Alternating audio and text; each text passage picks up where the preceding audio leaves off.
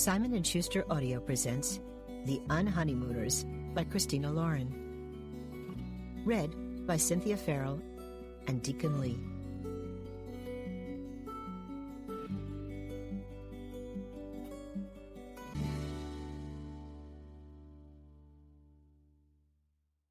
For Hugh de Saint Vincent, work like a captain, play like a pirate.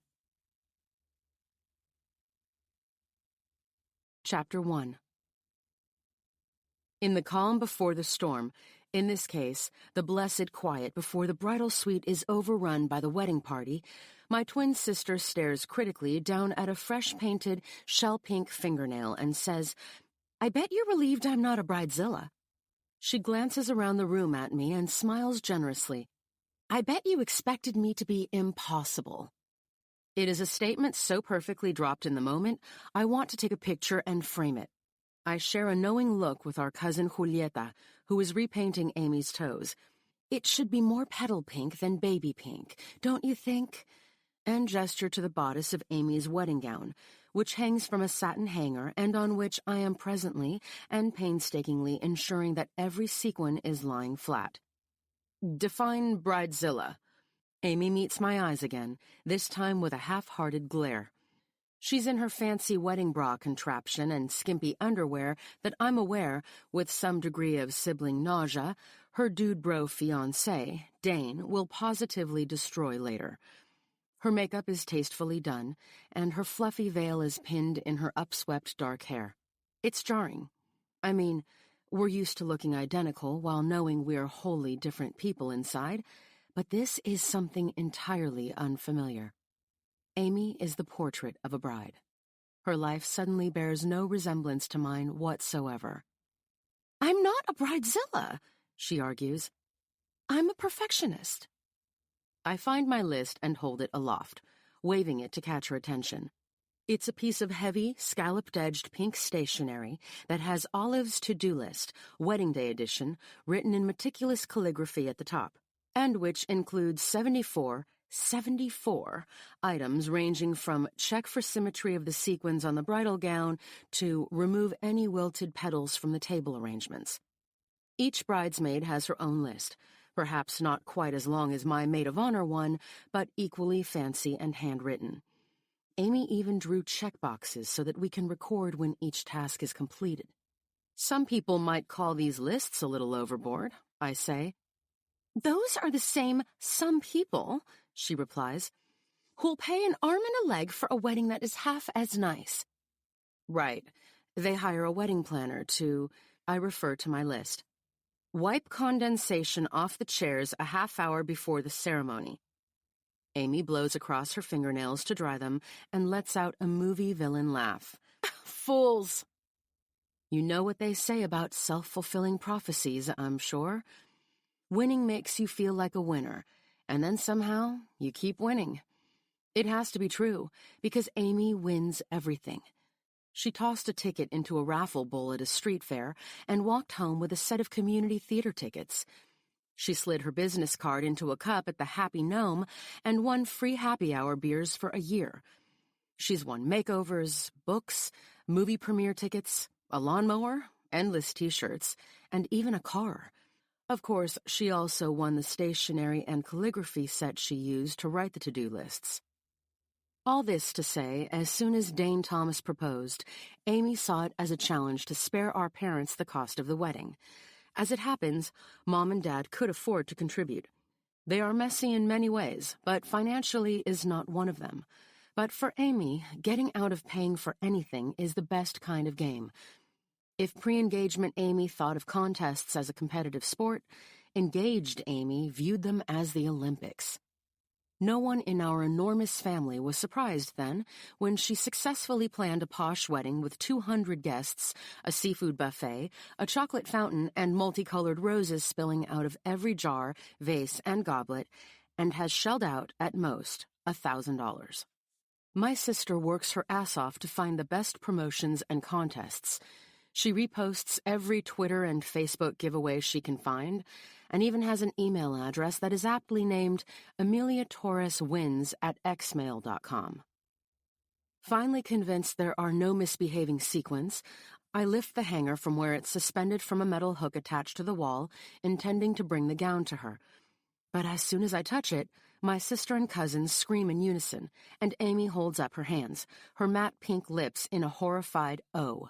"Leave it there, Ollie," she says. "I'll come over. With your luck, you'll trip and fall into the candle, and it'll go up in a ball of sequin-scented flames." I don't argue. She isn't wrong. Whereas Amy is a four-leaf clover, I have always been unlucky. I don't say that to be theatrical or because I only seem unlucky in comparison. It is an objective truth.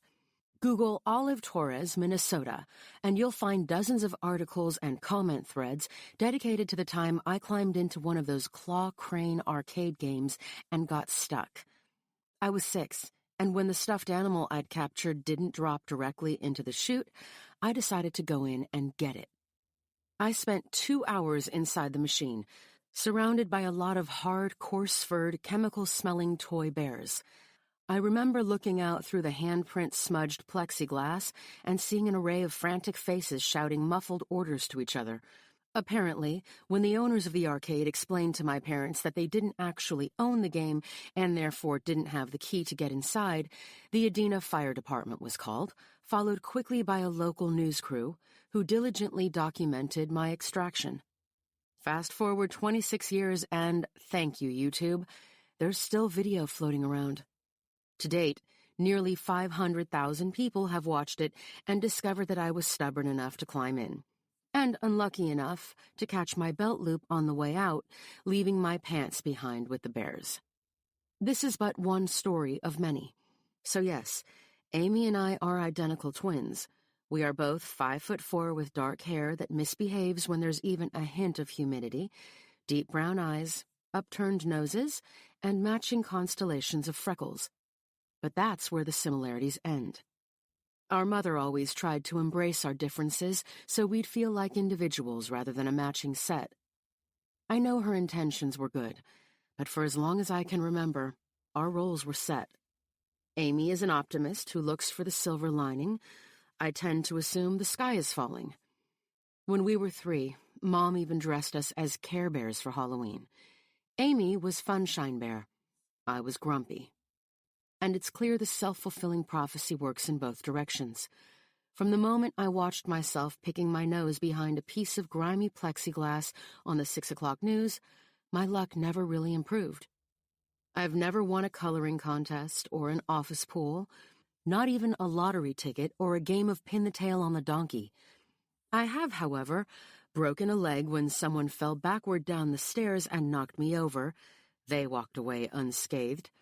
Consistently drew bathroom duty during every extended family vacation for a 5-year stretch, was peed on by a dog while sunbathing in Florida, have been crapped on by innumerable birds over the years, and when I was 16, I was struck by lightning.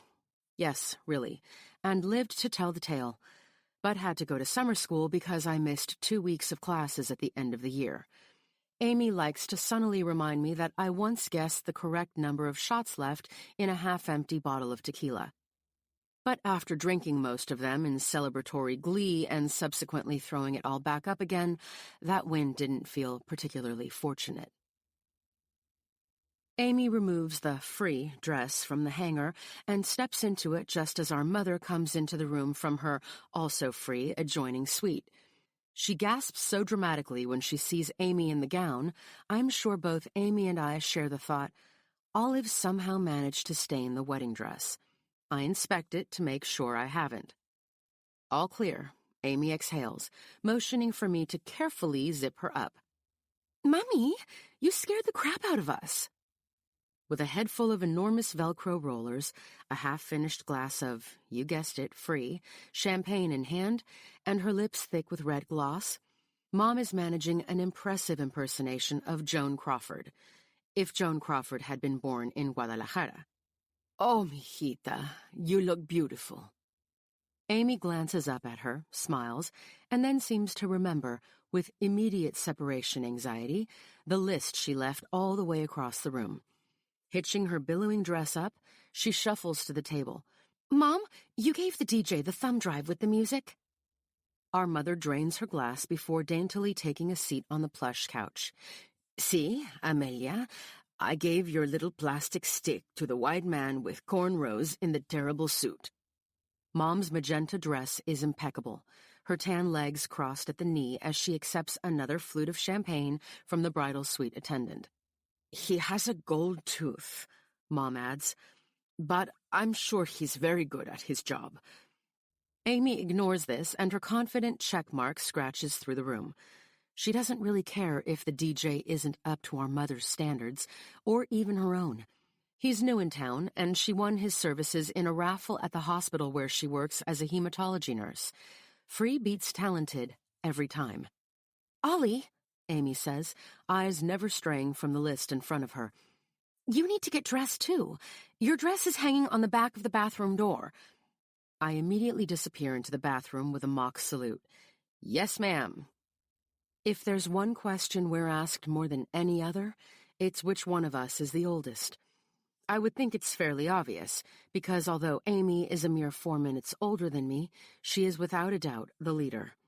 Growing up, we played what she wanted to play, went where she wanted to go. And while I may have complained, for the most part I happily followed. She can talk me into almost anything. Which is exactly how I ended up in this dress. "Amy!" I throw open the bathroom door, horrified by what I've just seen in the small bathroom mirror. Maybe it's the light, I think, hiking up the shiny green monstrosity and making my way to one of the larger mirrors in the suite. Wow, it's definitely not the light. "Olive," she answers back. "I look like a giant can of 7-Up. "Yes, girl," Jules sings.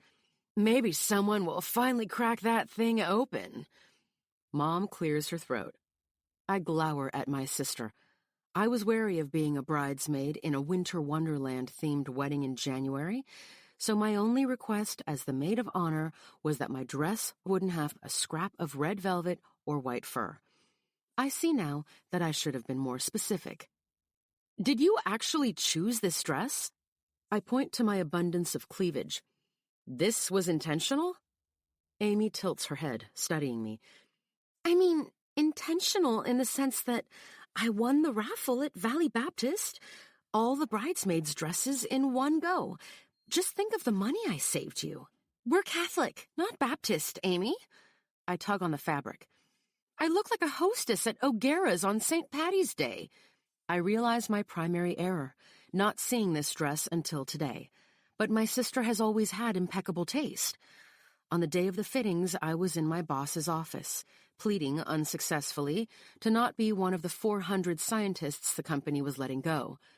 I know I was distracted when she sent me a photo of the dress, but I don't remember it looking this satiny or this green. I turn to see it from another angle, and, dear God, it looks even worse from the back. It doesn't help that a few weeks of stress baking have made me, let's say, a little fuller in the chest and hips. Put me in the back of every picture, and I could be your green screen. Jules comes up behind me, tiny and toned in her own shiny green ensemble. "You look hot in it, trust me." "Mommy," Amy calls, "doesn't that neckline show off Ollie's collarbones?" "And her chi-chis." Mom's glass has been refilled once more, and she takes another long, slow drink. The rest of the bridesmaids tumble into the suite, and there is a loud, collective, emotional uproar over how beautiful Amy looks in her dress. The reaction is standard in the Torres family. I realize this may sound like the observation of a bitter sibling, but I promise it's not. Amy has always loved attention, and as evidenced by my screaming on the 6 o'clock news, I do not. My sister practically glows under the spotlight. I am more than happy to help direct the spotlight her way. We have 12 female first cousins, all of us in each other's business 24/7. But with only 7 free dresses included in Amy's prize, hard decisions had to be made. A few cousins are still living on Mount Passive-Aggressive over it and went in on their own room together to get ready. But it's probably for the best. This room is way too small for that many women to safely maneuver themselves into Spanx at the same time anyway. A cloud of hairspray hangs in the air around us, and there are enough curling and flat irons and various bottles littering the counter to keep a decent-sized salon going. Every surface grows either tacky with some sort of styling product or hidden beneath the contents of someone's overturned makeup bag. There's a knock at the suite door, and Jules opens it to find our cousin Diego standing on the other side. 28, gay, and better groomed than I could ever manage. Diego cried sexism when Amy told him he couldn't be part of the bridal party and would have to hang with the groomsmen. If his expression as he takes in my dress is any indication, he now considers himself blessed. "I know," I say, giving up and stepping away from the mirror. "It's a little tight," he guesses. "No." "Shiny?" I glare at him. "No." "Slutty?" "I was going to say green." He tilts his head as he steps around me, absorbing it from every angle. "I was going to offer to do your makeup, but it'd be a waste of my time." He waves a hand. "No one will be looking at your face today." "No slut-shaming, Diego," my mother says, and I notice she didn't disagree with his assessment.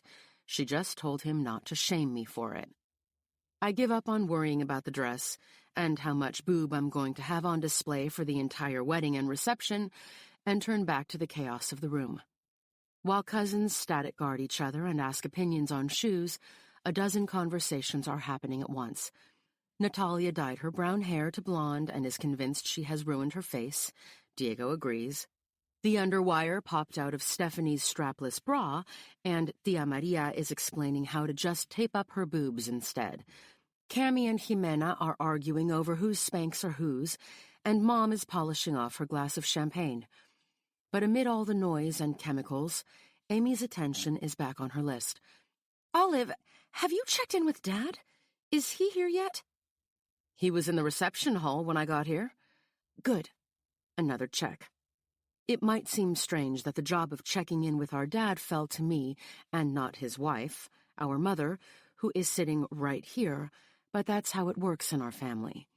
The parentals don't interact directly, not since Dad cheated and Mom kicked him out, but then refused to divorce him. Of course we were on her side, but it's been 10 years, and the drama is still just as fresh for both of them today as it was the day she caught him. I can't think of a single conversation they've had that hasn't been filtered through me, Amy, or one of their combined 7 siblings since Dad left. We realized early on that it's easier for everyone this way, but the lingering sense I have from all of it is that love is exhausting. Amy reaches for my list, and I scramble to get to it before she does. My lack of check marks would send her reeling into panic. Scanning down, I am thrilled to see the next to-do requires me to leave this foggy den of hairspray. I'll go check with the kitchen to make sure they're making a separate meal for me. The free wedding buffet came with a shellfish spread that would send me to the morgue. Hopefully Dane also ordered chicken for Ethan. Amy frowns. God, I hope. Can you ask? All chatter in the room comes to a deafening halt, and 11 pairs of eyes swing my way. A dark cloud shifts across my mood at the mention of Dane's older brother. Although Dane is firmly adequate, if not a bit bro-y for my tastes, think yelling at the television during sports, vanity about muscles, and a real effort to match all of his workout gear, he makes Amy happy. That's good enough for me. Ethan, on the other hand, is a prickish, judgmental asshole. Aware that I am the center of attention, I fold my arms, already annoyed. Why? Is he allergic too? For some reason, the idea of having something in common with Ethan Thomas, the surliest man alive, makes me feel irrationally violent. No, Amy says. He's just fussy about buffets. This jerks a laugh from me. About buffets? Okay. From what I've seen, Ethan is fussy about literally everything. For example, at Dane and Amy's 4th of July barbecue, he wouldn't touch any of the food I spent half the day making. At Thanksgiving, he switched chairs with his dad, Doug, just so he wouldn't have to sit next to me. And last night at the rehearsal dinner, every time I had a bite of cake, or Jules and Diego made me laugh, Ethan rubbed his temples in the most dramatic show of suffering I'd ever seen. Finally, I left my cake behind and got up to sing karaoke with Dad and Tío Omar. Maybe I'm still furious that I gave up 3 bites of really good cake because of Ethan Thomas. Amy frowns. She's not the biggest fan of Ethan either, but she's got to be tired of having this conversation. Olive, you barely know him. I know him well enough. I look at her and say 2 simple words. Cheese curds. My sister sighs, shaking her head. I swear to God, you will never let that go. Because if I eat, laugh, or breathe, I'm offending his delicate sensibilities. You know, I've been around him at least 50 times, and he still makes this face like he's trying to place who I am. I motion between us. We're twins. Natalia speaks up from where she's teasing the back of her bleached hair. How is it fair that her big boobs manage to fit inside her dress? Now's your chance to make friends with him, Olive. He's so pretty. I give her the displeased Torres brow arch in reply. You'll have to go find him, anyway, Amy says, and my attention whips back to her. Wait, why? At my baffled expression, she points to my list. Number 7. Panic sets in immediately at the suggestion that I need to talk to Ethan, and I hold up my hand for her to stop speaking. Sure enough, when I look at my list, at spot 73, because Amy knew I wouldn't bother reading the entire list ahead of time, is the worst assignment ever. Get Ethan to show you his best man's speech. Don't let him say something terrible. If I can't blame this burden on luck, I can absolutely blame it on my sister. Chapter 2.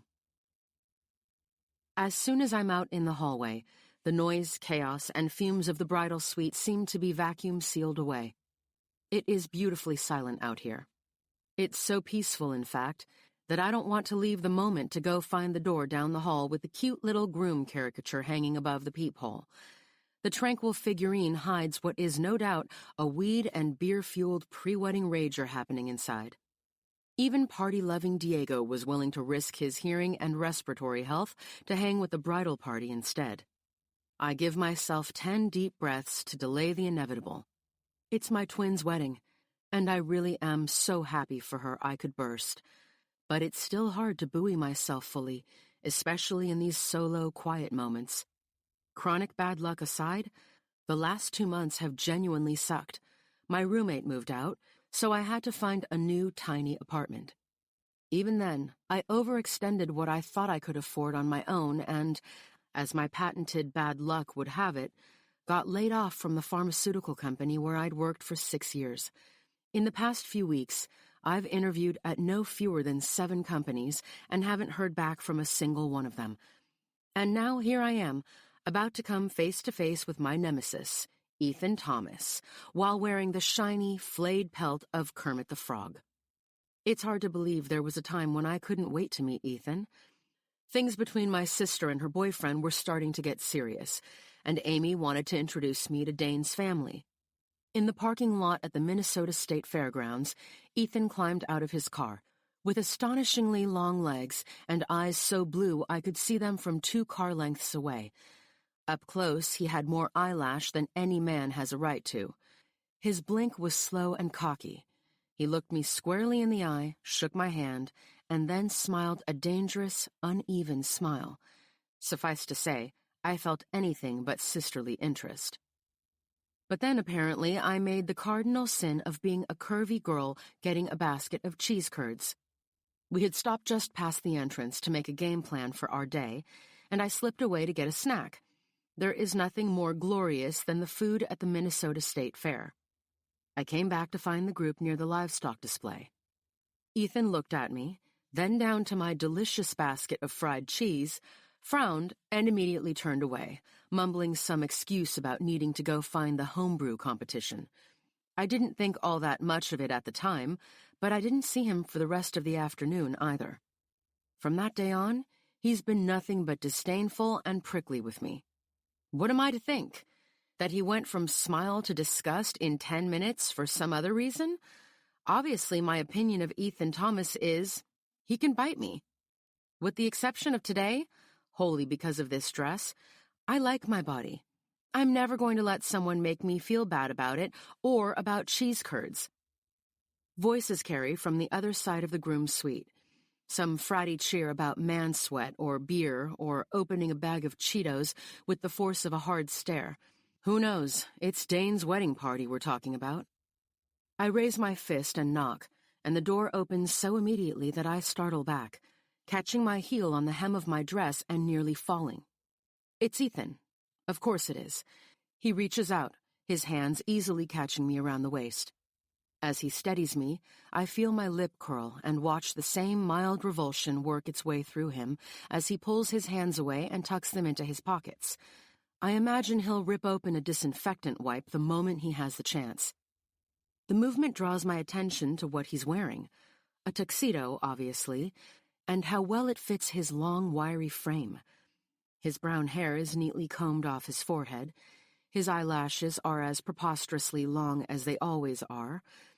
I tell myself that his thick, dark brows are obnoxious overkill. Settle down, Mother Nature. But they do look undeniably great on his face. I really don't like him. I've always known Ethan was handsome. I'm not blind. But seeing him dressed in black tie is a bit too much confirmation for my liking. He gives me the same perusal. He starts with my hair. Maybe he's judging me for wearing it clipped back so plainly. And then looks at my simple makeup. He probably dates makeup tutorial Instagram models, before slowly and methodically taking in my dress. I take a deep breath to resist crossing my arms over my midsection. He lifts his chin. That was free, I'm assuming. And I'm assuming driving my knee right into his crotch would feel fantastic. Beautiful color, don't you think? You look like a Skittle. Aw, Ethan, stop with the seduction. A tiny grin twitches the side of his mouth. So few people can pull off that color, Olivia. From his tone, I can tell I am not included in this few. It's Olive. It amuses my extended family to no end that my parents named me Olive, not the eternally more lyrical Olivia. Since I can remember, all my uncles on my mom's side call me Aceituna, just to rankle her. But I doubt Ethan knows that. He's just being a dick. He rocks back on his heels. Right. I am tired of the game. Okay, this is fun, but I need to see your speech. My toast? Are you correcting my wording? I wave a hand forward. Let me see. He leans a casual shoulder against the doorframe. No. This is really for your safety. Amy will murder you with her bare hands if you say something dickish. You know this. Ethan tilts his head, sizing me up. He's 6'4", and Amy and I are not. His point is made very clearly, with no words. I'd like to see her try. Dane appears over his shoulder, his face falling as soon as he sees me. Apparently, I'm not the beer wench they were both hoping for. Oh, he recovers quickly. Hey, Ollie, everything okay? I smile brightly. Fine. Ethan was just getting ready to show me his speech. His toast? Who knew this family was such a stickler for labels?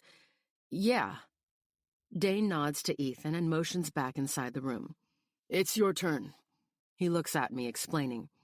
We're playing kings. My big brother is about to get owned. A drinking game before the wedding?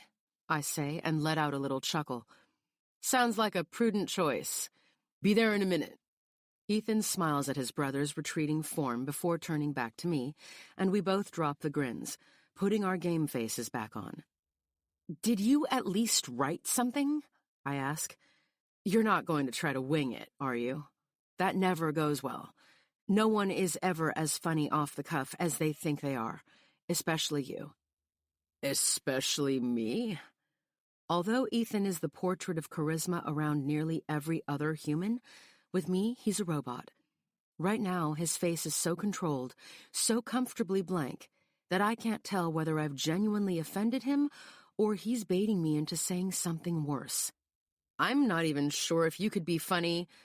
I falter, but we both know I'm committed to this horrific rim shot. On the cuff. A dark eyebrow twitches. He has successfully baited me. Okay, I growl. Just make sure your toast doesn't suck. I glance down the hall and then remember the other bit of business I had with him. And I assume you checked with the kitchen to make sure you don't have to eat the buffet for dinner? Otherwise, I can do it when I'm down there. He drops the sarcastic grin and replaces it with something resembling surprise. That's pretty considerate. No, I hadn't asked for an alternative. It was Amy's idea, not mine, I clarify. She's the one who cares about your aversion to sharing food. I don't have a problem sharing food, he explains.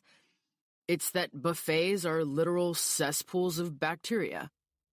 I really hope you bring that level of poetry and insight to your speech. He steps back, reaching for the door. Tell Amy my toast is hilarious and not at all dickish. I want to say something sassy, but the only coherent thought that comes to mind is how insulting it is that eyelashes like his were wasted on Satan's errand boy. So I just give a perfunctory nod and turn down the hall. It's all I can do to not adjust the skirt while I walk. I could be paranoid, but I think I feel his critical eyes on the tight sheen of my dress the entire way to the elevators. The hotel staff have really taken Amy's Christmas in January theme and run with it. Thankfully, instead of red velvet Santas and stuffed reindeer, the center aisle is lined with fake snow. Even though it's easily 75 degrees in here, the reminder of the wet, slushy snow outside makes the entire room feel cold and drafty. The altar is decorated with white flowers and holly berries. Miniature pine wreaths are hung from the back of each chair, and tiny white lights twinkle from inside the branches. In truth, it's all very lovely, but even from the back where we've lined up, I can see the little placards attached to each chair, encouraging guests to trust Finley Bridal for your special day. The wedding party is restless. Diego is peeking into the banquet hall and reporting back the location of hot male guests. Jules is valiantly trying to get the phone number of one of the groomsmen, and Mom is busy telling Cammy to tell Dad to make sure his zipper isn't down. We are all waiting for the coordinator to give the signal and send the flower girls down the aisle. My dress seems to be growing tighter with each passing second. Finally, Ethan takes his spot next to me, and when he holds a breath and then releases it in a slow, controlled stream, it sounds like a resigned sigh. Without looking at me, he offers his arm. Although I'm tempted to pretend I don't notice, I take it, ignoring the sensation of his curved bicep passing under my hand, ignoring the way he flexes just a bit, gripping my arm to his side. Still selling drugs? I clench my teeth. You know that's not what I do. He glances behind us and then turns back around, and I hear him take a breath to speak, but then he holds it, wordless. It can't be about the size, volume, or general insanity of our family. They broke him in long ago. But I know something is bugging him. I glance up at him, waiting. Whatever it is, just say it. I swear I am not a violent woman, but at the sight of his wicked smile aimed down at me, the urge to dig my pointy heel into the toe of his polished shoe is nearly irresistible. It's something about the line of Skittle bridesmaids, isn't it? I ask. Even Ethan has to acknowledge that there are some pretty amazing bodies in the bridesmaid lineup, but still, none of us can really pull off spearmint green satin. Mind-reading Olive Torres. My sarcastic smile matches his. Mark the moment, people. Ethan Thomas remembered my name 3 years after we first met. He turns his face back to the front, smoothing his features. It's always hard to reconcile the restrained, biting Ethan I get with the charming one I've watched make his way through a room, and even the wild one I've heard Amy complain about for years.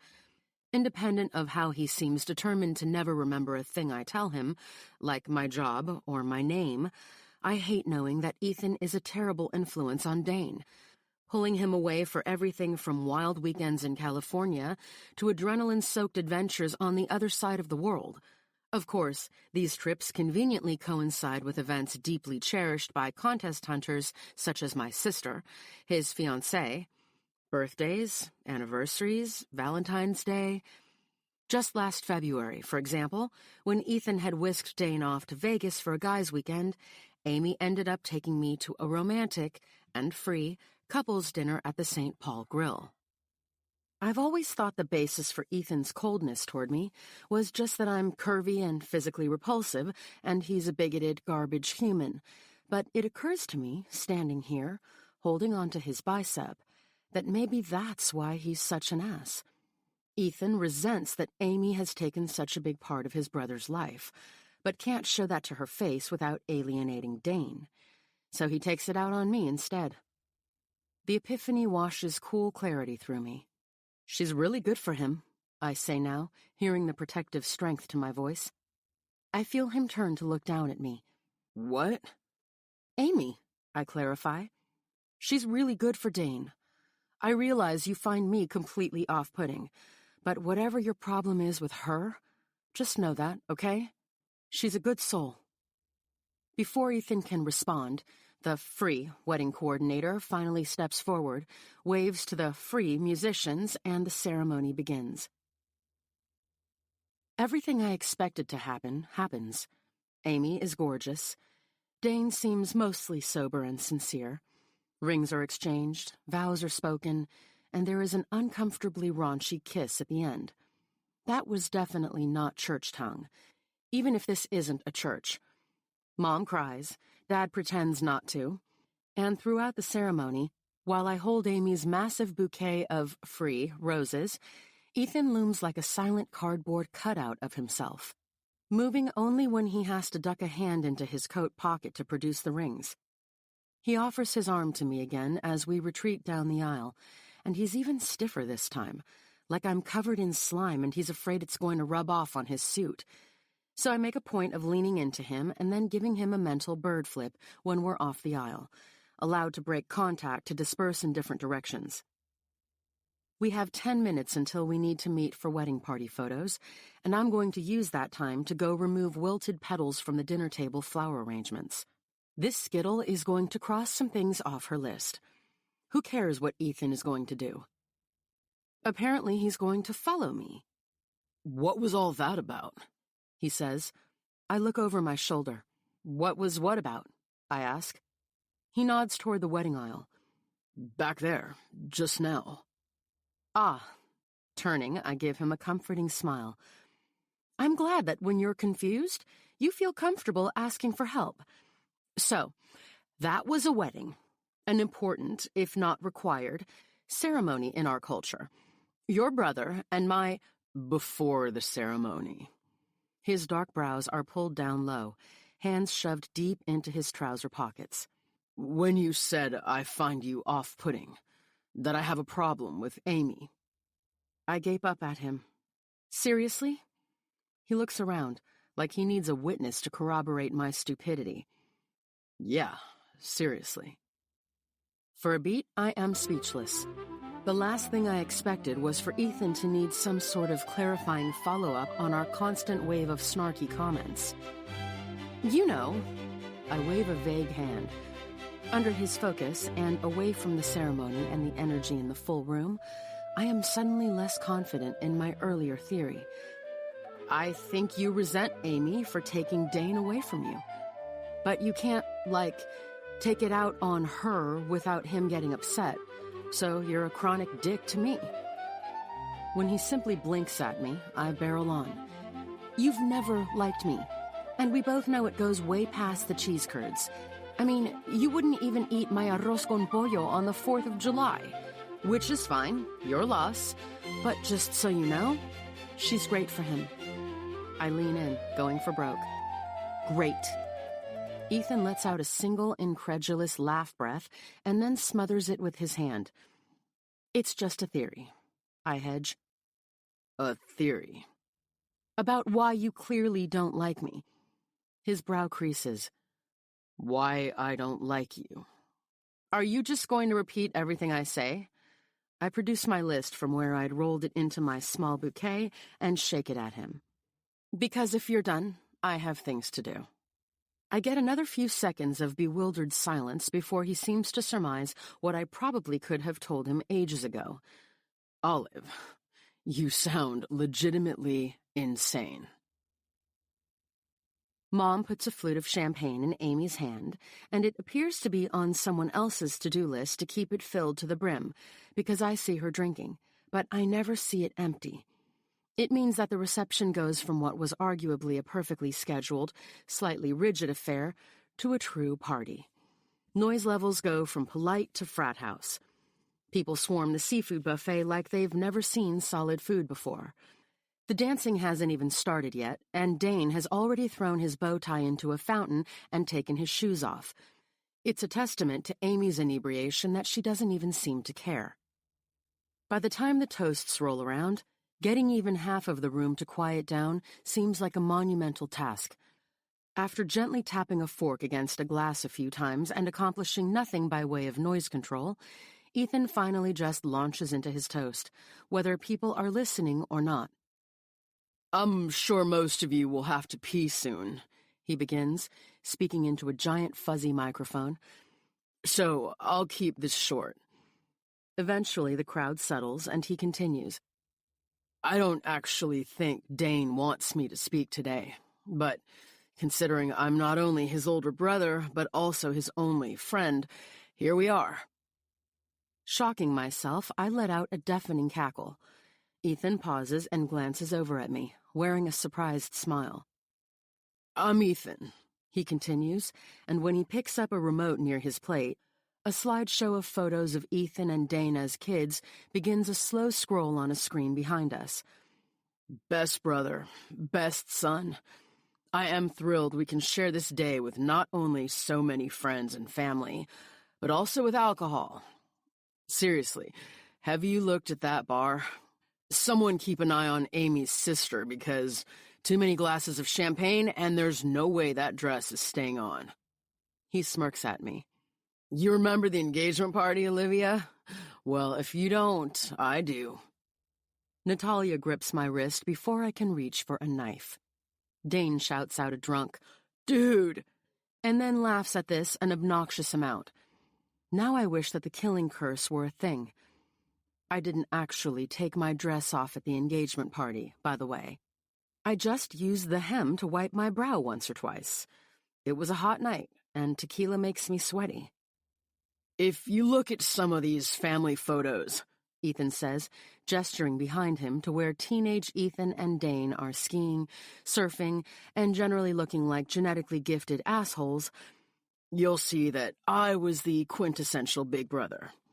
I went to camp first, drove first, lost my virginity first. Sorry, no photos of that. He winks charmingly at the crowd, and a flutter of giggles passes in a wave around the room. But Dane found love first. There is a roar of collective awes from the guests. I hope I'll be lucky enough to find someone half as spectacular as Amy someday. Don't let her go, Dane, because none of us has any idea what she's thinking. He reaches for his scotch, and nearly 200 other arms join his in raising their glasses in a toast. Congrats, you two. Let's drink. He sits back down and glances at me. Was that sufficiently on the cuff for you? It was quasi-charming. I glance over his shoulder. It's still light out. Your inner troll must be sleeping. Come on, he says. You laughed. Surprising both of us. Well, it's your turn to show me up, he says, motioning that I should stand. It's asking a lot, but try not to embarrass yourself. I reach for my phone where my speech is saved and try to hide the defensiveness in my voice when I say, "Shut up, Ethan," before standing. Good one, Olive. He laughs as he leans in to take a bite of his chicken. A smattering of applause carries across the banquet hall as I stand and face the guests. Hello, everyone, I say, and the entire room startles when the microphone squawks shrilly. Pulling the mic farther away from my mouth, and with a shaky smile, I motion to my sister and new brother-in-law. They did it! Everyone cheers as Dane and Amy come together for a sweet kiss. I watched them dance earlier to Amy's favorite song, Peter Cetera's Glory of Love, and managed to ignore the pressure of Diego's intense efforts to catch my eye and non-verbally commiserate about Amy's famously terrible taste in music. I was genuinely lost in the perfection of the scene before me. My twin in her beautiful wedding dress, her hair softened by the hours and movement, her sweet, happy smile. Tears prick at my eyes as I tap through to my Notes app and open my speech. For those of you who don't know me, let me reassure you. No, you aren't that drunk yet. I am the bride's twin sister. My name is Olive, not Olivia, I say, glancing pointedly down at Ethan. Favorite sibling, favorite in-law. When Amy met Dane, I pause when a message from Natalia pops up on my screen, obscuring my speech. FYI, your boobs look amazing up there. From the audience, she gives me a thumbs up, and I swipe her message away. She spoke about him in a way I had never... What size bra are you wearing now? Also from Natalia. I dismiss it and quickly try to find my place again. Honestly, whose family texts them during a speech they are obviously reading from a phone? My family, that's who. I clear my throat. She spoke about him in a way I'd never heard before. There was something in her voice. Do you know if Dane's cousin is single, or could be? I give Diego a warning look and aggressively swipe back to my screen. Something in her voice that told me she knew this was different, that she felt different. And I... Stop making that face. You look constipated. My mother, of course. I swipe it away and continue. Beside me, Ethan smugly laces his hands together behind his head, and I can feel his satisfied grin without even having to look at him. I push on, because he can't win this round. But I'm only 2 words deeper into my speech when I'm interrupted by the sound of a startled, pained groan. The attention of the entire room swings to where Dane is huddled over, clutching his stomach. Amy has just enough time to place a comforting hand on his shoulder and turn to him in concern before he claps a hand over his mouth and then proceeds to projectile vomit through his fingers, all over my sister and her beautiful, free dress. Chapter 3. Dane's sudden illness can't be from his alcohol intake because one of the bridesmaids' daughters is only 7, and after Amy retaliates and throws up all over Dane, little Catalina loses her dinner too. From there, the sickness starts to spread like wildfire through the banquet hall. Ethan stands and drifts away to hover near one of the walls. I do the same, thinking it's probably best to watch the chaos from higher ground. If this were happening in a movie, it would be comically gross. Here in front of us, happening to people we know and who we've clinked glasses with and embraced and maybe even kissed, it's terrifying. It goes from 7-year-old Catalina to Amy's hospital administrator and her wife, to Jules and Cammie, some people in the back at table 48, then Mom, Dane's grandmother, the flower girl, Dad, Diego. After that, I am unable to track the outbreak, because it snowballs. A crash of china tears through the room when a guest loses it all over an unlucky waiter. A few people attempt to flee, clutching their stomachs and moaning for a toilet. Whatever this is, it appears to want to exit the body through any route available. I'm not sure whether to laugh or scream. Even those who aren't throwing up or sprinting for the restrooms yet are looking green. Your speech wasn't that bad, Ethan says, and if I weren't worried he might vomit on me in the process, I'd shove him out of our little safe zone. With the sound of retching all around us, a heavy awareness settles into our quiet space, and we slowly turn to each other, eyes wide. He carefully scans my face, so I carefully scan his, too. He is notably normal-colored, not even a little green. Are you nauseated? He asks me quietly. Beyond at the sight of this? Or you? No. Impending diarrhea? I stare at him. How are you single? Frankly, it's a mystery. And instead of being relieved he's not sick, he relaxes his expression into the cockiest grin I've ever seen. So I was right about buffets and bacteria. It's too fast to be food poisoning. Not necessarily. He points to the ice trays where the shrimp, clams, mackerel, grouper, and about 10 other fancy varieties of fish used to be. I bet you... He holds up a finger as if he's testing the air. I bet you this is ciguatera toxin. I have no idea what that is. He takes a deep breath, like he's soaking in the splendor of the moment and cannot smell how ripe the bathroom has grown just down the hall. I have never in my life been more smug to be the eternal buffet buzzkill. I think you mean, thank you for procuring my plate of roasted chicken, Olive. Thank you for procuring my plate of roasted chicken, Olive. As relieved as I am to not be barfing, I am also horrified. This was Amy's dream day. She spent the better part of the last 6 months planning this, and this is the wedding day equivalent of a road full of advancing, flaming zombies. So I do the only thing I can think to do. I march over to her, reach down to loop one of her arms over my shoulders, and help her up. No one needs to see the bride in a state like this, covered in vomit, hers and Dane's, and clutching her stomach like she might lose it out the other end, too.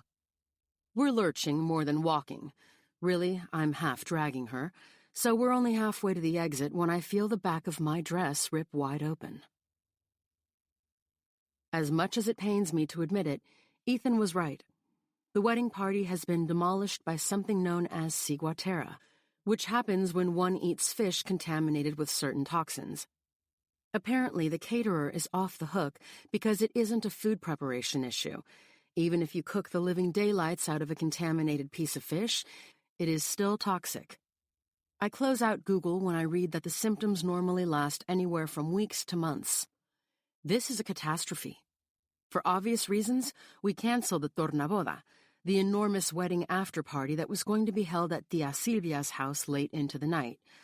I already see myself spending tomorrow wrapping and freezing the ungodly amount of food we spent the last 3 days cooking. No way will anyone want to eat for a long time after this. A few guests were taken to the hospital, but most have just retreated home or to their hotel rooms to suffer in isolation. Dane is in the groom suite. Mom is next door, curled over the toilet in the mother-in-law suite, and she banished Dad to one of the bathrooms in the lobby. She texted me to remind him to tip the bathroom attendant. The bridal suite has become a triage unit of sorts. Diego is on the floor in the living room, clutching a garbage can to his chest. Natalia and Jules each have a bucket, compliments of the hotel, and are both in the fetal position on opposite ends of the living room couch.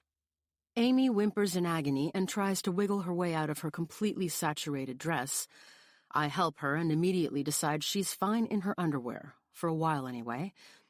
At least she's out of the bathroom. I'll be honest, the noises coming from inside had no place on a wedding night. Careful to watch my step as I move around the suite, I wet washcloths for foreheads and attempt to rub backs, emptying buckets as needed and thanking the universe for my shellfish allergy and constitutionally solid stomach. As I step out of the bathroom with rubber gloves pulled up to my elbows, my sister zombie moans into an ice bucket. "You have to take my trip." "What trip?" "The honeymoon." The suggestion is so exceedingly random that I ignore her and grab a pillow to put under her head instead. It is at least 2 minutes before she speaks again. "Take it, Olive." "Amy, no way." Her honeymoon is an all-inclusive 10-day trip to Maui that she won by filling out over 1,000 entry forms. I know because I helped her put the stamps on at least half of them. "It's non-refundable. We're supposed to leave tomorrow and..." She has to take a break to dry heave. "There's no way." "I'll call them. I'm sure they'll work around this situation. Come on." She shakes her head and then hurls up the water I made her sip. When she speaks, she sounds froggy, like she's the victim of a demon possession. "They won't."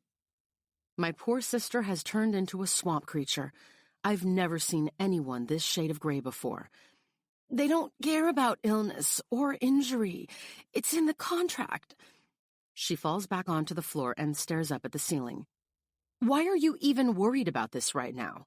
I ask, though in reality I know the answer. I adore my sister, but even violent illness won't get between her and redeeming a prize fairly won. You can use my ID to check in, she says. Just pretend you're me. Amy Torres? That's illegal. Rolling her head so she can see me, she gives me a look so comically blank, I have to stifle a laugh. Okay, I realize it isn't your priority right now, I say. It is, though. She struggles to sit up. I will be so stressed out about this if you don't take it. I stare at her, and conflict makes my words come out tangled and thick. I don't want to leave you, and I also don't want to be arrested for fraud. I can tell she isn't going to let this go. Finally, I give in. Fine, just let me call them and see what I can do. 20 minutes later, and I know she's right. The customer service representative for Align Voyage Vacations gives zero damns about my sister's bowels or esophagus. According to Google and a physician the hotel called in who is slowly making the rounds to each guest room, Amy is unlikely to recover by next week, let alone tomorrow. If she or her designated guest doesn't take the trip on the allotted days, it's gone. I'm sorry, Amy. This feels monumentally unfair, I say. Look, she begins, and then dry heaves a few times. Consider this the moment your luck changes. 200 people threw up during Olive's speech, Diego reminds us all from the floor. Amy manages to push herself up, supporting herself against the couch. I'm serious. You should go, Ollie. You didn't get sick. You need to celebrate that. Something inside me, a tiny kernel of sunshine, peeks out from behind a cloud and then disappears again. I like the idea of good luck better when it isn't at someone else's expense, I tell her. Unfortunately, Amy says, you don't get to choose the circumstances. That's the point of luck. It happens when and where it happens. I fetch her a new cup of water and a fresh washcloth and then crouch down beside her. I'll think about it, I say. But in truth, when I look at her like this, green, clammy, helpless, I know that not only am I not taking her dream vacation, I'm not leaving her side. I step out into the hall before remembering that my dress has an enormous tear all down the back. My ass is literally hanging out. On the plus side, it's suddenly loose enough that I can cover my boobs. Turning back to the suite, I swipe the key card against the door, but the lock flashes red. I go to try again, and the voice of Satan rings out from behind me. You have to! An impatient huff. No, let me show you. There is nothing in the world I wanted less in this moment than for Ethan to show up, ready to mansplain how to swipe a hotel key. He takes the card from me and holds it against the black circle on the door. I stare at him in disbelief, hear the lock disengage, and begin to sarcastically thank him. But he's already preoccupied with the view of my tan Spanx. Your dress ripped, he says helpfully. You have spinach in your teeth. He doesn't, but at least it distracts him enough that I can escape back into the room and close the door in his face. Unfortunately, he knocks. Just a second, I need to get some clothes on. His reply is a lazy drawl through the door. Why start now? Aware that no one else in the suite is remotely interested in watching me change, I toss my dress and Spanx onto the couch and reach for my underwear and a pair of jeans in my bag, hopping into them. Tugging on a t-shirt, I move to the door and open it only a crack so he can't see Amy inside, curled into a ball in her lacy wedding underwear. What do you want? He frowns. I need to talk to Amy real quick. Seriously? Seriously. Well, I'm going to have to because my sister is barely conscious. Then why are you leaving her? For your information, I was headed downstairs to look for Gatorade, I say. Why aren't you with Dane? Because he hasn't left the toilet in 2 hours. Gross. What do you want? I need the info for the honeymoon. Dane told me to call and see if they can get it moved. They can't, I tell him. I already called. Okay. He exhales long and slow, clawing a hand through hair that is thick and luscious for no good reason. In that case, I told him I'd go. I actually bark out a laugh. Wow, that is so generous of you. What? He offered it to me. I straighten to my full height. Unfortunately, you're not her designated guest. Dane is. She only had to give his last name. Incidentally, it's the same as mine. Damn it. Well, Amy offered it to me, too. I'm not planning on taking the trip, but I'll be damned if Ethan is getting it. He blinks to the side and then back to me. I've seen Ethan Thomas blink those lashes and use that dangerously uneven smile to sweet-talk Tia Maria into bringing him freshly made tamales. I know he can charm when he wants. Clearly, he doesn't want right now, because his tone comes out flat. Olive, I have vacation time I need to take. And now the fire is rising in me. Why does he think he deserves this? Did he have a 74-item wedding to-do list on fancy stationery? No, he did not. And come to think of it, that speech of his was lukewarm. Bet he wrote it in the groom suite while he was chugging back a plastic pitcher of warm Budweiser. Well, I say, I'm unemployed against my will, so I think I probably need the vacation more than you do. The frown deepens. That makes no sense. He pauses. Wait, you were laid off from Bukkake? I scowl at him. It's Buttake, dumbass, and not that it's any of your business, but yes, I was laid off 2 months ago. I'm sure that gives you an immeasurable thrill. A little. You are Voldemort. Ethan shrugs and then reaches up, scratching his jaw. I suppose we could both go. I narrow my eyes and hope I don't look like I am mentally diagramming his sentence, even though I am. It sounded like he suggested we go on their honeymoon? I ask incredulously. He nods. Together? He nods again. Are you high? Not presently. Ethan, we can barely stand to sit next to each other at an hour-long meal. From what I gather, he says, they want a suite. It'll be huge. We won't even really have to see each other. This vacation is packed. Ziplining, snorkeling, hikes, surfing. Come on. We can orbit around each other for 10 days without committing a violent felony.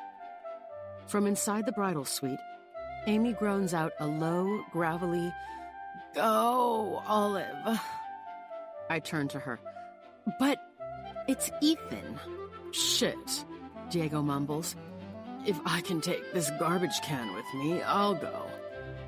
In my peripheral vision, Amy lifts a sallow arm, waving it limply. Ethan's not that bad. Isn't he, though? I look back at him, sizing him up. Too tall, too fit, too classically pretty. Never friendly, never trustworthy, never any fun. He puts on an innocent smile, innocent on the surface. A flash of teeth, a dimple, but in his eyes, it's all black-souled. Then I think of Maui, crashing surf, pineapple, cocktails, and sunshine. Oh, sunshine. A glance out the window shows only dark sky, but I know the cold that lies out there. I know the car-grime-yellowed snow lining the streets. I know the days that are so cold my wet hair would freeze if I didn't completely dry it before leaving the apartment. I know that by the time April comes and it still isn't consistently warm, I will be hunched over and resigned, Skeksis-like. Whether you're coming or not, he says, cutting into my rapid spiral down the mental drain pipe, I'm going to Maui. He leans in. And I'm going to have the best fucking time of my life. I look back over my shoulder at Amy, who nods encouragingly, albeit slowly, and a fire ignites in my chest at the thought of being here, surrounded by snow and the smell of vomit and the bleak landscape of unemployment, while Ethan is lying poolside with a cocktail in his hand. "Fine," I tell him, and then lean forward to press a finger into his chest. "I'm taking Amy's spot, but you keep to your space, and I'll keep to mine." He salutes me. "I wouldn't have it any other way." Chapter 4. Turns out I'm willing to take my 6 sisters' dream honeymoon, but I have to draw a line at airline fraud. Because I am essentially broke, finding a last-minute flight from the freezing tundra to Maui in January, at least one that I can afford, requires some creativity. Ethan is no help at all, probably because he's one of those highly evolved 30-something guys who has an actual savings account and never has to dig in his car's ashtray for change at the drive-thru. Must be nice. But we do agree that we need to travel together. As much as I'd like to ditch him as soon as possible, the travel company did make it abundantly clear that if there is any fraud afoot, we will be charged the full balance of the vacation package. It's either the proximity of probable vomit or the proximity of me that sends Ethan halfway down the hall toward his own room with a muttered, "Just let me know what I owe you," before I can warn him exactly how little that might be. Fortunately, my sister taught me well, and in the end I have 2, so cheap they're practically free, tickets to Hawaii. I'm not sure why they're so cheap, but I try not to think too much about it. A plane is a plane, and getting to Maui is all that really matters, right? It'll be fine. So maybe Thrifty Jet isn't the flashiest airline, but it's not that bad and certainly doesn't warrant the constant fidgeting and barrage of heavy sighs from the man sitting next to me. "You know I can hear you, right?"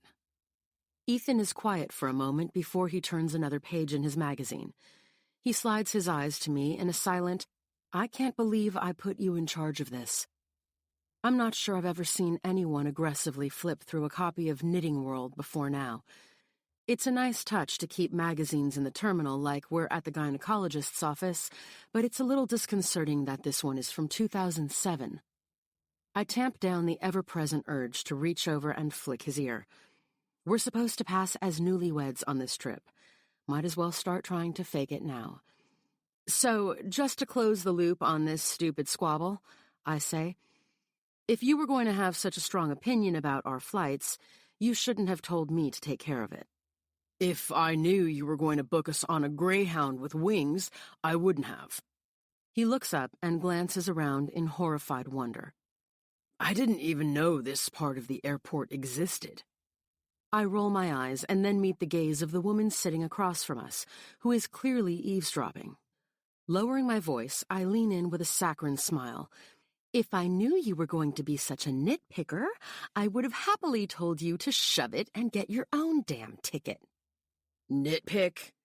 Ethan points to where the plane is parked outside what I think is a plexiglass window. "Have you seen our aircraft? I'll be amazed if they don't ask us to pitch in for fuel." I take the magazine from his hand and scan an article on summer sherbet tops and cool cotton cable pullovers. "Nobody is forcing you to take a free dream trip to Maui," I say. "And for the record, not all of us can buy expensive same-day airplane tickets. I told you I was on a budget." He snorts. "Obviously, I didn't know what kind of budget you meant.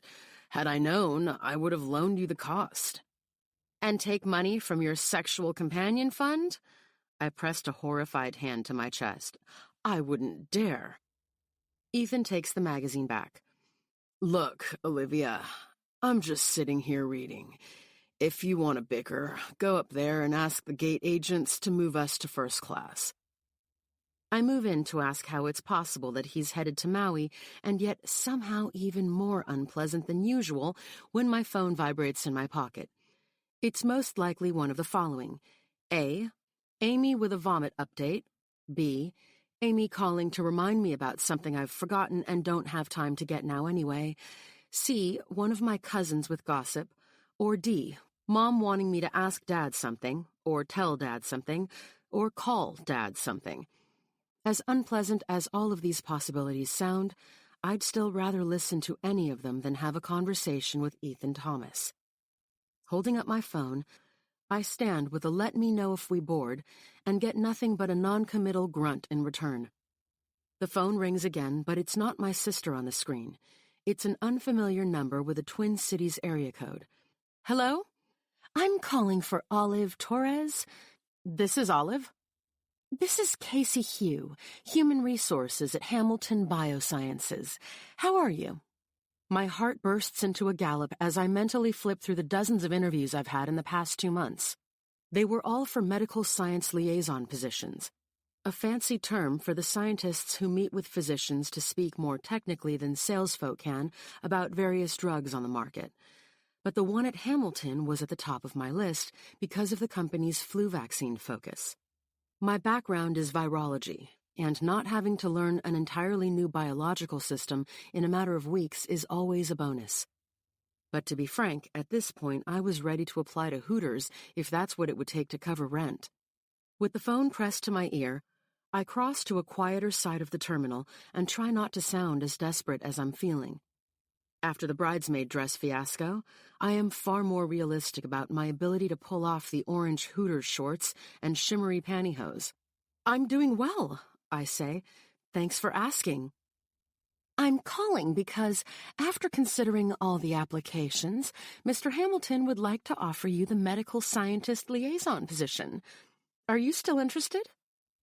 I turn on my heel, looking back toward Ethan as if the sheer awesomeness of these words is enough to set off a flare gun of joy over my head. He's still frowning down at his knitting magazine. Oh my God, I say, free hand flapping in front of my face. Yes, absolutely. A paycheck, steady income, being able to sleep at night without fear of impending homelessness. Do you know when you can start? She asks. I have a memo here from Mr. Hamilton that reads, the sooner the better. Start? I wince, looking around me at all the cheapo travelers wearing plastic leis and Hawaiian print shirts. Soon. Now. Except not now. Not for a week. 10 days, actually. I can start in 10 days. I have... An announcement plays overhead, and I look to see Ethan stand. With a frown, he gestures to where people are starting to line up. My brain goes into excitement chaos overdrive. We just had a family thing, and also I need to see a sick relative, and... That's fine, Olive, she says calmly, mercifully cutting me off. I squeeze my forehead, wincing at my stupid lying babble. It's just after the holidays, and everyone is still crazy. I'll put you down for a tentative start date of Monday, January 21st. Does that work for you? I exhale for what feels like the first time since I answered the phone. That would be perfect. Great, Casey says. Expect an email soon with an offer letter, along with some paperwork we'll need you to sign ASAP if you choose to officially accept. A digital or scanned signature is fine. Welcome to Hamilton Biosciences. Congratulations, Olive. I walk back to Ethan in a daze. Finally, he says, with his carry-on slung over one shoulder and mine over the other. We're the last group to board. I thought I was going to... He stops, eyes narrowing as they make a circuit of my face. Are you okay? You look... smiling. My phone call is still playing on a loop in my ears. I want to check my call history and hit redial just to make sure Casey had the right Olive Torres. I was saved from terrible food poisoning, managed to snag a free vacation, and was offered a job in a single 24-hour span. This sort of luck doesn't happen to me. What is going on? Ethan snaps his fingers, and I startle to find him leaning in, looking like he wishes he had a stick to poke me with. Everything okay there? Change of plans, or... I got a job. It seems to take a moment for my words to sink in. Just now? I interviewed a couple weeks ago. I start after Hawaii. I expect him to look visibly disappointed that I'm not backing out of this trip. Instead, he lifts his brows and offers a quiet, "That's great, Olive. Congratulations," before herding me toward the line of people boarding. I'm surprised he didn't ask me whether I would be joining their janitorial team, or at least say he hopes my new job selling heroin to at-risk children treats me well. I did not expect sincere. I'm never on the receiving end of his charm, even if the charm just now was diluted. I know how to handle sincere Ethan about as well as I would know how to handle a hungry bear. Thanks. I quickly text Diego, Amy, and my parents, separately of course, to let them know the good news, and then we're standing at the threshold to the jetway, handing over our boarding passes. Reality sinks in and blends with joy. With the job stress alleviated, I can really leave the Twin Cities for 10 days. I can treat this trip like an actual vacation on a tropical island. Yes, it's with my nemesis, but still, I'll take it. The jetway is little more than a rickety bridge that leads from our dinky terminal to the even dinkier plane. The line moves slowly as the people ahead of us try to shove their oversized bags into the miniature overhead compartments. With Amy, I would turn and ask why people don't simply check their bags so we can get in and out on time, but Ethan has managed to go a full 5 minutes without finding something to complain about. I'm not going to give him any bait. We climb into our seats. The plane is so narrow that in each row, there are only 2 seats on each side of the aisle. They're so close together, though, they're essentially one bench with a flimsy armrest between them. Ethan is plastered against my side. I have to ask him to lean up onto one butt cheek so I can locate the other half of my seatbelt. After the disconcertingly gravelly click of metal into metal, he straightens, and we register in unison that we're touching from shoulder to thigh, separated only by a hard, immobile armrest midway down. He looks over the heads of the people in front of us. I don't trust this plane. He looks back down the aisle. Or this crew. Was the pilot wearing a parachute? Ethan is always, annoyingly, the epitome of cool, calm, and collected. But now that I'm paying attention, I see that his shoulders are tense, and his face has gone pale. I think he's sweating. He's scared, I realize, and suddenly his mood at the airport makes a lot more sense. As I watch, he pulls a penny from his pocket and smooths a thumb over it. What's that? A penny? My goodness, this is delightful. You mean like a good luck penny?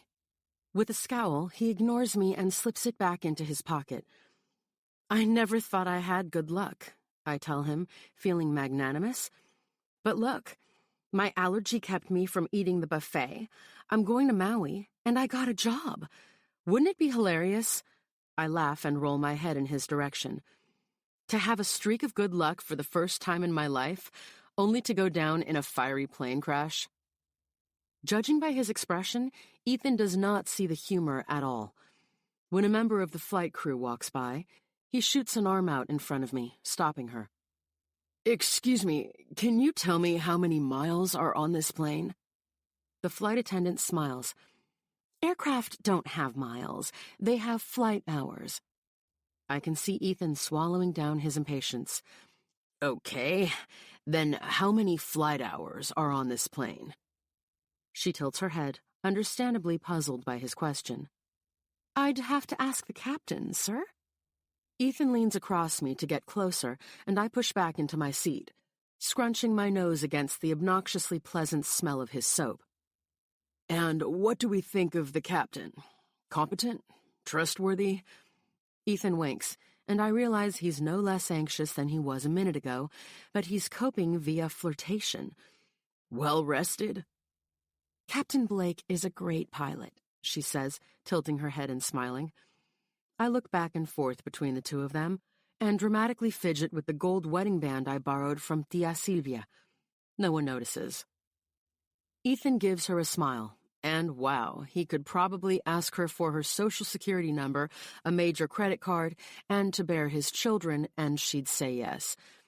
Of course, he says. I mean, it's not like he's ever crashed a plane or anything, right? Just the once, she says, before straightening with a wink of her own and continuing on down the aisle. For the next hour, Ethan barely moves, doesn't speak, and holds himself as if breathing too hard or somehow jostling the plane will make it fall out of the sky. I reach for my iPad before realizing that, of course, we don't have Wi-Fi. I open a book, hoping to get lost in some delicious paranormal fun, but can't seem to focus. An 8-hour flight and there's no movie, I say to myself, glaring at the screenless seat back in front of me. Maybe they're hoping your life flashing in front of your eyes will be distraction enough. It lives. I turn and look at him. Won't speaking upset the barometric pressure in the cabin or something? Reaching into his pocket, he pulls out the penny again. I haven't ruled it out. We haven't spent much time together, but from stories I've heard from both Dane and Amy, I feel like I've built a pretty accurate picture of Ethan in my head. Daredevil, adventure hound, ambitious, cutthroat. The man clinging to the armrest as if his very life depends on it is not that guy. With a deep breath, he rolls his shoulders, grimacing. I'm 5'4" and mildly uncomfortable. Ethan's legs have to be at least 10 feet long. I can't imagine what it's like for him. After he speaks, it's like the stillness spell has broken. His knee bounces with nervous energy, his fingers tap against the drink tray until even the sweet old lady wearing a Dayglow muumuu in front of us is giving him a dirty look. He smiles in apology. Tell me about that lucky penny of yours, I say, motioning to the coin still clutched in his fist. Why do you think it's lucky? He seems to internally weigh the risk of interacting with me against the potential relief of distraction. I don't really want to encourage conversation, he says, but what do you see? He opens his palm. It's from 1955, I note. What else? I look closer. Oh, you mean how the lettering is doubled? He leans in, pointing. You can really see it right here, above Lincoln's head. Sure enough, the letters that read, "In God We Trust," have been stamped twice. I've never seen anything like that before, I admit. There's only a few of them out there. He rubs his thumb over the surface and slips it back into his pocket. Is it valuable? I ask. Worth about $1,000. Holy shit, I gasp. We hit some mild turbulence, and Ethan's eyes move wildly around the plane, as if the oxygen masks might deploy at any moment. Hoping to distract him again, I ask, where did you get it? I bought a banana just before a job interview, and it was part of my change. And? And not only did I get the job, but when I went to have some coins rolled, the machine spit the penny out because it thought it was a fake. I've carried it around ever since. Don't you worry you're going to drop it? That's the whole point of luck, isn't it? He says through gritted teeth. You have to trust that it's not fleeting. Are you trusting that right now? He tries to relax, shaking out his hands. If I'm reading his expression correctly, he's regretting telling me anything. But the turbulence intensifies, and all 6+ feet of him stiffen again. You know, I say, you don't strike me as someone who'd be afraid of flying. He takes a series of deep breaths. I'm not. This doesn't really require any sort of rebuttal. The way I have to pry his fingers from my side of the armrest communicates it plainly. Ethan relents. It's not my favorite. I think of the weekends I spent with Amy because Dane was off on some wild adventure with his brother, all the arguments those trips caused. Aren't you supposed to be like Bear Grylls or something? He looks at me frowning. Who? The trip to New Zealand, the river rafting, death-defying bro trip, surfing in Nicaragua. You fly for fun all the time. He rests his head back against the seat and closes his eyes again, ignoring me. As the squeaky wheels of the beverage cart make their way down the aisle, Ethan crowds into my space again, flagging down the flight attendant. Can I get a scotch and soda? He glances at me and amends his order. 2, actually. I wave him off. I don't like scotch. He blinks. I know. Actually, we don't have scotch, she says. A gin and tonic? She winces. His shoulders slump. A beer? That I have. She reaches into a drawer and hands him 2 cans of generic-looking beer. That's $22. 22 American dollars? He moves to hand back the cans. We also have Coke products. They're free, she says. But if you'd like ice, that's $2. Wait, I say, and reach into my bag. You're not buying my beer, Olive. You're right, I'm not. I pull out 2 coupons and hand them over. Amy is. Of course she is. The flight attendant continues on down the aisle. Some respect, please, I say.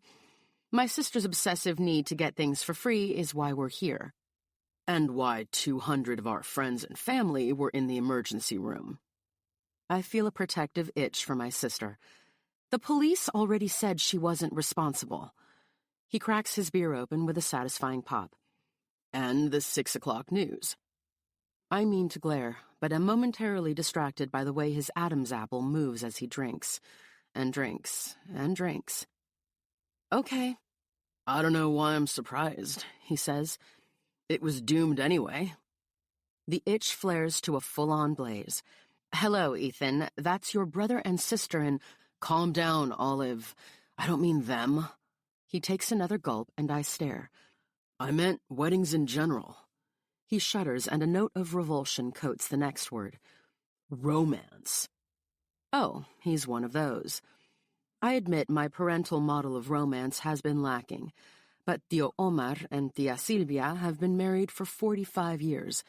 Tío Hugo and Tía Maria have been married for nearly 30. I have examples of lasting relationships all around me, so I know they exist, even if I suspect they might not exist for me. I want to believe that Amy hasn't started something doomed, that she can be truly happy with Dane. Ethan drains at least half of the first beer in a long chug, and I try to piece together the extent of my Ethan knowledge. He's 34, 2 years older than us and Dane. He does some sort of math thing for a living, which explains why he's such a laugh a minute. He carries at least one form of personal disinfectant on his person at all times, and he won't eat at buffets. I think he was single when we met, but not long after he entered into a relationship that seemed at least semi-serious. I don't think his brother liked her because I distinctly recall Dane ranting one night about how much it would suck if Ethan proposed to her. Oh my God. Am I going to Maui with someone's fiancé? You're not dating anyone now, right? I ask. What was her name? Sierra or Simba or something? Simba? He almost cracks a smile. Almost. No doubt it shocks you when someone doesn't keep close track of your love life. His forehead scrunches up in a frown. I wouldn't go on a fake honeymoon with you if I had a girlfriend. Sinking back in his seat, he closes his eyes again. No more talking. You're right, it shakes the plane. With lays around our necks and the heavy ocean air adhering our clothing to our skin, we catch a cab just outside the airport. I spend most of the ride with my face pressed to the window, taking in the bright blue sky and the glimpses of ocean visible through the trees. I can already feel my hair frizzing in the humidity, but it's worth it. Maui is stunning. Ethan is quiet beside me, watching the view and occasionally tapping something into his phone. Not wanting to disturb the peace, I snap a few blurry photos as we drive down the 2-lane highway and send them to Amy. She replies with a simple emoji. Frown face. I know, I'm sorry. Don't be sorry. I mean, I have Mom with me for the foreseeable future. Who's the real winner here? Enjoy yourself or I'll kick your ass. My poor sister. It's true that I'd rather be here with Amy or anyone else for that matter, but we're here, and I'm determined to make the most of it. I have 10 beautiful, sun-drenched days ahead of me. When the taxi slows and makes a final right turn, the hotel grounds unfurl in front of us. The building is massive, a towering tiered structure of glass, balconies, and greenery spilling everywhere. The ocean crashes right there, so close that someone standing on one of the higher floors could probably throw a rock and make it into the surf. We drive down a wide lane lined on both sides with full-grown banyan trees. Hundreds of lanterns sway in the breeze, suspended from branches overhead. If it's this gorgeous during the day, I can't imagine the sight once the sun goes down. Music filters through speakers hidden in the thick foliage, and next to me even Ethan is sitting forward, eyes trained on the grounds as we pass. We come to a stop, and 2 valet attendants appear out of nowhere. We climb out, stumbling a bit as we look around, eyes meeting over the roof of the car. It smells like plumeria, and the sound of the waves crashing nearly drowns out the sound of engines idling at the valet. I'm pretty sure Ethan and I have reached our first enthusiastic consensus. Holy shit, this place is amazing. I've been so distracted that I startle when the first valet pulls out a handful of luggage tags and asks for my name. My name? The valet smiles. For the luggage. The luggage, right. My name is, well, it's a funny story. Ethan rounds the car and immediately takes my hand. Torres, he says. Amy Torres, soon to be Thomas, and husband. He leans in, pressing a stiff kiss to the side of my head for realism. She's a bit wiped from the trip. Stunned, I watch as he turns back to the valet and looks like he's resisting the urge to wipe his lips with his hand. Perfect, the attendant says, scribbling the name on a few of the tags and attaching them to the handles of our luggage. Check-in is through those doors there. He smiles and points to an open-air lobby. Your bags will be brought up to your room. Thank you. Ethan presses a few folded bills into the valet's palm and steers me toward the hotel. Smooth, he says, as soon as we're out of earshot. Ethan, I'm a terrible liar. Really, you hit it so well. It's never been my strength, okay? Those of us who aren't summoned by the dark mark consider honesty to be a virtue. He curls his fingers toward his palm, beckoning. Give me both IDs, yours and Amy's, so you don't accidentally hand them the wrong one at the front desk. I'll put my credit card down for incidentals, and we'll square it up later. An argument bubbles up in my chest, but he has a point. Even now, with a bit of mental rehearsal, I am sure the next time someone asks my name, I will shout, I am named Amy. Better than nearly spilling our entire cover story to a valet attendant, but not by much. I reach into my purse for my wallet and pull out both IDs. But put them in the safe when we're in the room. He slips them in his wallet next to his own. Let me do the talking at reception. From what Dane told me, the rules of this vacation are really strict, and even just looking at you, I can tell you're lying about something. I scrunch my face and then frown and smile in quick succession to try to clear it. Ethan watches, expression mildly horrified. Get it together, Olive. I'm sure it was on my bucket list at some point, but I don't really want to sleep on the beach tonight. Melakaliki Maka plays quietly overhead as we enter the hotel. Holiday festivity lingers post-New Year's. Massive Christmas trees flank the entrance to the lobby, their branches dripping with twinkling lights and the weight of hundreds of red and gold ornaments. Gauzy garlands and more ornaments hang from the ceiling, wrap around columns, and sit in baskets and bowls decorating every flat surface. Water from a giant fountain splashes into a pool below, and the scents of plumeria and chlorine intermingle in the humid air. We're greeted almost immediately at reception. My stomach twists and my smile is too bright as a beautiful Polynesian woman takes Amy's ID and Ethan's credit card. She enters the name and smiles. Congratulations on winning the sweepstakes.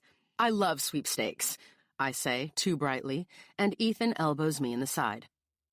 And then her eyes linger on Amy's photo a moment before slowly blinking up to me. I've put on a little weight, I blurt. Because there is no good response to this, she gives me a polite smile and begins entering the information. I don't know why I feel compelled to continue, but I do. I lost my job this fall, and it's been one interview after another. I can feel Ethan tensing at my side, the casual hand on my lower back clutching at my shirt until his grip must resemble a bird of prey trying to put a struggling field mouse out of its misery. I tend to bake when I'm stressed, which is why I look a little different in the photo of me. But I did get a job, today actually, if you can believe it. Not that it's unbelievable or anything, the job or the wedding. When I finally come up for air, both the woman and Ethan are just staring at me. Smiling tightly, she slides a folder filled with various maps and itineraries across the counter. It looks like we have you in our honeymoon suite. My brain trips on the phrase honeymoon suite and fills with images of the room Lois and Clark Kent share in Superman 2. The pink fabrics, the heart-shaped tub, the giant bed. The romance package is all-inclusive, she continues, and you can choose from a number of amenities, including candlelit dinners in the Molokini garden, a couple's massage on the spa balcony at sunset, turn-down service with rose petals and champagne. Ethan and I exchange a brief look. We're really more the outdoorsy types, I cut in. Are there any activities available that are a little more rugged and a lot less naked? Cue the awkward pause. She clears her throat. You can find a more comprehensive list in your room. Take a look, and we can schedule anything you like. I thank her and chance a peek over at Ethan, who is now gazing at me lovingly, which means he's planning the non-buffet menu for my funeral reception after he's murdered me and hidden my body. With a final swipe of our room keys to activate them, she hands them to Ethan and smiles warmly. You're on the top floor. Elevators are around that corner there. I'll have your bags sent up immediately. Thank you. He manages easily, without spilling the details of the past year of his life. But I'm pleased to see him falter in his smooth footsteps as she calls out after us, Congratulations, Mr. and Mrs. Thomas. Enjoy your honeymoon. Chapter 5. The lock chimes and the double doors swing open. My breath catches in my throat. Never in my life have I stayed in a suite, let alone one this opulent. I pour one out for Amy's dream honeymoon and try not to feel grateful that she's back in St. Paul suffering so that I can be here. But it's hard. Objectively, this has turned out very well for me. Well, mostly. I look up at Ethan, who gestures for me to lead us inside. Ahead of us is an absurdly spacious living room, with a couch, love seat, 2 chairs, and low-glass coffee table on a fluffy white rug. The table is topped with a beautiful violet orchid in a woven basket, a complicated remote that looks like it probably operates a bionic housekeeper, and a bucket with a bottle of champagne and 2 flutes that have Mr. and Mrs. etched in the glass. I meet Ethan's eyes only long enough for both of our instinctive sneers to take root. Just to the left of the living room is a small dining nook, with a table, 2 brass candlesticks, and a tiki-themed bar cart covered in all manner of ornate cocktail glasses. I mentally gulp down about 4 margaritas and get an anticipatory buzz from all the upcoming free booze I'm about to enjoy. But at the far end is the true beauty of the room, a wall of glass doors that open to a balcony overlooking the crashing Maui surf. I gasp, sliding them to the side and stepping out into the warm January breeze. The temperature, so balmy, so not Minnesota, shocks me into a surreal awareness. I'm in Maui, in a dream suite, on an all-inclusive trip. I've never been to Hawaii. I've never done anything dreamlike, period. I start to dance, but only realize I'm doing it when Ethan steps out onto the balcony and dumps an enormous bucket of water on my joy by clearing his throat and squinting out across the waves. He looks like he's thinking, I've seen better. This view is amazing, I say, almost confrontationally. Slowly blinking over to me, he says, as is your propensity to overshare. I already told you I'm not a good liar. I got nervous when she was looking at Amy's ID, okay? He holds his hands up in sarcastic surrender. With a scowl, I escape Mr. Buzzkill and head back inside. Just to the immediate right of the entry, there's a small kitchen I completely bypassed on my way to the balcony. Past the kitchen is a hallway that leads to a small bathroom, and just past it, the opulent master bedroom. I step inside and see there's another huge bathroom here with a giant tub big enough for 2. I turn to face the gigantic bed. I want to roll in it. I want to take off my clothes and slip into the silky... I feel the tires come to a screeching halt inside my brain. But how? How have we come this far without discussing the logistics of sleeping arrangements? Did we both truly assume that the honeymoon suite would have 2 bedrooms? Without a doubt, we both would happily die on the not sharing a bed with you hill. But how do we decide who gets the only bedroom? Obviously, I think I should. But knowing Ethan, he probably thinks he'll take the bed, and I'll happily build my little troll fort under the dining table. I step out of the bedroom just as Ethan is closing the wide double doors And then we are sealed into this awkward moment of unprepared cohabitation. We turn in unison to gaze at our suitcases. "Wow," I say. "Yeah," he agrees. "It's really nice." Ethan coughs. A clock ticks somewhere in the room, too loud in the awkward silence. Tick, tick, tick. "It is." He reaches up, scratching the back of his neck. Ocean waves crash in the background.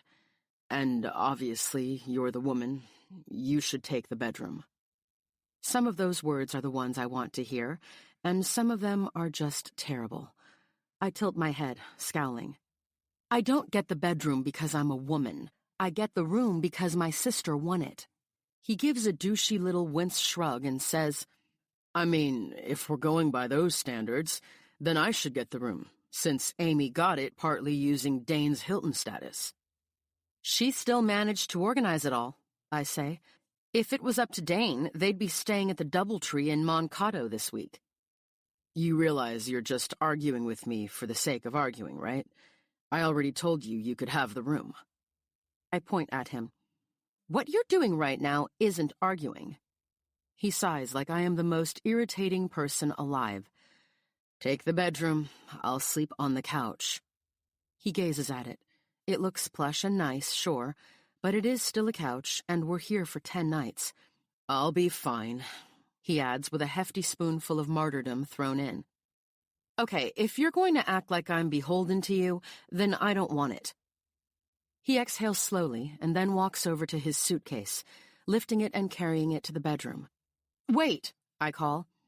"I take that back. I do want the bedroom." Ethan stops without turning to look at me. "I'm just going to put some things in the drawers, so I'm not living out of my suitcase in the living room for 10 days. He glances at me over his shoulder. "I presume that's okay?" He is so careful balancing being generous with being passive-aggressive that I am all mixed up about how big an asshole he really is. It makes it impossible to measure out the correct dose of snark. "It's fine," I say, and add magnanimously, "Take all the dresser space you want." I hear his bemused snort as he disappears from view. The bottom line is that we don't get along, but the other bottom line is that we don't really need to. Hope fills me like helium. Ethan and I can move around each other without having to interact, and do whatever we like to make this our individual dream vacations. For me, this slice of heaven will include the spa, ziplining, snorkeling, and every manner of adventure I can find, including adventures of the alcoholic variety. If Ethan's idea of a perfect vacation is brooding, complaining, and sighing exasperatedly, he can surely do that anywhere he wants, but I don't have to endure it. I quickly check my email and see a new one from Hamilton.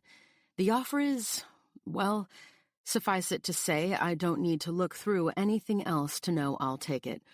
They could tell me my desk was perched on the lip of a volcano, and I would accept in a heartbeat for this kind of money. Pulling out my iPad, I digitally sign everything and send it off. Practically vibrating, I thumb through the list of hotel activities and decide that the first order of business is a celebratory facial and body scrub down at the spa. Solo. I don't think Ethan is much of a pampering type, but the worst thing would be to have him lift a cooling cucumber slice off my eyelid and glare down at me while I'm lounging in a robe. "Ethan," I call, "what are you up to this afternoon?" In the answering silence, I sense his panic that I might be requesting his company. "I'm not asking because I want to hang," I add quickly. He hesitates again, and when he finally answers, his voice comes out tinny, like he's actually climbed into the closet. "Thank God." "Well, I'm probably going to head down to the spa." "Do whatever you want. Just don't use all the massage credits," he tacks on. I scowl, even though he can't see me. "How many times do you think I'm going to get rubbed down in a single afternoon?" "I'd rather not contemplate." I flip the bird in his general direction, consult the directory to confirm that the spa has showers I can use, grab my keycard, and leave Ethan to his surly unpacking. Guilt edges in a tiny bit when I am being pampered and indulged for nearly 3 hours using Amy's name. My face is exfoliated, massaged, and moisturized. My body is covered in clay, scrubbed until I'm red and tingly all over, and then covered with warm eucalyptus towels. I make a silent promise to put aside money from each paycheck for a while so that I can send my sister to a lavish spa back home when she no longer feels like a freshly reanimated corpse. It may not be Maui, but any little bit I can pay her back for this, I'm committed to do. All I have to do this entire week is tip the staff. It seems so preposterous. This type of blissful, transcendent spa experience isn't for me. I'm the one who gets a fungal infection from a pedicure in the cities and a bikini wax burn at a spa in Duluth. Limp as a jellyfish all over and drunk on endorphins, I look up at my therapist, Kelly. That was amazing. If I ever win the lottery, I'm going to move here and pay you to do that every day. She probably hears that daily, but she laughs like I am exceedingly clever. I'm glad you enjoyed yourself. Enjoyed myself is an understatement. Not only was it dreamy, but it was a full 3 hours away from Ethan. I'm led back to the lounge where I'm told to take as much time as I want. Diving into the plush couch, I pull my phone from the pocket of my robe. I'm unsurprised to see messages from my mom. Tell your dad to bring us some toilet paper and Gatorade. My sister, tell Mom to go home. Diego, is this punishment for making fun of Natalia's terrible bleach job? I'd say I'm sorry, but I've seen mops with fewer split ends. And Jules, do you care if I stay at your place while you're gone? This thing is like the plague, and I might have to burn down my apartment. Too tired and blissed out to deal with any of it now, I pick up a well-loved copy of Us Weekly. But not even celebrity gossip or the latest Bachelor drama can keep me awake, and I feel my eyelids closing under the weight of happy exhaustion. Ms. Torres? I hum, groggy. Ms. Torres, is that you? Eyes bolting open, I nearly overturn the cucumber water I've got precariously perched on my chest. When I sit, I look up, and nearly all I see is an enormous white mustache. And oh, I know this mustache. I first met this mustache at a highly important interview. I remember at the time thinking, wow, a Sam Elliott doppelganger is the CEO here at Hamilton Biosciences. Who knew? My eyes move up. Yes, the Sam Elliott doppelganger, Charles Hamilton, my new boss's boss, is right in front of me at the Spa Grande in Maui. Wait, what? Mr. Hamilton, hi. I thought that was you. He looks tanner than when I saw him a few weeks ago, his white hair a touch longer, and he definitely wasn't wearing a fluffy white robe and slippers. He crosses the room, arms outstretched for a hug. Oh, okay, we're going to do this. I stand, and he catches my expression of discomfort, because I don't usually hug my bosses, especially not when naked under a robe. And then I see when he registers that his brain is on vacation and he doesn't hug his employees either. But we're committed now and come together in an awkward side hug that ensures our robes don't gape anywhere. If this isn't a small world, he says once he's pulled away. Recharging the batteries before starting your new adventure at Hamilton? That's exactly what I like to see. Can't take care of others if you don't take care of yourself first. Exactly. My nerves have dumped buckets of adrenaline into my veins. Going from zen to new boss alert is jarring. I pull the tie on my robe a little tighter. And I want to thank you again for the opportunity. I am beyond excited to be joining the team. Mr. Hamilton waves me off. The minute we spoke, I knew you'd be a great fit. Your dedication to Butaki was commendable. I always say that Hamilton is nothing without the good people working there. Honesty, integrity, loyalty, those are our hallmarks. I nod. I like Mr. Hamilton. He has an impeccable reputation in the biosciences field and is known for being an incredibly involved and hands-on CEO. But I can't help but note that this line is an almost exact replica of the one he gave me as we shook hands at the end of the interview. Now that I've lied to about 20 people on the hotel's staff, hearing it here feels more ominous than inspiring.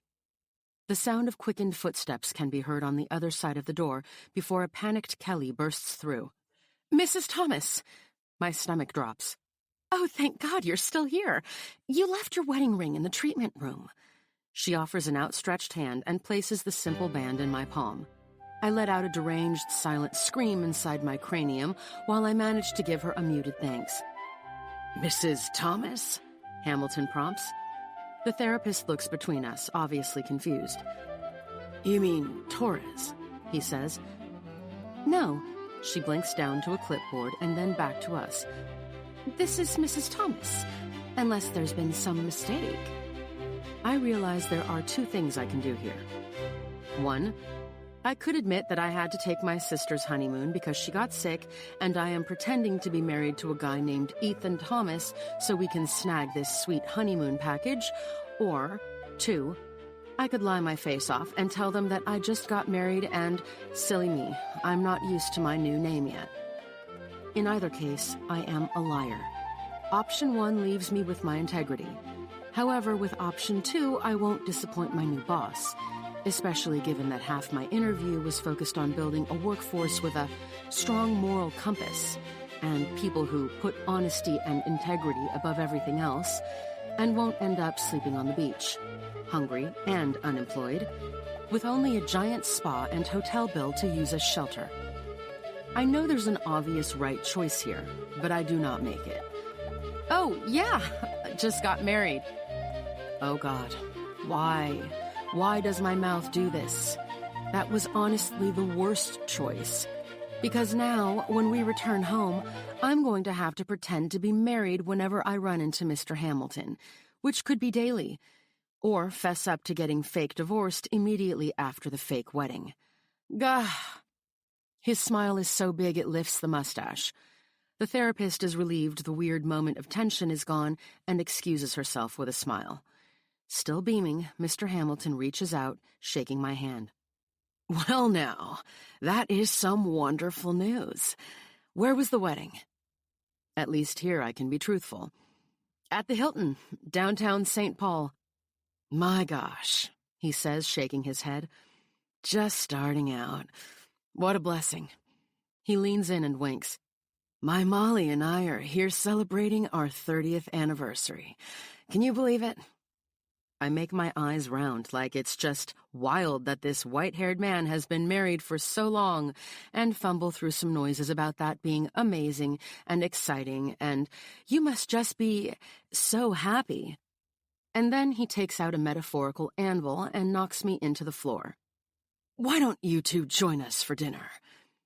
Me and Ethan, sitting beside each other at a table, having to touch and smile and pretend to love each other? I stifle a chortle. Oh, we couldn't impose. You two probably never get away together. Of course we do. The kids are out of the house. It's just us two all the time. Come on, it's our last night, and I'm sure she's sick of me, to be honest. He lets out a hearty laugh. It wouldn't be any imposition at all. If there's a way out of this situation, I'm not coming up with it fast enough. I think I have to bite the bullet. Smiling, and hoping I look far less terrified than I feel, I give in. I need this job, and am dying to land in Mr. Hamilton's good graces.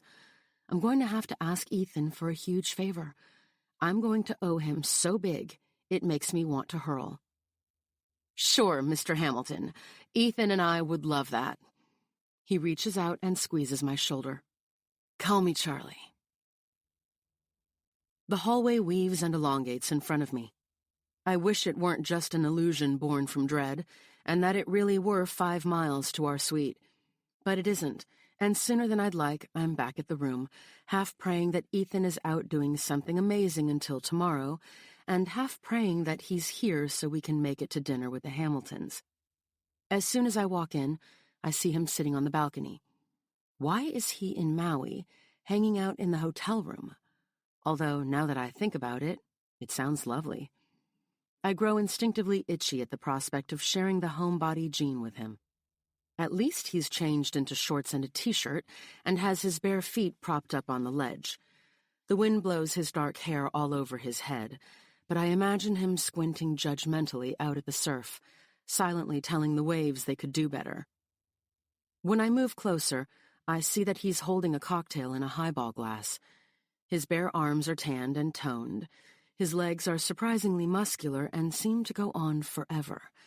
For some reason, I expected that, in shorts and a t-shirt, he'd look like a string bean with awkward limbs bending at odd angles. Maybe it's because he's so tall. Or maybe it was just easier to tell myself that only his face could be pretty, and he'd be gnarled and gangly beneath his clothes. Quite frankly, he's so well-rounded physically, it's a little unfair. I slide open the door as quietly as I can. He looks pretty relaxed. I'm sure he's thinking about drowning puppies, but I'm not here to judge. At least not until after he's had dinner with my boss.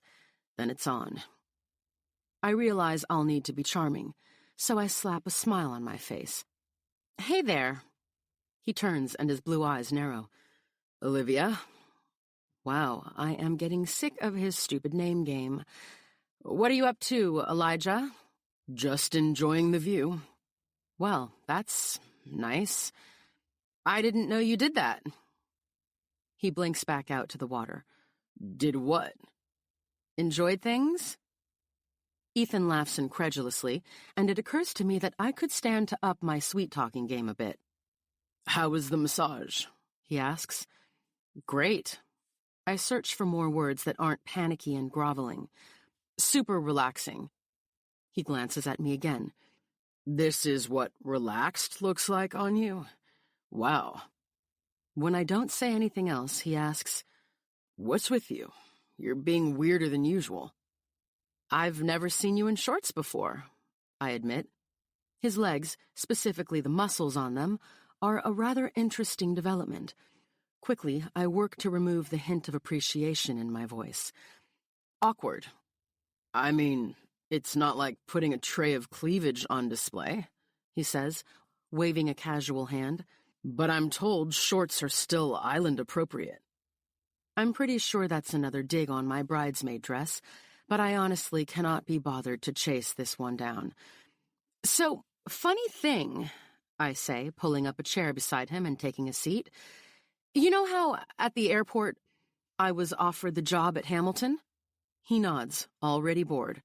"Well, guess who's here?" I attempt enthusiasm by way of forced jazz hands. "Mr. Hamilton himself." Ethan's head whips my way, and I absolutely get the fear in his eyes. Our ability to be completely anonymous has just been hosed.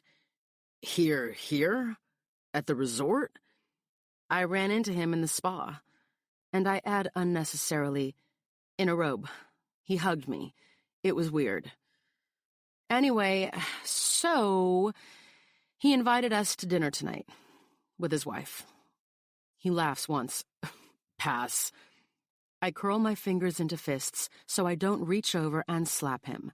But a punch might leave a mark, so I flatten my hands again and sit on them.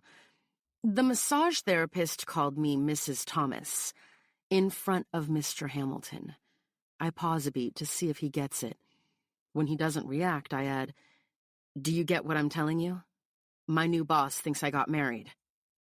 Very slowly, Ethan blinks and then blinks again. "You could have told him we're just pretending." "In front of the staff? No way. Plus, he's all about integrity and trust. In the moment, it felt like continuing the lie was the better option. But now we're totally screwed because he thinks I got married." "He thinks that because you literally told him you got married." "Shut up, Eric. Let me think." I lean in, chewing a fingernail, musing. "It could be okay, right? I mean, for all he knows, it'll turn out that you're abusive and I get a quick annulment after this trip. He'll never know I was being dishonest." I sit up, hit with an idea. "Oh, I could tell him you died." Ethan just stares at me. "We went snorkeling," I say, frowning now. "Sadly, you never came back to the boat." He blinks.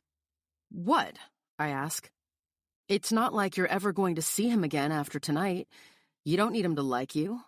Or, know you continue to exist." "You seem pretty sure I'm coming to dinner." I put on my sweetest expression. I cross my legs and then uncross them.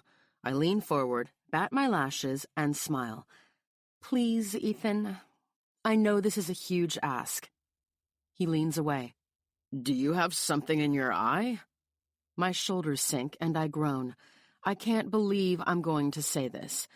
I'll give up the bedroom if you come tonight and play the part. He chews his lip, thinking. So we have to pretend to be married. Like touching and warm. Ethan spits out the word warm like most people would say dismemberment. It would mean everything to me. I think I've got him. I scoot my chair just a little closer. I promise I'll be the best fake wife you ever had. He lifts his drink and finishes it. I definitely do not notice how long and defined his throat looks as he swallows. Fine, I'll go. I nearly melt in relief. Thank you so much. Oh my God. But I get the bedroom. Chapter 6. SOS. Amy. Mr. Hamilton is here, and I told him I'm married and IDKY. Now I have to pretend to be married to Ethan for an entire dinner, and I'll probably be fired and have to sleep in your bathtub because I'm a terrible liar. Amy, this is a twin emergency. Stop. I don't have any fluids left in my body. I've been with Mom nonstop for over 36 hours. If I don't die from this, I might need someone to kill me. Or her. Slow down. Sorry. But I'm freaking out. Your new boss is at the resort? In Maui? He's here for his anniversary. Someone called me Mrs. Thomas, and I apparently lost my mind. People are going to be calling you Mrs. Thomas the whole time. You better get used to it. And calm down. You can do this. Have we met? I absolutely cannot do this. Just keep your answers simple. When you get nervous, you look guilty. OMG, that's exactly what Ethan said. Who knew Ethan was so smart? Now, if you'll excuse me, I have to throw up for the 50th time today. Don't waste my trip. I stare down at my phone, wishing my sister were here. I knew this was all too good to be true. I type out another quick message telling her to call me tonight and let me know how she's feeling, and then I text Diego. Teach me how to lie. Who is this? GDI, Diego. Fine. Who are we lying to? My new boss. In Maui? Please don't ask. Just tell me how you managed to date those twins without either of them finding out. Teach me, Yoda. First, only lie when you need to and keep it simple. You always over-explain and it's secondhand embarrassing. Moving on. Know your story going in. Don't try to make it up on the fly. God, you're so bad at that. Don't fidget, and don't touch your face. You do that too. Just sit still. Oh, and if you can, touch them. It creates a sense of intimacy and makes them want to take their pants off instead of asking you questions. Ew, this is my boss. I'm just saying it couldn't hurt. Diego. You're a scientist. Do some research. I glance up from my Google search at the sound of a knock. Not to be all cliché and husbandy and hassle you about being late. There's a pause, and I can practically see Ethan frowning down at his watch from the other side of the door. But it's almost 6. I know. I managed to keep the shouted version of my reply contained to the inside of my head. After Ethan agreed to dinner, I sprinted to the bedroom to try on every article of clothing I brought with me, before texting my sister and Diego in a panic. The room is a disaster, and I'm not sure I'm any more ready to do this now than I was an hour ago. I am a mess. Ethan's voice carries through the door again, closer this time. I know as in I'm almost ready, or I know as in I know how to tell time, kindly fuck off. Both, if we're being honest. The first. Ethan knocks. Okay if I come in my room? My room. I open the door and let him in, feeling delighted by the mess I'm leaving behind me. Ethan steps in. He's about to meet my boss and spend the next few hours lying his face off, and he's in black jeans and a surly brewery shop shirt. He looks like he's going out to dinner at Chili's, not having dinner with the wife's new boss. His calm exterior only amplifies my panic because, of course, he's not worried. He has nothing to lose. The dread in my stomach blooms. Ethan has this. I absolutely do not. He looks around the room and runs an aggravated hand through his hair. Of course, it manages to fall perfectly back into place. All of this was in one suitcase? I am totally out of my depth here. That's been my general impression so far. Be more specific. I drop onto the bed, kicking aside a hot pink bra and groaning when it snags on the heel of my shoe. Whenever I tell lies, I get caught. I once told my professor I had to miss class to take care of my sick roommate, and he looked up right as my roommate walked past us in the hallway. He knew her from his Tuesday-Thursday lecture. Your mistake was in going to class at all. Just send an email, like a normal liar. Or there was the one time in high school I had my cousin Miguel call in sick for me and pretend to be my dad, but the office called my mom to confirm because my dad had never called in before. Well, that was just poor planning on your part. How is any of this relevant right now? It's relevant because I'm trying to look like a wife and have been researching how to lie. Reaching for my leg, Ethan wraps a warm palm around my calf and plucks the bra from my shoe. Okay, does a wife have a specific look? I snatch the lingerie from where it now dangles on the end of his finger. I don't know, like Amy? His deep laugh echoes through the room. Yeah, that's not going to happen. Hey, we're twins. This isn't about looks, he says, and the mattress sinks under his weight as he takes a seat at my side. Amy has this indescribable confidence. It's how she carries herself. Like, no matter what happens, she's got her shit together enough for the both of you. I'm conflicted between being proud of my sister, because, yeah, she does make people feel that way, and vainly curious about what he thinks of me. Vanity and the confrontational side of me that rears its head around Ethan win out. What impression do I give? He looks at my phone, and I'm sure he sees the words, "How to lie convincingly" in the search bar. With a laugh, he shakes his head. Like you should put your head between your legs and pray? I'm about to push him off the bed when he stands, looks meaningfully down at his watch, and then back up at me. Passive-aggressive hint noted. Standing, I give a final look in the mirror and reach for my purse. Let's get this over with. As we make our way to the elevator, I'm reminded of the supreme imbalance of the universe. Even in unflattering overhead light, Ethan still manages to look good. Somehow the shadows sharpen his features rather than unattractively exaggerating them. Standing in front of the mirrored doors, I note the result is not the same for me. As if reading my mind, Ethan bumps his hip into mine. Stop it, you look fine. Fine, I think. Like a woman who loves her cheese curds. Like a woman whose boobs pop out of her bridesmaid dress. Like a woman who deserves your disdain because she isn't perfect. I can hear you thinking about that one word and reading more into it than I intended.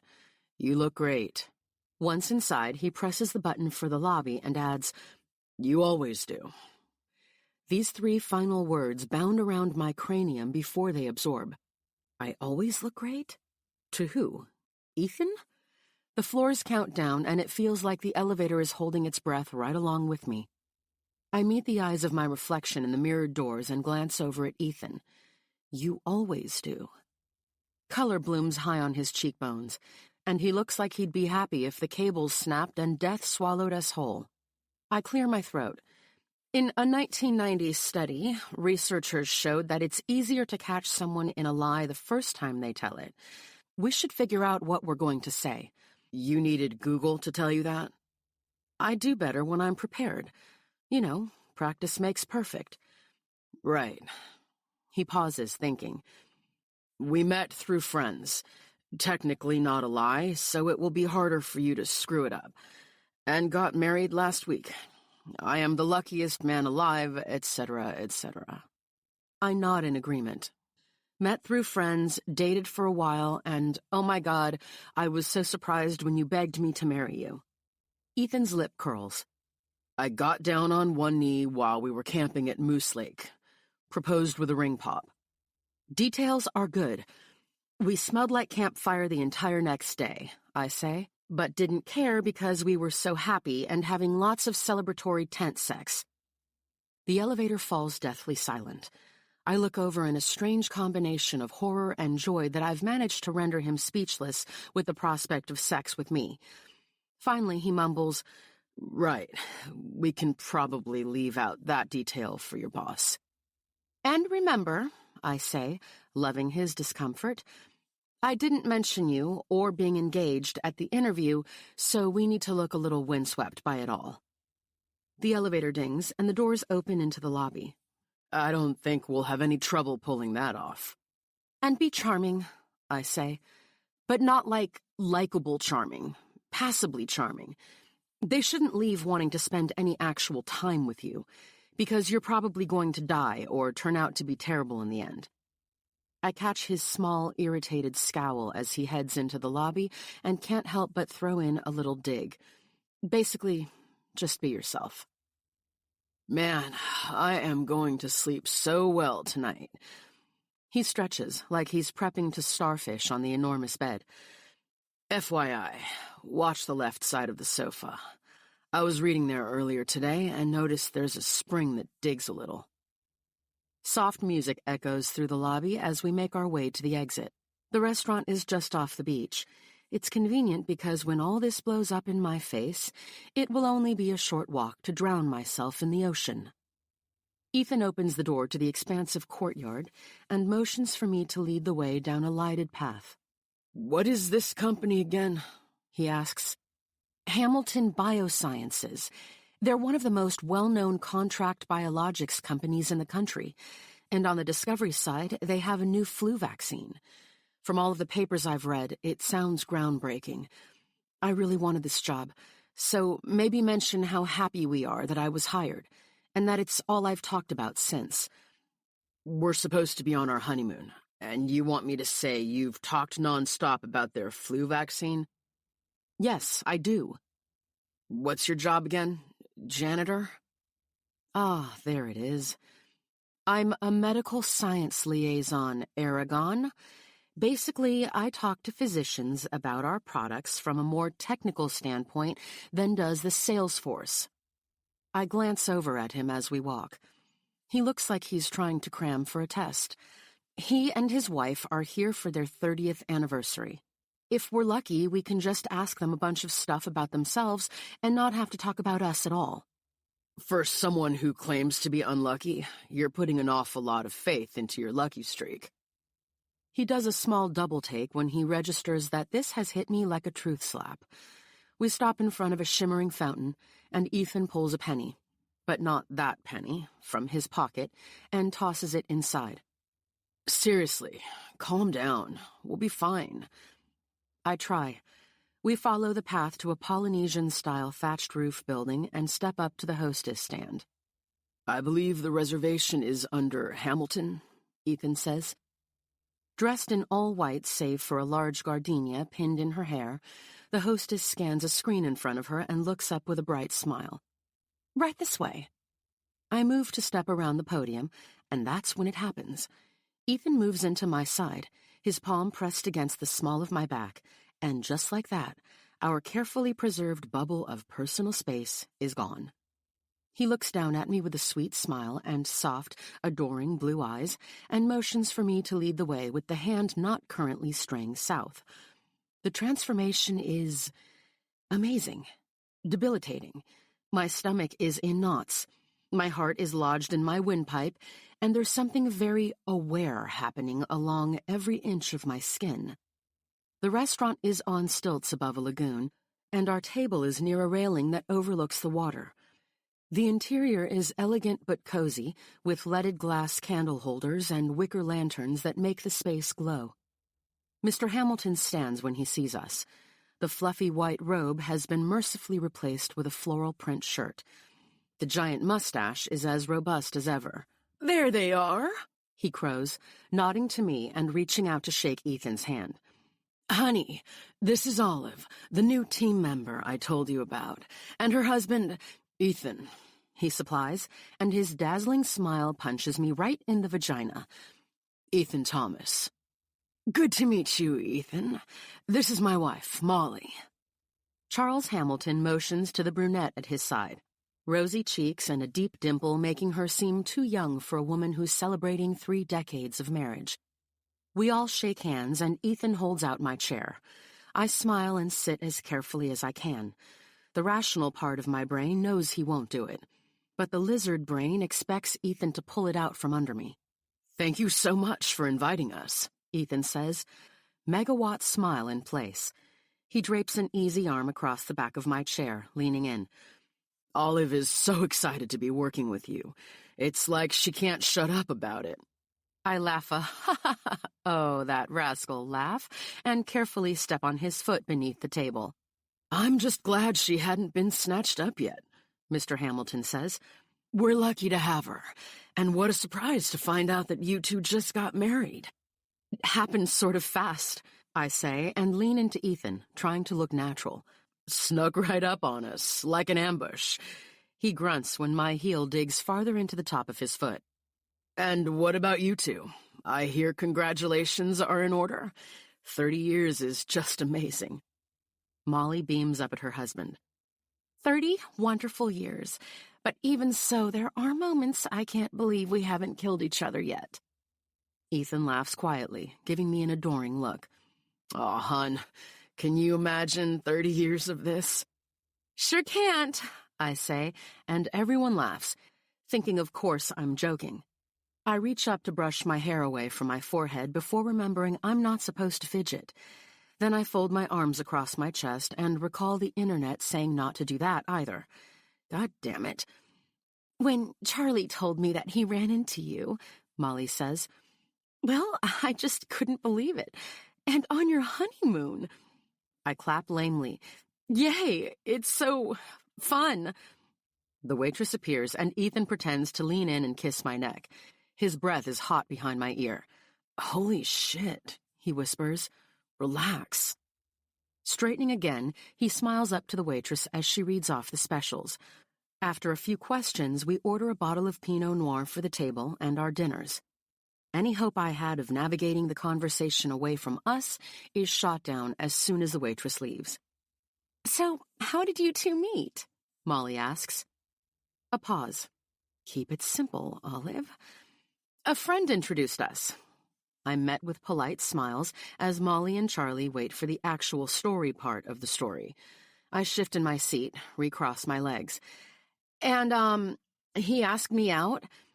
We had mutual friends who had just started dating, Ethan interjects, and their attention, thankfully, drifts over to him.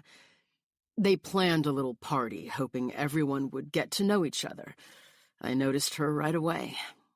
Molly's hands flutter around her collarbones. Love at first sight. Something like that.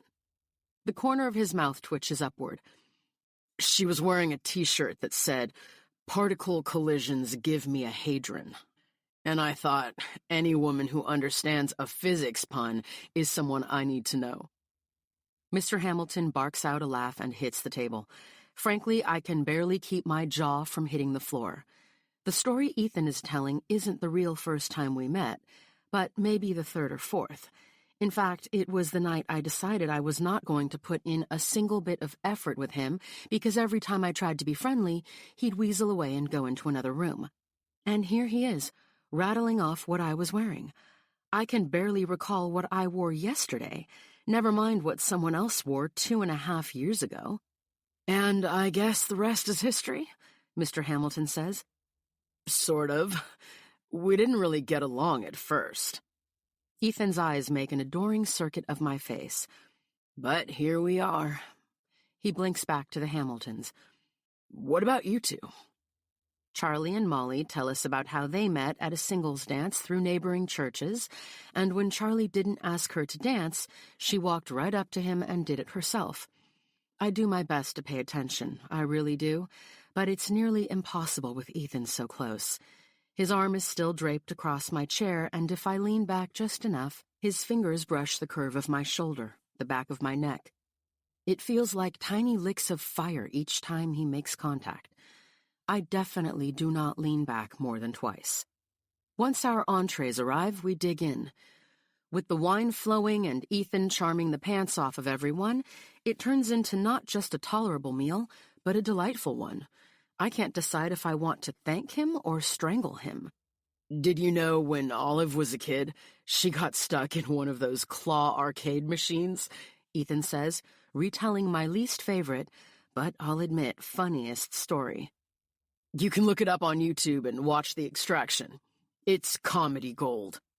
Molly and Charlie look horrified for little Olive, but I can guarantee they are going to watch the shit out of it later. How did you find out about that? I ask him, genuinely curious. I certainly never told him, but I also can't imagine him engaging in a conversation about me with anyone else, or, even more unbelievable, Googling me. The idea actually makes me have to push a laugh back down my throat. Ethan reaches for my hand, twisting his fingers with mine. They're warm, strong, and hold me tight. I hate how great it feels. Your sister told me, he says. I believe her exact words were, worst prize ever. The entire table bursts into hysterics. Mr. Hamilton is laughing so hard, his face is a shocking shade of red, made worse by the silvery contrast of his giant mustache. Remind me to thank her when we get home, I say, pulling my hand away and draining the last of my wine. Still laughing, Molly carefully dabs at her eyes with a napkin. How many brothers and sisters do you have, Olive? I take Ethan's earlier advice and keep it simple. Just the one. She's a twin, actually, Ethan volunteers. Molly is intrigued. Are you identical? We are. They look exactly alike, Ethan tells her. But their personalities are polar opposites, like night and day. One has it all together, and the other is my wife. Charlie and Molly lose it again, and I reach for Ethan's hand, giving him a sweet, "Aw, I love you, you goof," smile, while I attempt to break his fingers in my fist. He coughs, eyes watering. Molly misinterprets his glassed-over expression and looks at us fondly. Oh, this has been the most fun. Such a lovely way to end this trip. Quite clearly, she could not be more taken with my fake husband and leans forward, dimple in full force. Ethan, did Olive mention that we have a spouses group at Hamilton? Spouses group? Continued contact? She sure didn't, he says. She's already rubbing her hands together. We get together once a month. It's mostly wives who manage to make it. But, Ethan, you are just darling. I can already tell everyone is going to love you. We're a very close-knit group, Mr. Hamilton says.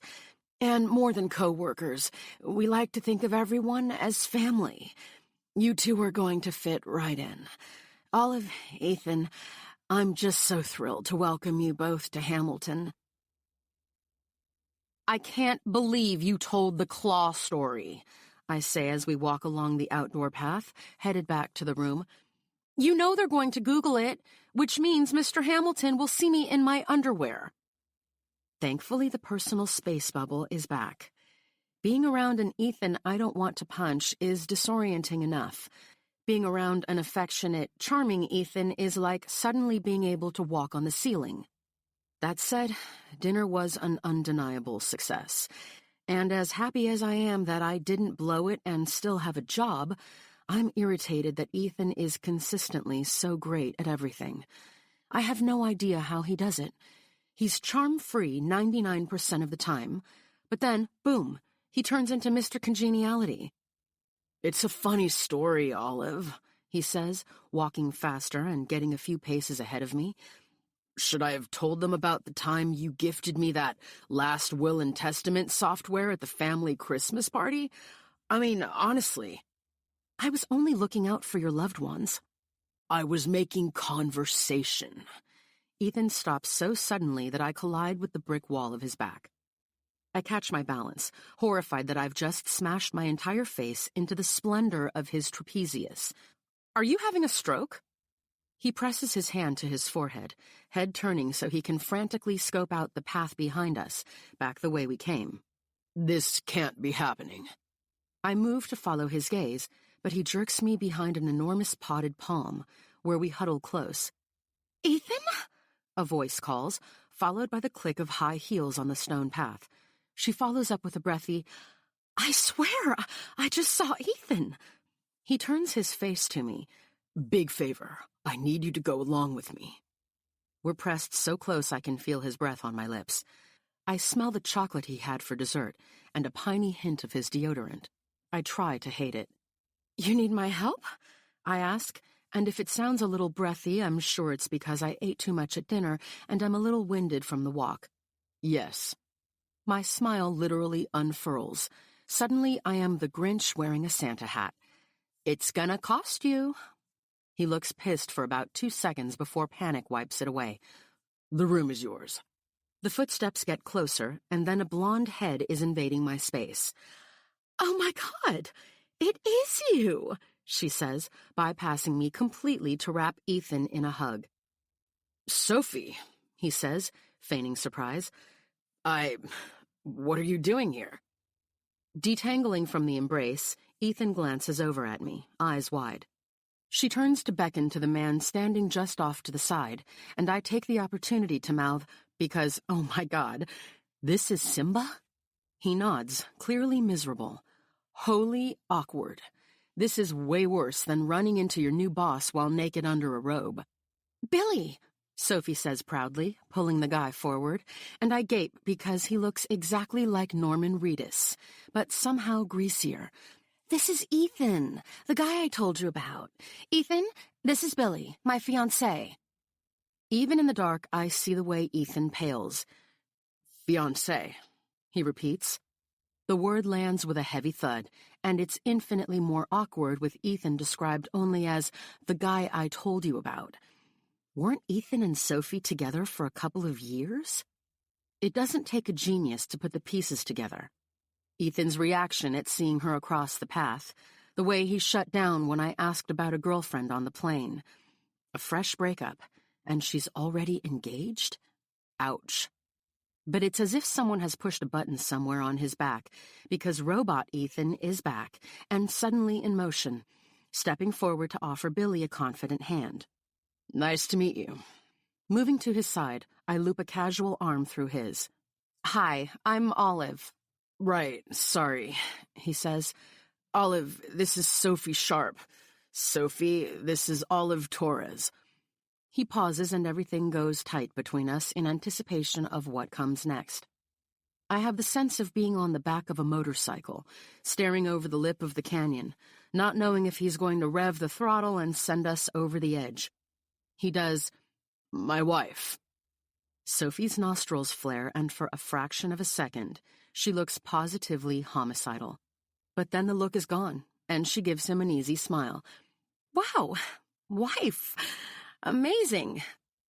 The problem with lying about relationships is that humans are fickle, fickle creatures. For all I know, Sophie could be the one who ended things, but seeing that Ethan is no longer on the market will make him seem forbidden, and therefore more alluring.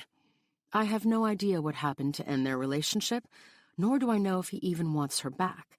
But if he does, I wonder if he realizes the irony that being married has just made it more likely she'll want him back too. She glances at me and then him. "When did this happen?" I'm sure we can all hear how it's an effort for her to keep her voice from being razor sharp, which just makes it that much more uncomfortable. And awesome. "Yesterday." I wiggle my ring finger and the plain gold band winks in the torchlight. She looks back at him. "I can't believe I didn't hear anything." "I mean," Ethan says, laughing sharply, "we haven't exactly spoken, Soph." And oh, tension. This is so awkward. And juicy. My curiosity is officially piqued. She gives a coy little pout. "Still, you didn't tell me. Wow, Ethan, married." It's impossible to miss the way his mouth hardens, his jaw flexes. "Yeah," he says. "It happened pretty fast." "Feels like only moments ago we decided to really do this." I agree with a hearty smile up at him. He presses a hard, fast kiss to my cheek, and I force myself not to jerk away like I've been slapped with a dead lizard. "And you're engaged," he says, giving the world's stiffest thumbs up. "Look at us. Moving on." Sophie is small, thin, and wearing a pretty silk tank top, skinny jeans, and sky-high heels. Her tan comes from a bottle, and I'm guessing her hair color does too, but that's really all I can find wrong with her. I try to imagine her in 20 years. Vaguely leathery, long red nails curled around a Diet Coke can, but for now she's still beautiful in a semi-unattainable way that makes me feel dumpy in comparison. It's easy to imagine her and Ethan side by side on a Christmas card, wrapped in J. Crew cardigans and leaning against their broad stone fireplace. "Maybe we can go to dinner or something," she says, and it's so half-hearted that I actually bark out a laugh before Ethan reaches for my hand and squeezes it. "Yes," I say, trying to cover. "Dinner. We have it every day." Ethan looks down at me, and I realize he's not glaring. He's fighting a laugh. Billy pipes up with a subject change, similarly cool on the dinner idea. "How long are you here?" I absolutely cannot stomach another fake dinner, so I go for broke. When Ethan answers 10 days, I wrap my arms around his waist and gaze up at him with what I hope is a sexy frown. "Actually, Pumpkin, I'd feel terrible if we planned something and didn't make it. You know we barely made it out of the room today."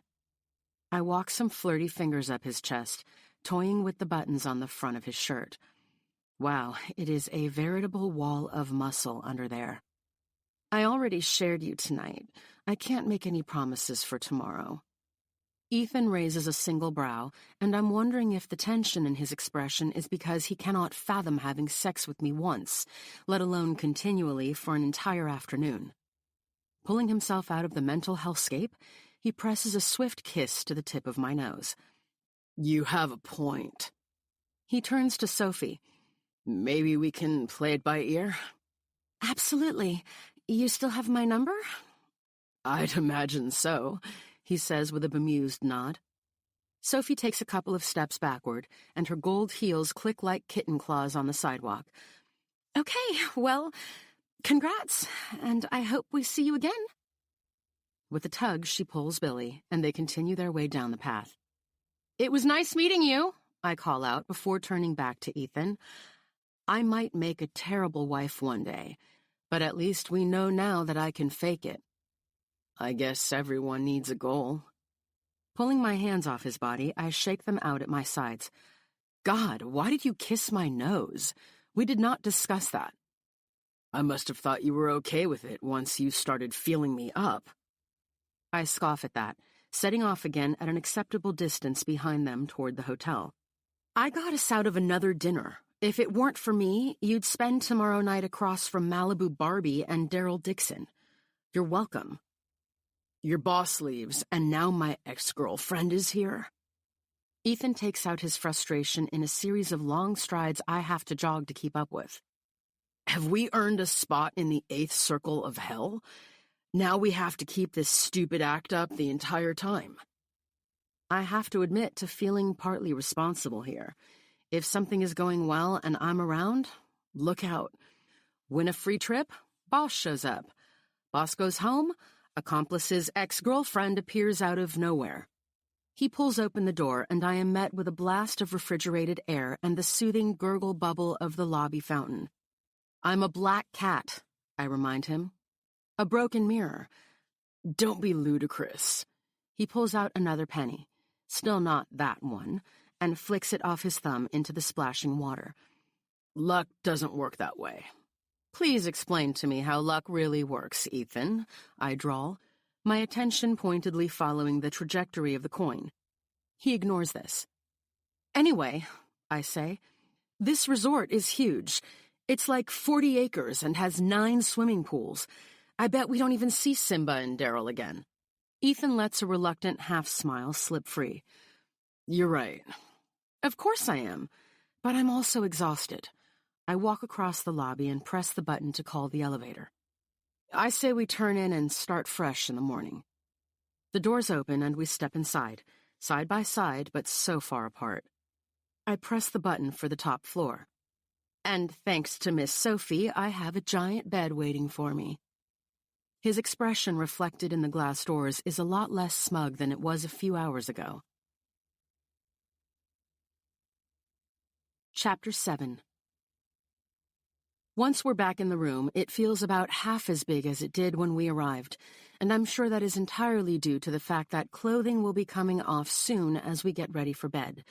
I am not ready. Ethan tosses his wallet and keycard onto the counter. I swear the sound of the items landing on the marble is like a cymbal crash. "What?" he says in response to my dramatic startle. "Nothing, just—" I point to his stuff. "Geez." He stares at me for a lingering beat before seeming to decide whatever I'm going on about isn't worth it, and turns to tow his shoes off near the door. I walk across the room, and my feet on the carpet sound like boots crunching through knee-high grass. Is this a joke? Is every sound amplified in here? What if I have to go to the bathroom? Do I turn on the shower to muffle the sounds? What if he farts in his sleep, and I can hear it? What if I do? Oh, God. It's like a death march, following him down the short hallway to the bedroom. Once there, Ethan wordlessly moves to one dresser, and I move to the other. It's the quiet routine of a comfortable married couple, made super weird by the knowledge that we're both ready to crawl out of our skins from the tension. The massive bed looms like the Grim Reaper between us. "I don't know if you've noticed, but there's only one shower," he says. "I did, yeah." While the second bathroom is simple, with a toilet and small sink, the master bathroom is palatial. The shower is as big as my kitchen back in Minneapolis, and the bathtub should come with a diving board. I dig through my drawer, praying that in the mad dash packing post-wedding-pocalypse, I remembered pajamas. I really didn't realize until now how much time I spend in nothing but my underwear at home. "Do you usually do it at night?" he asks. I spin around. Pardon?" Ethan sighs the deep, weary sigh of a long-suffering ghoul. "Shower, Oscar." "Oh." I press my pajamas to my chest. "Yes, I shower at night." "Would you like to go first?" "Since I have the bedroom," I say, "why don't you go first?" Lest this sound too generous, I add, "Then you can get out of my space." "Such a caretaker, you."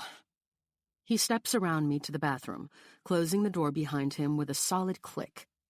Even with the bedroom's balcony doors shut, I can hear the sound of the tide coming in, the waves crashing against the shore. But it's not so loud that I don't also hear the rustle of fabric as Ethan undresses and drops his clothes onto the bathroom floor, his footsteps as he walks barefoot across the tile, or the soft groan he makes when he moves under the warm spray of water. Flustered, I jog immediately to the balcony door and step outside until he's finished.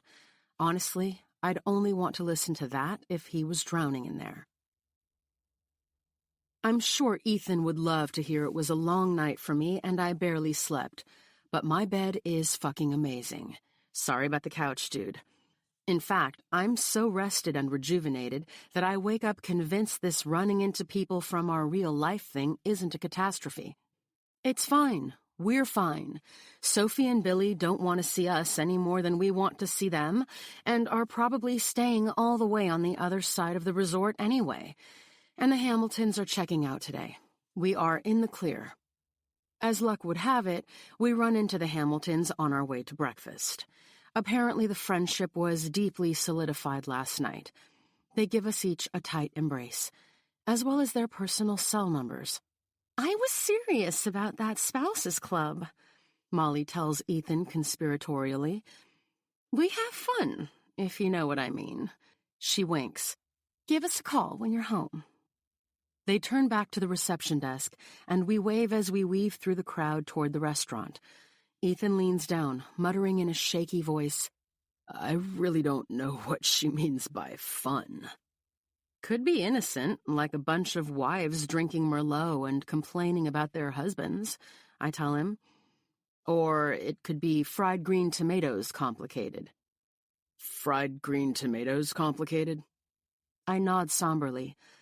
A group of women looking at their labia with hand mirrors. Ethan looks like he is literally fighting the urge to sprint down the curved driveway and into the ocean. I think you're enjoying this too much.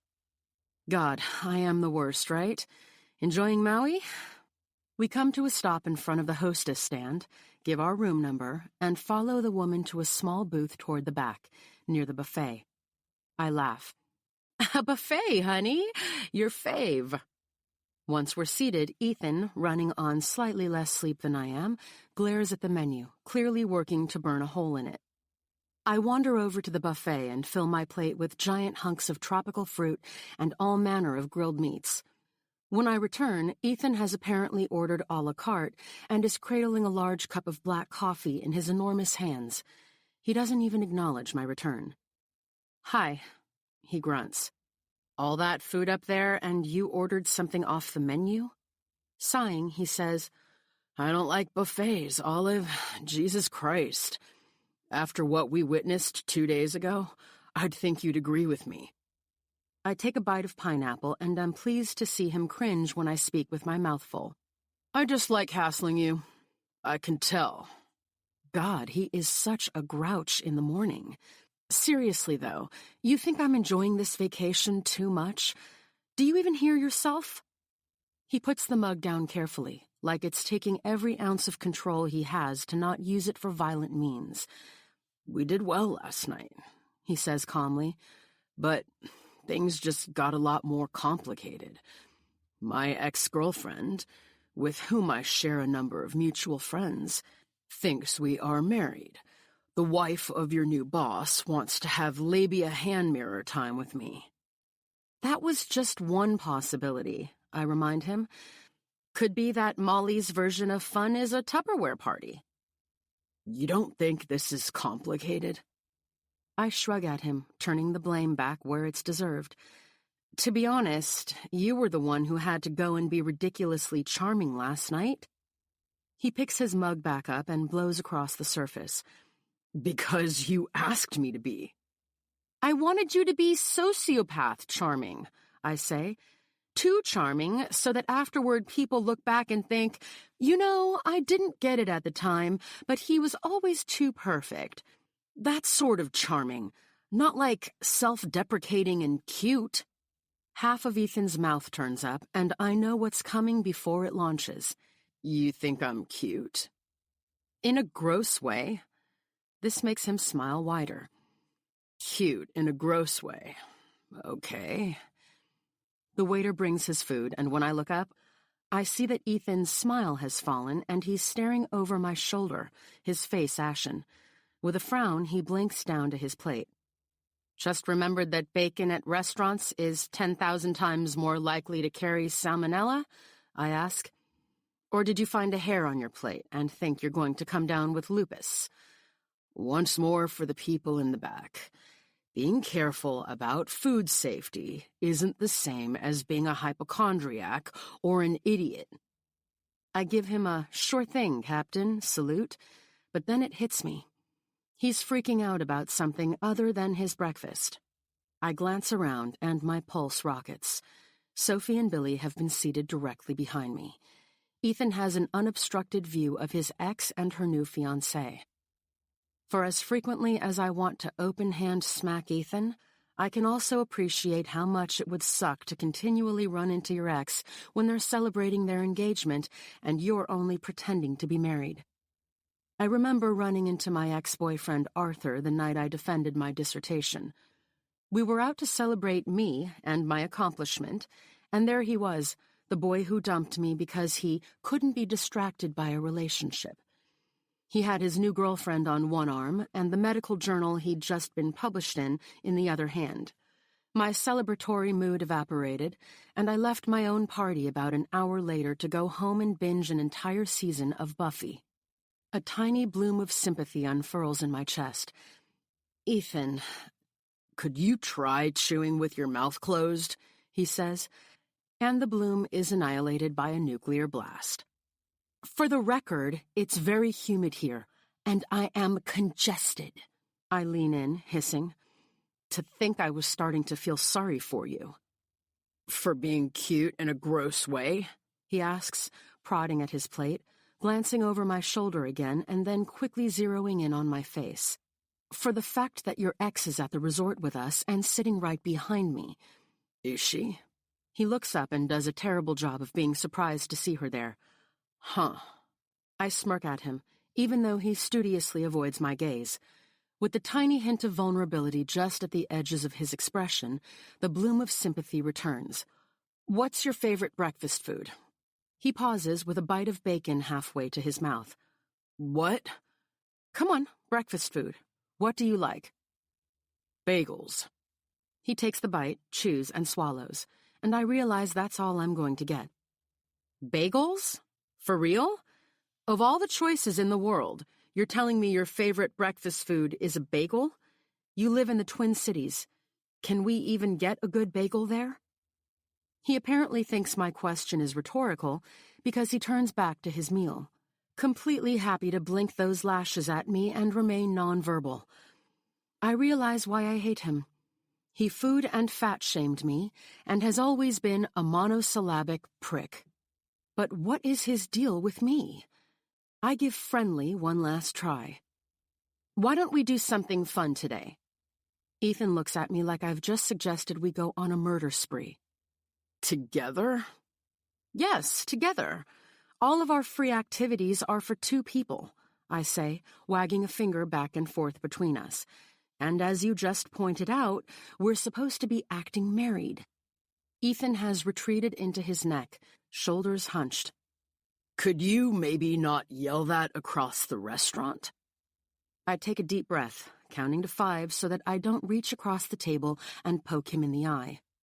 Leaning in, I say, Look, we're deep in this lying game together now, so why not make the most of it? That's all I'm trying to do. Enjoy what I can. He stares at me for several quiet beats.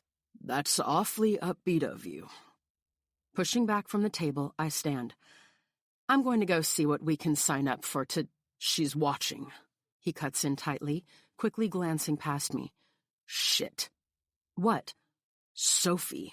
She keeps looking over here. In a panic, his eyes meet mine. Do something. Like what?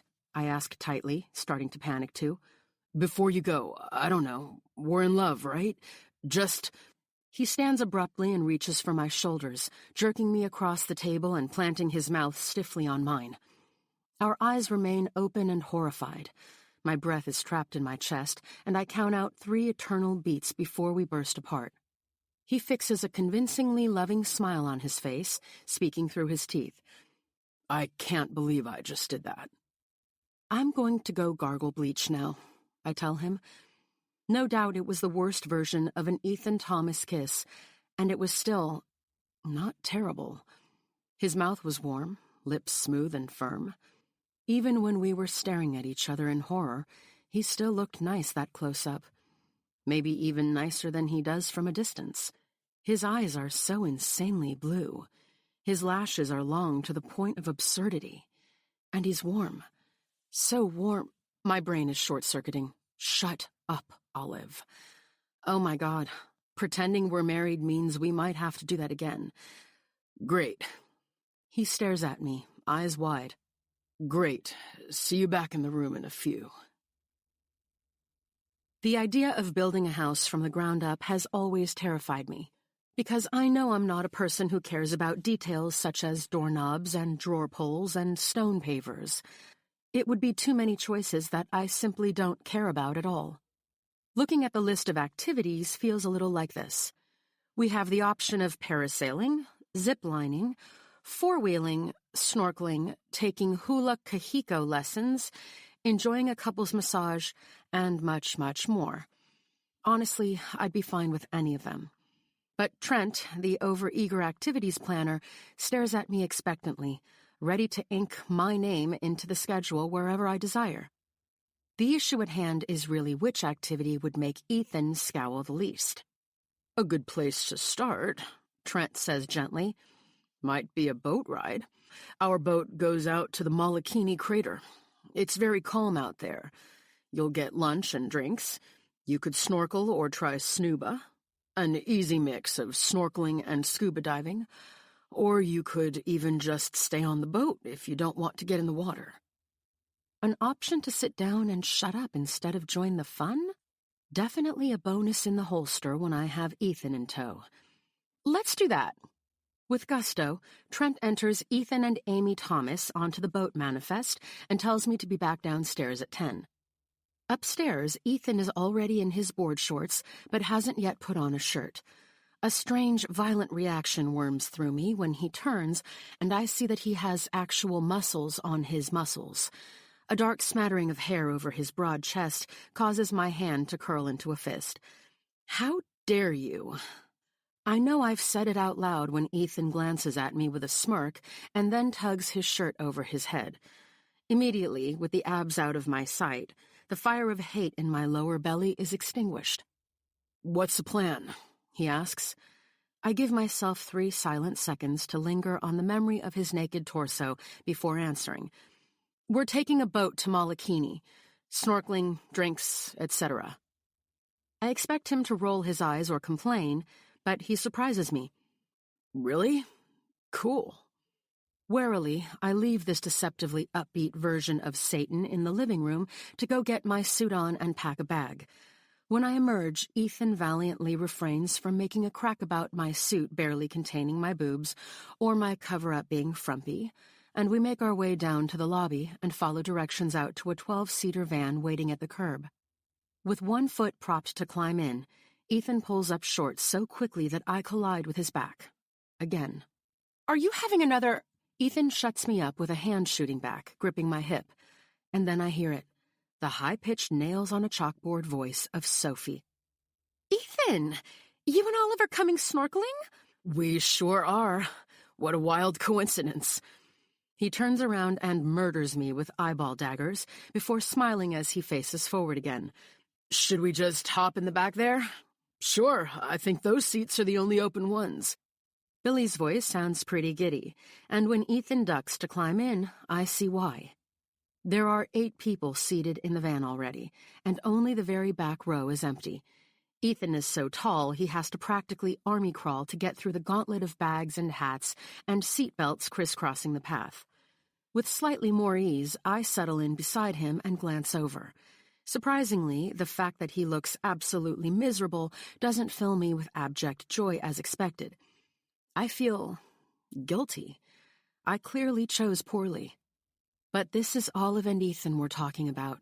Defensiveness is the first reaction out of the gate. This feels like cheap airline ticket fiasco version 2.0. You could have picked the activity, you know. He doesn't answer. For someone who was so convincingly newlywed last night to cover for my lie, he sure is surly when we have to do it to cover for his. He must really hate to be indebted to me. "We can do something else," I tell him. There's still time to leave. Again, he says nothing, but then deflates a little beside me when the driver closes the double van doors and gives us all a thumbs up through the window, indicating we're ready to head out.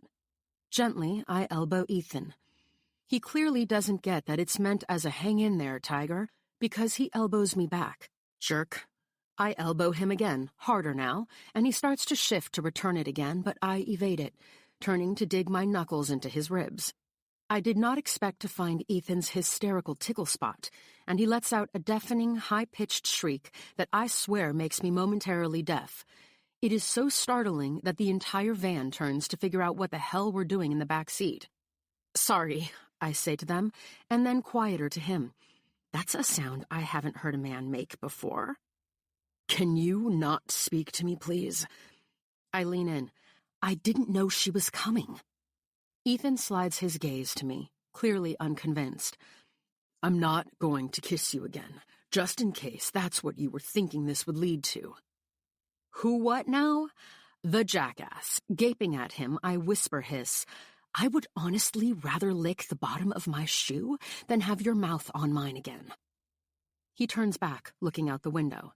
The van pulls away from the curb, the driver cues up the mellow island music, and I am ready for a 20-minute nap when, in front of us, a teenager pulls a bottle of sunscreen out and begins liberally spraying it down one arm and then the other.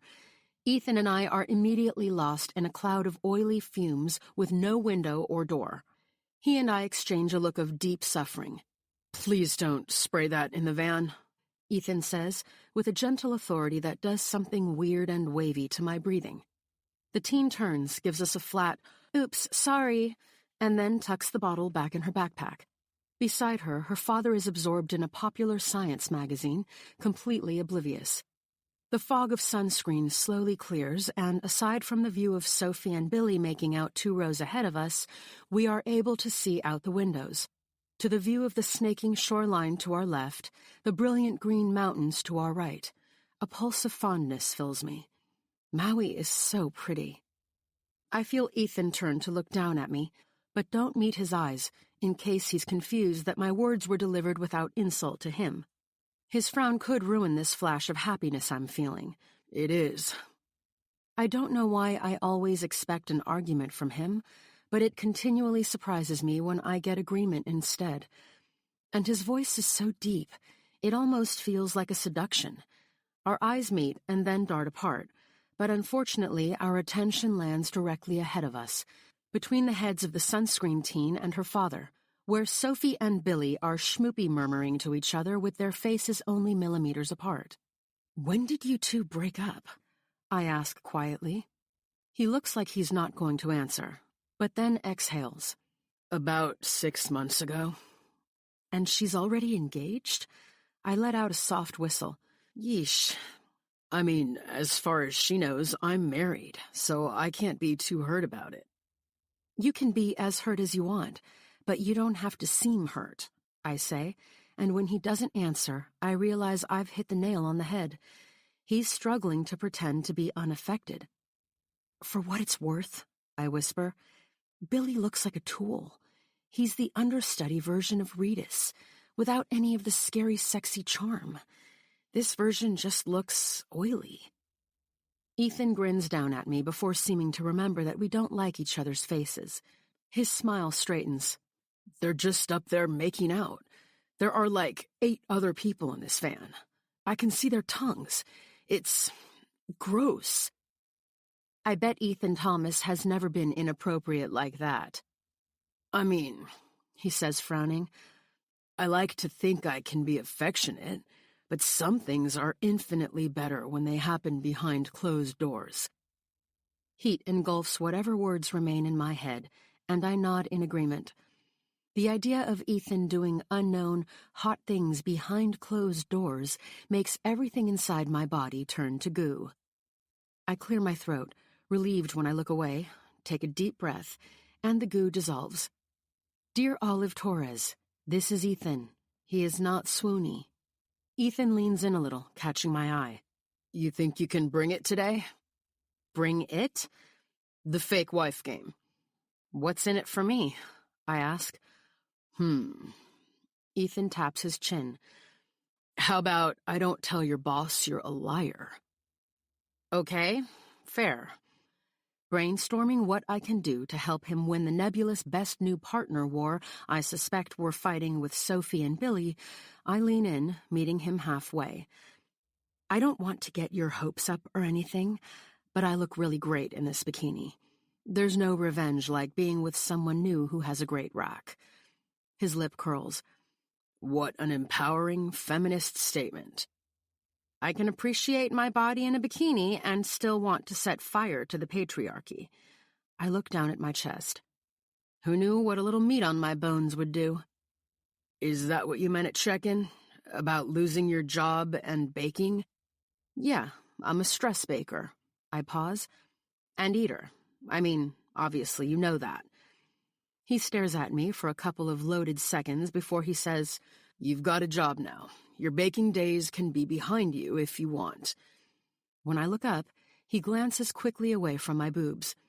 If I didn't definitively know better, I might think he was hoping I'd keep up the baking just a little while longer. Yes, I have a job, assuming I can keep it. "We got through last night, didn't we?" he says. "You'll keep the job." And maybe the rack, too. He reddens a little, and the sign of his discomfort gives me life. But then his eyes do another tiny dip over the front of my cover-up, almost like he can't help himself. You had no problem looking in the skittle dress. To be fair, it was a bit like you were wearing a fluorescent light bulb. It drew the eyes. After all this, I'm going to have something made for you out of that dress, I promise him. A tie, maybe. Some sexy briefs. He chokes a little, shaking his head. After a few beats of silence, he confides, I had actually just been remembering that Sophie almost got implants when we were together. She always wanted bigger. He mimes cupping boobs. You can say it, I tell him. Say what? Breasts, boobs, jugs, knockers. Ethan wipes a hand down his face. Jesus, Oliver. I stare at him, daring him to look at me. Finally, he does, and he looks like he wants to crawl out of his skin. So, she wanted implants, I prompt. He nods. I bet she regrets not getting them back when she was enjoying my paychecks. Well, there you go. Your fake new wife has great boobs. Be proud. Hesitating, he says, but it has to be more than that. What do you mean, more than that? I'm not going to wear a thong. No, just... He runs an exasperated hand through his hair. It's not only about me being with someone hot now. Wait, what? Hot? He rolls on like he hasn't said anything completely shocking. You have to pretend to like me, too. A curl falls over his eye just after he's said this, turning the moment into a Hollywood shot that completely mocks me. A small set of fireworks, only a sparkler, I swear, goes off beneath my breastbone, because he is so goddamn pretty. And seeing him vulnerable, even for a second, is so disorienting it makes me imagine a time when I can look at his face and not hate it. I can pretend to like you. I pause, adding out of the self-preservation instinct, probably. Something softens in his demeanor. His hand moves closer, curling around mine, warm and encompassing. My reflex is to jerk away, but he holds me steady, gently, and says, Good, because we're going to have to be a lot more convincing on that boat. Chapter 8. The boat in question is enormous, with a wide lower deck, a plush indoor area with a bar and grill, and an upper rooftop deck in the full bright sun. While the rest of the group finds places to stow their bags and get snacks, Ethan and I head straight for the bar, grab drinks, and make our way up the ladder to the empty rooftop. I'm sure the emptiness won't last, but the tiny reprieve from feeling like we're performers on stage is awesome. It's warm. I take off my cover-up. Ethan takes off his shirt, and then we're both half naked together, in broad daylight, drowning in silence. We look at anything but each other. Suddenly, I wish we were surrounded by people. Nice boat, I say.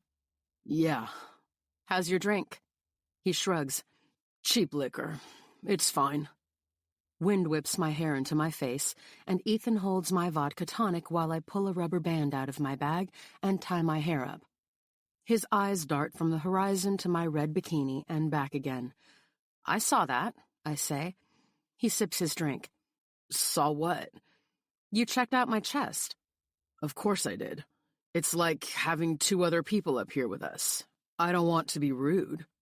As if on cue, a head pops up at the top of the ladder. Fucking reject Daryl Dixon, of course, followed closely by Sophie.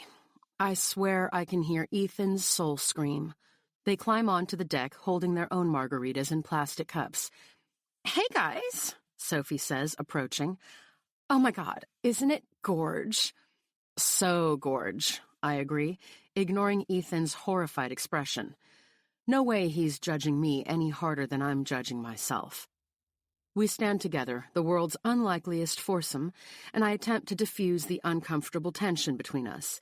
So, Billy, where did you two meet? Billy squints up into the sun. At the grocery store? Billy is assistant manager at a Cub Foods in St. Paul, Sophie says. He was stocking school supplies, and I was buying paper plates across the aisle.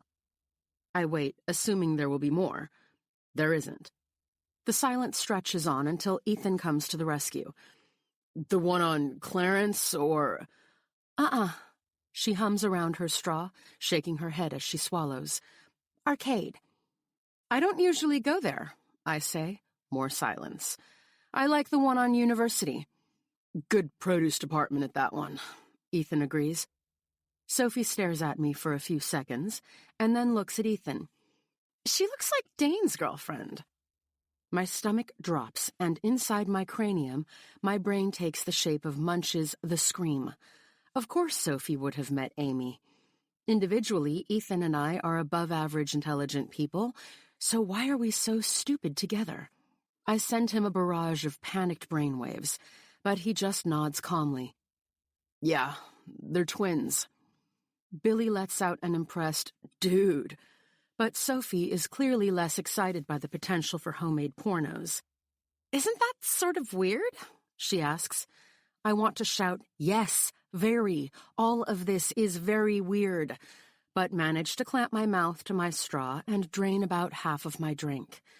After a long pause of his own, Ethan says, Not really.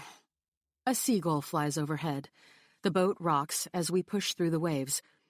I reach the bottom of my drink and loudly suck watery air through my straw until Ethan elbows me in the side. This is so painful. Eventually, Sophie and Billy decide it's time to sit and make their way to a padded bench directly across the deck from where we're standing, close enough that we're very clearly sharing the same general space, but far enough that we no longer have to attempt conversation, or hear whatever disgusting thing Billy is currently whispering in Sophie's ear. Ethan clamps an arm around my shoulder in a clunky, robotic sign of, we are also affectionate. Again, he was so much smoother last night. With ease, I reach up, sliding my hand around his waist. I'd forgotten he was shirtless, and my palm makes contact with his bare skin. Ethan stiffens a little beside me, so I lean in fully, stroking his hip bone with my thumb. I'd intended to do it to needle him, but actually, it's nice. His skin is sun-warmed, firm, distracting. It's like having a single bite of something delicious. I want to go back for more. The point of contact where my thumb touches his hip is suddenly the hottest part of my body. With a cheesy growl, Billy pulls Sophie onto his lap, and she kicks her feet up, giggly and petite. After a stretch of silence during which I really should have seen it coming, Ethan sits too, jerking me down onto his thighs. I fall far less gracefully, far less petite, and let out a burp when I land. What are you doing? I ask under my breath. God, I don't know, he whispers, pained. Just go with it. I can feel your penis. He shifts beneath me. This was so much easier last night. Because you weren't invested. Why is she up here? He hisses. There's an entire boat. You guys are so cute over there, Sophie calls, smiling. So chatty. So chatty, Ethan repeats, smiling through clenched teeth. Can't get enough of each other. Totally, I add, and make it even worse by giving a double thumbs up. Sophie and Billy look so natural at this. We, however, do not. It was one thing in the restaurant last night with Mr. Hamilton, where we had our own chairs and some degree of personal space. But here, my sunscreen-slicked legs slide all over Ethan's, and he has to adjust me again. I'm sucking in my stomach, and my thighs are shaking from the restraint it's taking to not lean my full weight into him. As if sensing this, he pulls me back into his chest, trying to get me to relax. Is this comfortable? He mumbles. No. I am acutely conscious of every donut I've ever eaten in my entire life. Turn sideways. What? Like... He guides both of my legs to the right, helping me curl into his chest. Better? I mean, yes, it is better. Whatever. He stretches his arms across the deck railing, and gamely, I wrap an arm around his neck, trying to look like someone who enjoys frequent sex with him. When I glance up, he's just looking up from my chest again. Very subtle. He looks away, blushes, and an electric zap travels down my neck. They are pretty great, you know, he finally admits. I know. They do look better in this than in the skittle dress. Your opinion is so important to me. I shift, wondering why I'm so fleshed. And I can feel your penis again. Of course you can, he says with a tiny wink. It'd be hard not to. Is that a size joke or a boner joke? Definitely a size joke, Orville. I take a final watery sip of my drink and then exhale directly into his face so that he winces from the fumes of cheap vodka. Squinting, he says, You're a real seductress.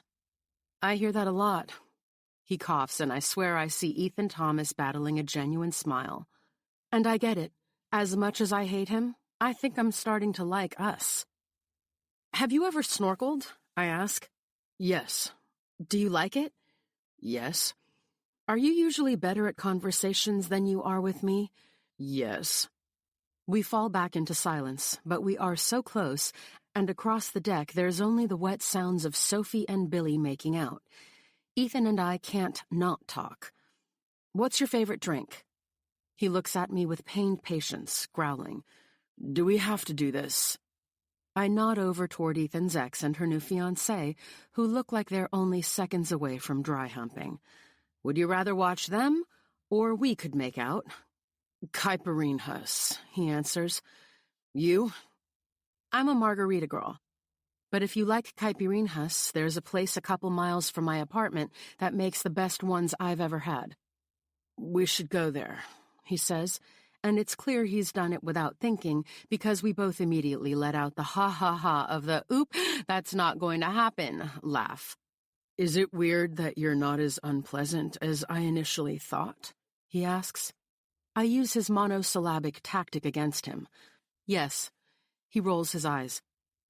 Over Ethan's shoulder, the Molokini crater comes fully into view.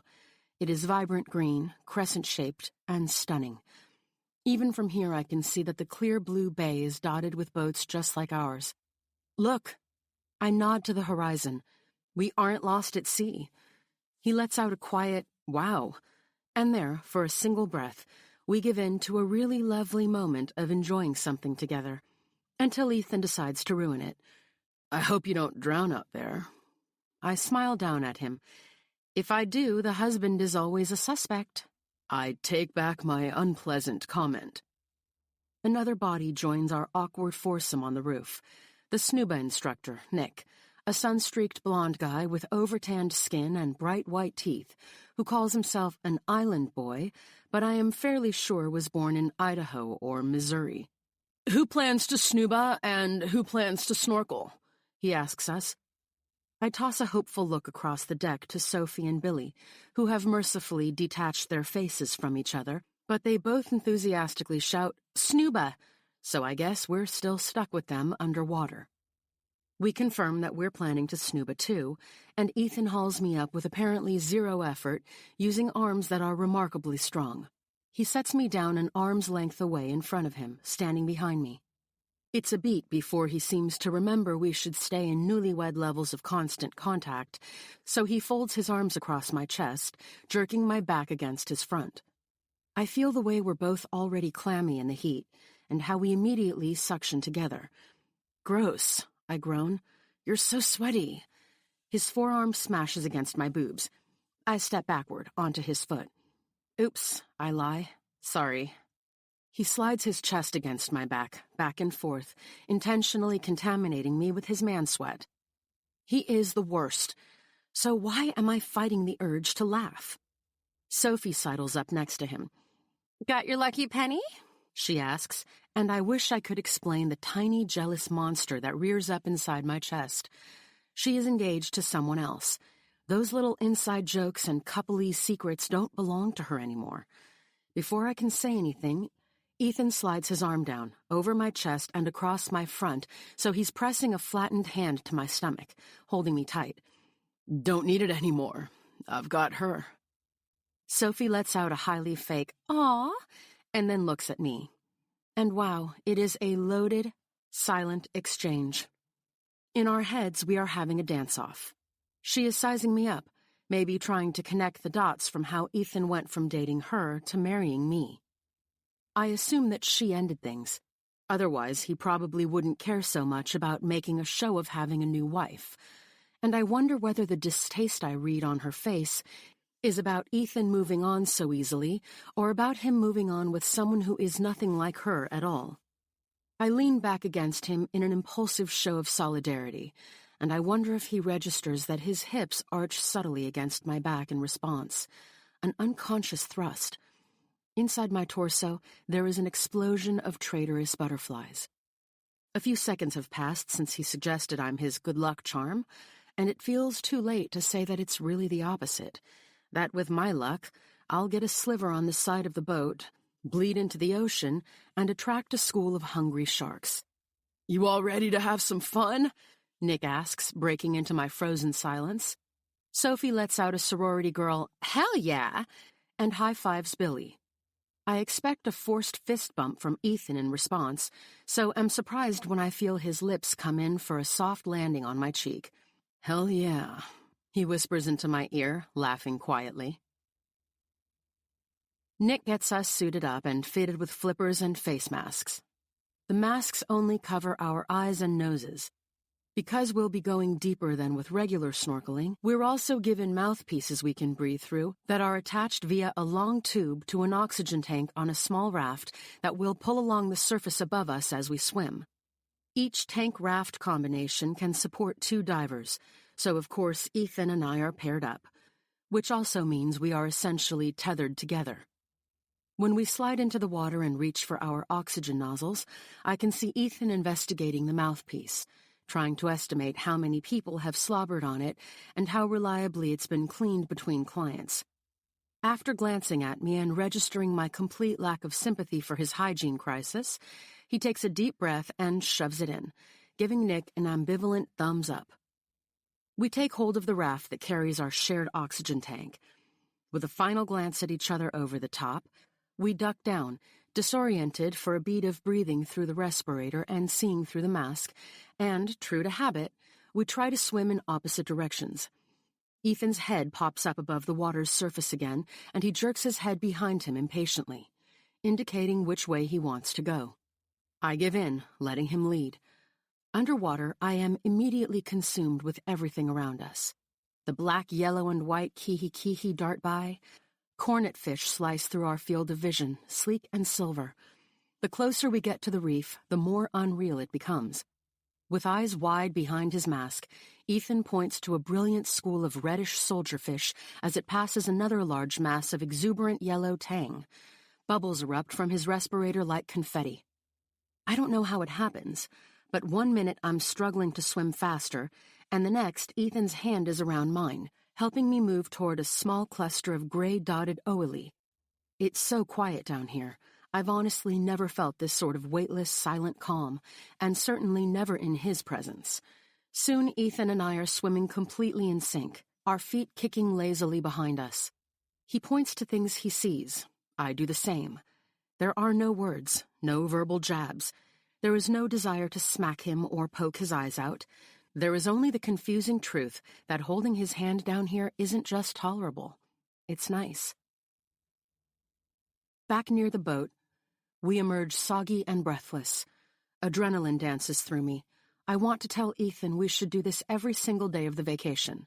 But as soon as our masks are pulled up and we are helped from the water, reality returns.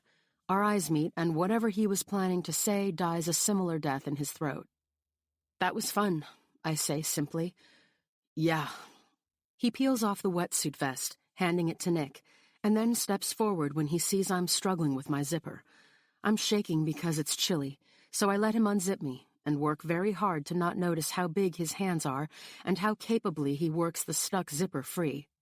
"Thanks." I bend, rummaging in my bag for my dry clothes. I am not charmed by him. I am not. "Where should I change?" Nick winces. "We only have 1 bathroom, and it tends to get pretty crowded when we start to turn back and everyone's cocktails are hitting their bladder. I'd suggest heading down there soon, but you two are welcome to go in together." "Together?" I ask. I look down toward the narrow steps to the bathroom and notice that people are already starting to gather their things to go use it themselves. "Nothing you haven't seen before." Ethan says with a wicked grin. I send a militia of harmful thoughts at him. He soon regrets being so cavalier. The bathroom is the size of a broom closet, a very small broom closet with a very slippery floor. We crowd into the soggy space, clutching our clothes to our chest. Down here, it feels like the boat is in the middle of a storm. We are victims of every tiny lurch and lean. You first, he says. Why me first? You go first. We can both change and get this over with, he says.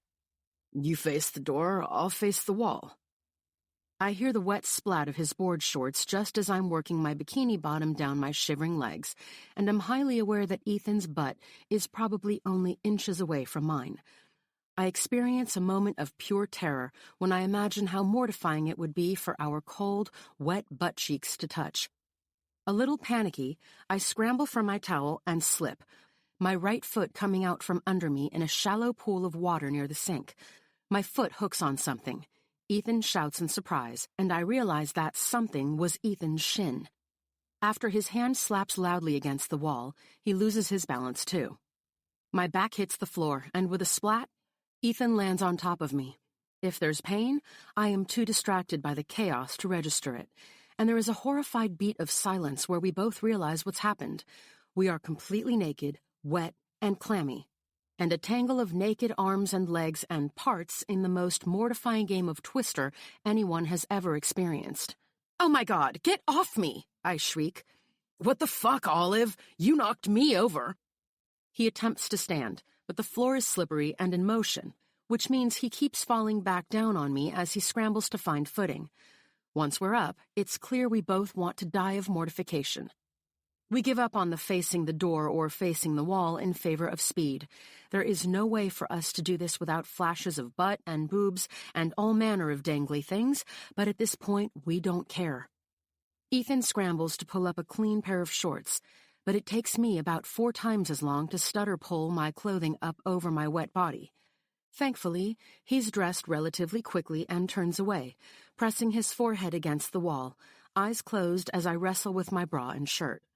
"I want you to know," I tell him as I tug it down my torso, "and I'm sure you hear this a lot, but that was by far the worst sexual experience of my life." "I feel like we should have used protection."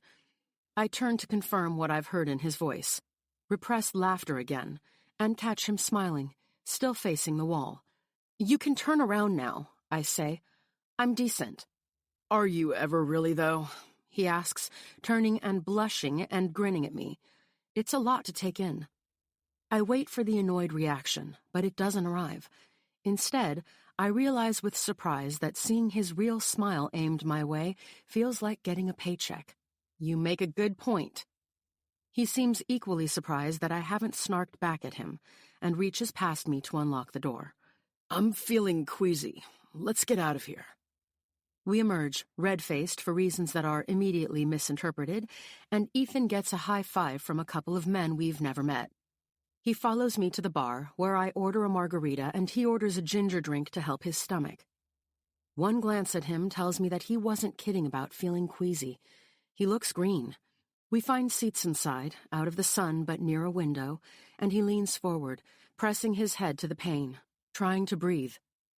I blame this moment right here, because it creates a tiny fracture in his role as nemesis. A true nemesis doesn't show weakness, and for sure, when I reach out to rub his back, a true nemesis wouldn't lean into it, moaning in quiet relief. He wouldn't shift so that I could reach him more easily, and he certainly wouldn't scoot down the bench and rest his head in my lap, staring up at me in gratitude when I gently rake my fingers through his hair, soothing. Ethan and I are starting to build more of these good moments than bad. It sends the balance swinging into an unfamiliar direction, and I think I really like it, which makes me incredibly uneasy. "I still hate you," I tell him, pushing a dark curl of hair off his forehead. He nods. "I know you do." Chapter 9. Once we're back on solid ground, most of his color returns, but rather than push our luck, or risk having to dine with Sophie and Billy, we decide to turn in early and order room service.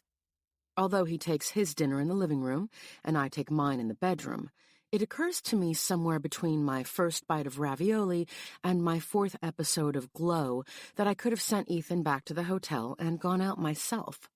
I could have done 100 different things without even leaving the hotel grounds, and yet here I am, back in the room at night because Ethan had a rough day. At least now I'm only a room away if he needs someone. Needs someone like me? I want to point at and tease myself and this new tenderness for thinking Ethan would seek me out as a source of comfort at any time, other than when we're trapped on a boat. He wouldn't, and that's not what we're here for anyway. But as soon as I start shadowboxing myself into a mental froth about needing to enjoy my vacation and not slide into liking this guy who has only been quasi-friendly to me in paradise but never in real life, I remember what it felt like underwater at the crater. How his front felt all along my back up on the deck of the boat. How it felt to run my fingers through his hair. My heartbeat goes all haywire thinking about how his breathing started to sync with the pace of my nails scratching lightly over his scalp. And then I burst out laughing, remembering our naked twister in the bathroom of doom. "Are you laughing about the bathroom?" he calls from the other room. "I will be laughing about the bathroom until the end of time." "Same." I find myself smiling in the direction of the living room and realize that staying firmly on Team I Hate Ethan Thomas is going to be more work than it may be worth. Morning comes to the island in a slow, blurry brightening of the sky. Yesterday morning, the cool overnight humidity was gradually burned off by sunshine, but not today. Today it rains. It's chilly as I shuffle out of the bedroom in search of coffee. The suite is still pretty dark, but Ethan is awake. He's stretched along the full length of the sofa bed with a thick book open in front of him. He wisely leaves me alone until the caffeine has had time to work its way into my system. Eventually, I make my way into the living room. "What are your plans today?" I'm still in my pajamas, but feeling much more human. "You're looking at it." He closes the book, resting it on his chest. The image is immediately filed in my brain cyclopedia as an Ethan posture and subcategorized as surprisingly hot, but preferably at the pool with an alcoholic beverage in my hand. In unison, we frown at the window. Fat drops shake the palm fronds outside, and rain runs softly down the balcony door. "I wanted to paddleboard," I wilt. He picks the book back up. "Doesn't look like that'll happen." My knee-jerk instinct is to glare at him, but he's not even looking at me anymore. I grab the hotel guidebook from the TV stand. There has to be something I can do in the rain. Ethan and I are capable of spending time together outside, but there would be bloodshed if we both hung around in this suite all day. I pull the phone closer and open the directory in front of me. Ethan moves to my side and reads the list of activities over my shoulder. His presence is already, suddenly, like an enormous cast of heat moving around the room, and now he's standing shoulder to shoulder with me. My voice grows wavery as I read down the list. Ziplining, helicopter, hike, submarine, kayaking, off-roading, bike ride. He stops me before I can get to the next one. "Oh, paintball." I look at him blankly. Paintball always struck me as something that gun-obsessed, testosterone-fueled frat boys did. Ethan doesn't really seem the type. "You've played paintball?" "No," he says, "but it looks fun. How hard can it be?" That feels like a dangerous taunt to the universe, Ethan. "The universe doesn't care about my paintball game, Olive." My dad gave me a flare gun once when I took a road trip in college with a boyfriend. It went off in the trunk and set our luggage on fire while we were swimming in a river. We had to go to a local Walmart to buy clothes. Keep in mind, all we had were our wet bathing suits. And it was this tiny town, like seriously just populated by the creepy people from Deliverance. I have never felt more like someone's future dinner than I did walking through the aisles trying to find new underwear. He studies me for several long seconds. "You have a lot of stories like this, don't you?" "You have no idea." I glance at the window again. "But seriously, if it's been raining all night, won't it be all muddy?" He leans against the counter. So you'd only want to be covered in paint, but definitely not mud. I think the goal is to not get covered in paint. You are incapable of not arguing with me, he says, and it is so aggravating. Weren't you just arguing with me about being covered in paint but not mud? He growls, but I see him fighting a smile. I point across the room. Why don't you go over to the minibar and work out that aggravation? Ethan leans back in, closer than before. He smells unbelievably good, and it is unbelievably annoying. Let's do paintball today. Turning the page, I shake my head. Hard nope. Come on, he wheedles. You can pick what we do after. Why do you even want to hang out with me? We don't like each other. He grins. You are clearly not thinking about this strategically. You'll get to shoot me with paint pellets. A video game montage scrolls through my head. My gun spitting out a stream of Skittle green paintballs, green splatters landing in bursts all across the front of Ethan's vest. And finally, the kill shot. A giant green splat right over his groin. You know what?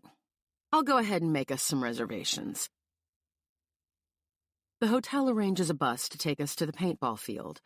We stop in front of an industrial building fronted by a parking lot on one side, with forest all around. It isn't outright raining, more like a steady, misty drizzle. And, oh yeah, it's muddy. Inside, the office is small and smells like, you guessed it, dirt and paint.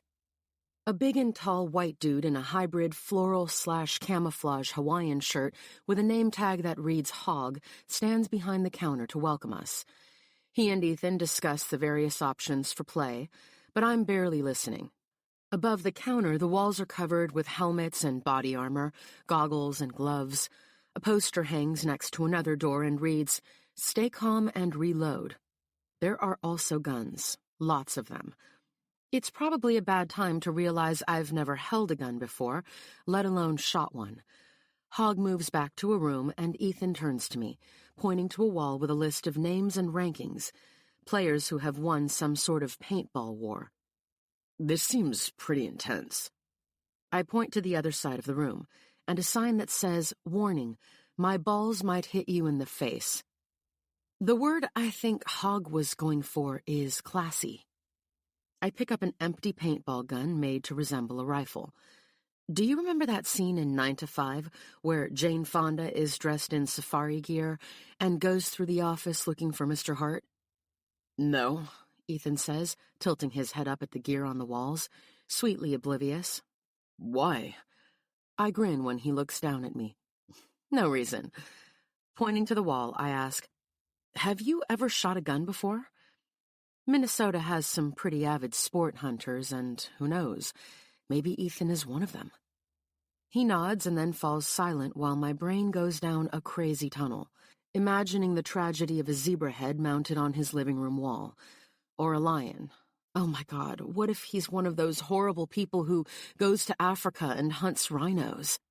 My fury at this version of Ethan Thomas starts to return in its full, heated glory, but then he adds, Just at the shooting range with Dane a couple times, though. It's more his thing than mine. He does a double take when he sees my face. What?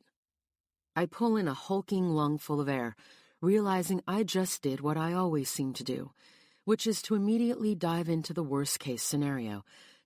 Before you clarified that, I had an image of you in a safari hat with your foot propped up on a dead giraffe. Stop that, he says. Gross.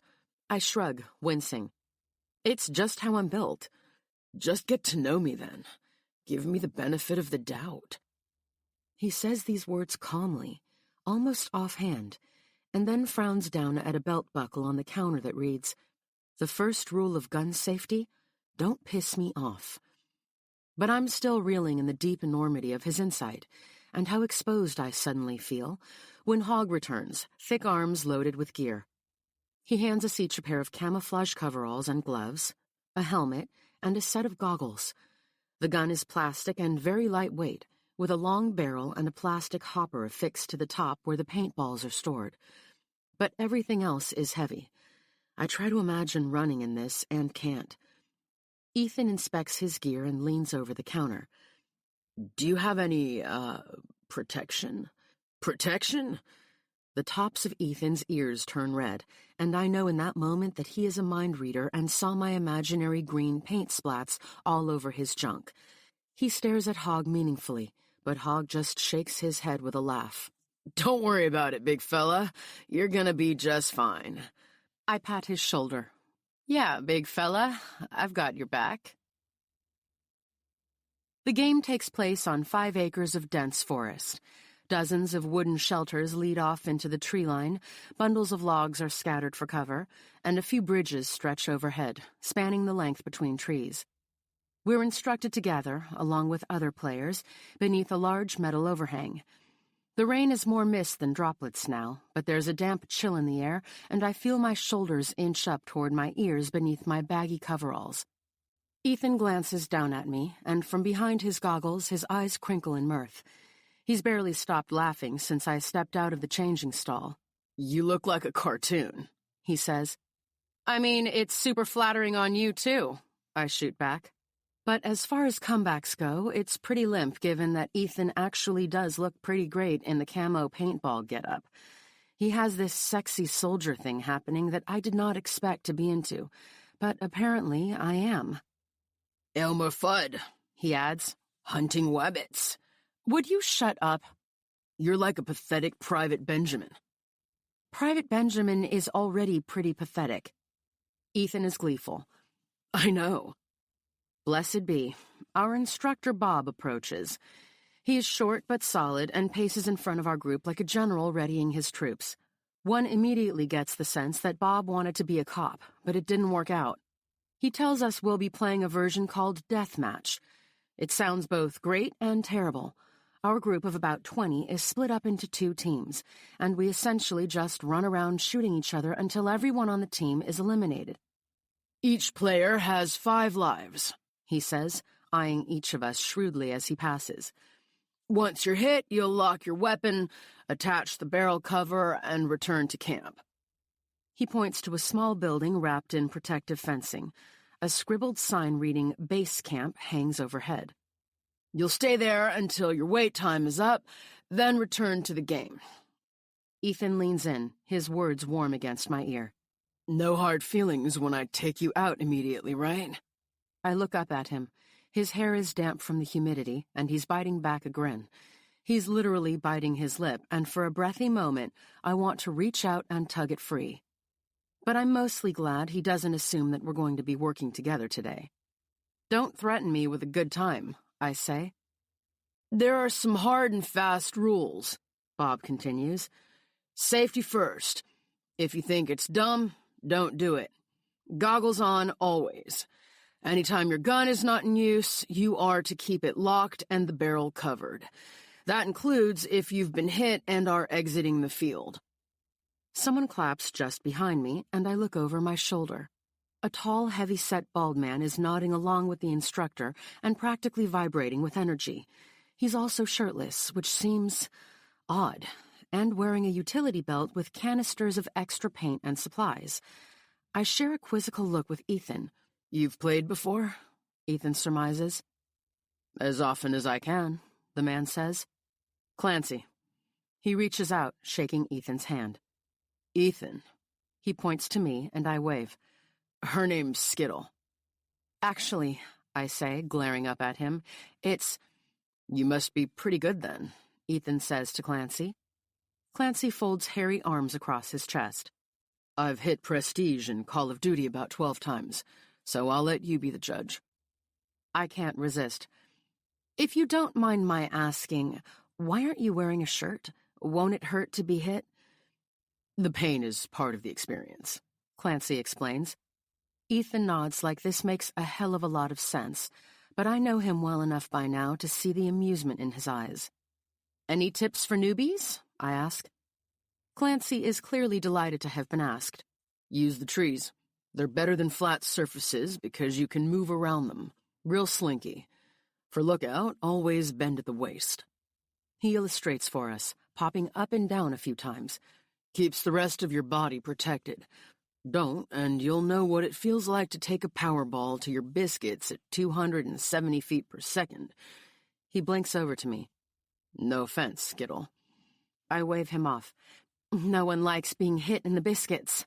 He nods, continuing. Most important, never, ever go prone. Hit the ground, and you're a dead man. People around us clap as Bob finishes and begins to divide us up into 2 teams. Ethan and I deflate a little when we both end up on Team Thunder. This means, sadly, I will not be hunting him through the forest. His dismay deepens when he sees the opposing team, a small handful of adults and a group of 7 14-year-old boys here for a birthday party. Hold up, Ethan says, motioning in their direction. We can't shoot at a bunch of kids. One with braces and a backward cap steps forward. Who are you calling a kid? You scared, Grandpa? Ethan grins easily. If your mom drove you here, you're a kid. His friends snicker in the background, egging him on. Actually, your mom drove me here. Took my dick in the back seat. At this, Ethan lets out a bursting laugh. Yeah, that sounds exactly like something Barb Thomas would do. He turns away. Look at him hiding like a little bitch, the kid says. Bob steps in and levels a glare at the teen. Watch your mouth. He turns to Ethan. Save it for the field. I think Bob just gave me permission to take out that little asshole, Ethan says in wonder, lowering his goggles. Ethan, he's scrawny. Means I won't waste much ammo on him. I put a hand on his arm. You may be taking this a little too seriously. He grins over at me and winks so I can see he's just having fun. Something flutters alive in my ribcage. Playful Ethan is the newest evolution in my traveling partner, and I am completely here for it. I feel like I should have paid closer attention to the rules. Ethan is panting at my side, mud-streaked and splattered with purple paint. We both are. Spoiler alert, paintball fucking hurts. Is there a time limit for this game? He pulls out his phone and starts Googling, groaning when the service is spotty. I roll my head back against the wooden shelter and squint up into the sky. Our team's original plan was to divide up and hide near the bunkers, assigning a few defenders to stay in the neutral territory and cover advancing attackers. I'm not really sure where that plan went wrong, but at some point there was an ill-advised ambush and there are only 4 of us remaining. Everyone on the opposing team, including all the teenage shit-talkers, is still in. Now Ethan and I are trapped behind a dilapidated wall, being hunted from all sides by children who are way more cutthroat than we expected. Are they still out there? I ask. Ethan stretches to see over the barricade and immediately drops back down again. Yeah. How many? I only saw 2. I don't think they know where we are. He crawls to look out the other side and quickly gives up. One of them is pretty far away. The other is just hanging out on the bridge. I say we wait. Someone will come by and draw his attention sooner or later, and we can run for that stand of trees over there. A few seconds pass, filled with the sound of distant screams and the occasional eruption of paintballs. This is about as far from the real world as I can imagine. I can't believe I'm enjoying myself. Maybe we should try to outrun them, I say. I don't relish the thought of taking more paintballs to the ass, but it's cold and damp where we're hunkered, and my thighs are starting to do the shaky cramp dance. We might be able to get away. You're surprisingly not terrible at this. He glances at me and then squints back out to the woods. You have the agility of a boulder. We should probably stay put. I reach out and kick him, tickled when he grunts in feigned pain. Because we're just squatting here, hiding from a group of aggressive, pubescent boys, I'm tempted to strike up conversation, but hesitate, immediately second-guessing myself. Do I want to get to know Ethan? I used to think I already knew the most important thing about him, that he's a judgmental dude who has a thing against curvy women eating high-calorie state fair food. But I've also learned that, 1, he does something mathy for work. 2, to my knowledge, he's had 1 girlfriend in the time since I first met him 2.5 years ago. 3, he is very good at frowning, but also great at smiling. 4, He insists he doesn't mind sharing food. He just does not eat at buffets. 5. He often takes his younger brother on expensive, adventurous trips. The rest of the list slides into my thoughts, uninvited. 6. He's actually hilarious. 7. He gets seasick. 8. He seems to be made of muscle. Must confirm somehow that there are actual organs inside his torso. 9. He's competitive, but not in a scary way. 10. He can be exceedingly charming if bribed with a comfortable mattress. 11. He thinks I always look great. 12. He remembered my shirt from the 3rd time we met. 13. From what I can tell, he has a nice penis in those pants. Why am I thinking about Ethan's penis? Super gross. Obviously, I came here with what I thought was a pretty clear picture of who he was, but I have to admit that version seems to be crumbling. Well, since we've got some time to kill, I say, and move from more of a squat to a sit, can I ask you a totally personal and invasive question? He rubs at the spot on his leg. If it means you won't kick me again, yes. What happened between you and Sophie? Also, how did you two happen in the first place? She's very, 90210, and you seem more, Big Bang Theory. Ethan closes his eyes and then leans to look outside the barricade. Maybe we should just run for it. I pull him back. We have one more life each, and I'm using you as a human shield if we leave. Talk. He takes a deep breath and blows his cheeks out as he exhales. We were together for about 2 years, he says. I was living in Chicago at the time, if you remember, and went to the Twin Cities to visit Dane. I stopped by his office, and she worked in the same building. I saw her in the parking lot. She dropped a box full of papers, and I helped her pick them up. That sounds like an incredibly cliched beginning to a movie. To my surprise, he laughs at this. And you moved there? I ask. Just like that? It wasn't just like that. He reaches to wipe some mud from his face, and I like the gesture, the way I can tell it comes from vulnerability during this conversation more than vanity. In a weird burst of awareness, I register this is the first time I'm really talking to Ethan. It was after a few months, and I'd had a standing job offer in the cities for a while. Once I was back in Minneapolis, we decided, why not? It made sense to move in together. I pull my jaw closed once I register that it's been hanging open. Wow. It takes me a few months to decide if I like a new shampoo enough to stick with it. Ethan laughs, but it's not a particularly happy sound, and makes something squeeze inside my chest. What happened? I ask. She didn't cheat or anything that I know of. We got an apartment in Loring Park, and things were good. Really good. He meets my eyes for a brief pulse, almost like he's not sure I'll believe him. I was going to propose on the 4th of July. I lift a brow in question at the specific date, and he reaches up to scratch his neck, embarrassed. I thought it might be cool to do it while the fireworks were going off. Ah, a grand gesture.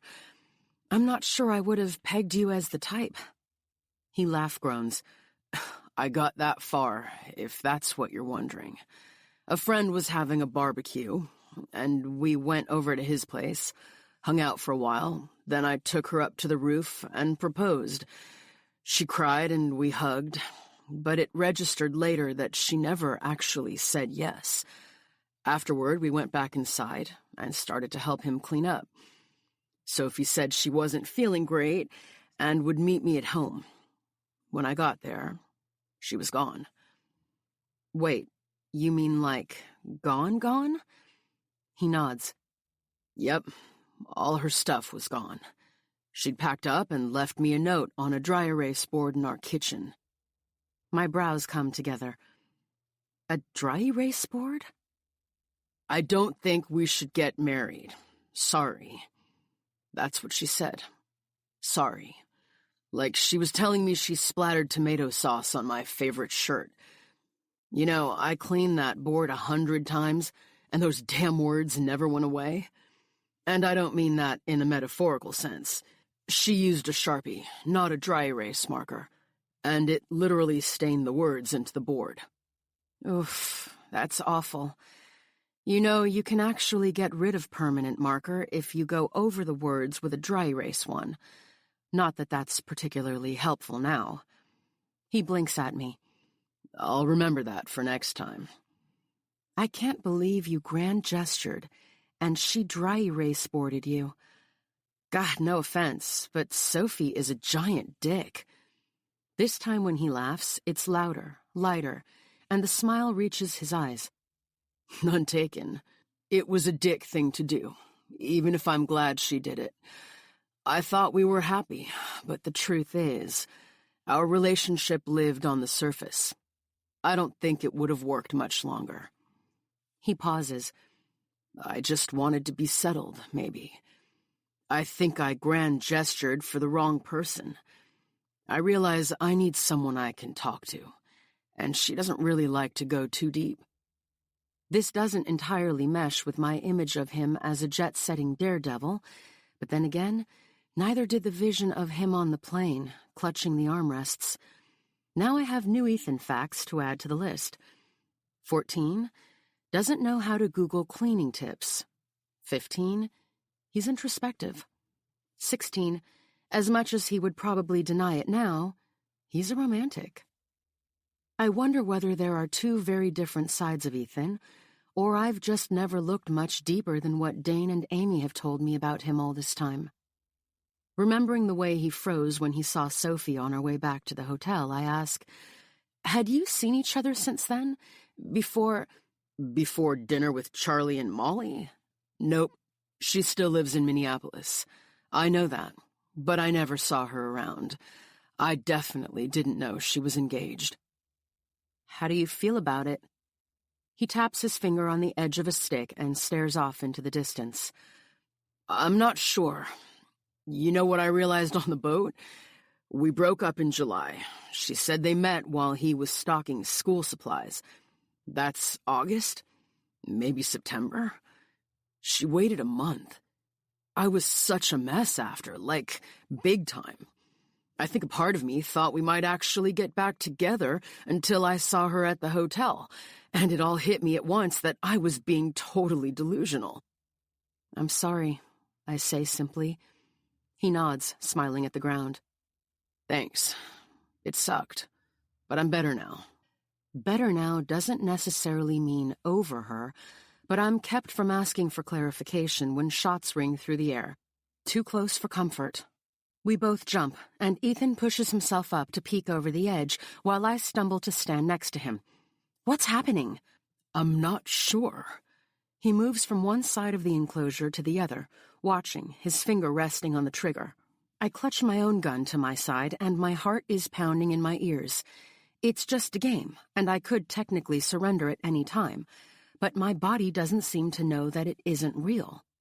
How many shots do you have left? He asks. I was a little trigger-happy at the start of the game, firing off in random bursts without really focusing on aim. My gun feels light. Not many. I peek inside the hopper, where 4 yellow balls roll around in the plastic canister. 4. Ethan opens up his own hopper and drops 2 more into my gun. Footsteps pound on the dirt. It's Clancy, still shirtless and nothing more than a pasty, skin-colored blur. He fires off a shot and ducks behind a tree. Run! He shouts. Ethan reaches for my sleeve, tugging me away from the wall and pointing toward the woods. Go! I break into a sprint, feet pounding against the wet ground. I'm not sure if he's behind me, but I race for the next tree and duck behind it. Ethan slides to a stop across the clearing and looks back. A single player is just wandering around.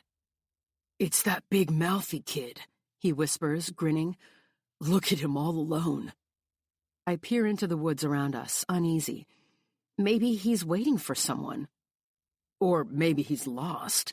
Kids are dumb. My 10-year-old cousin built a robot cat out of some gum, a couple of screws, and a Coke can. I tell him.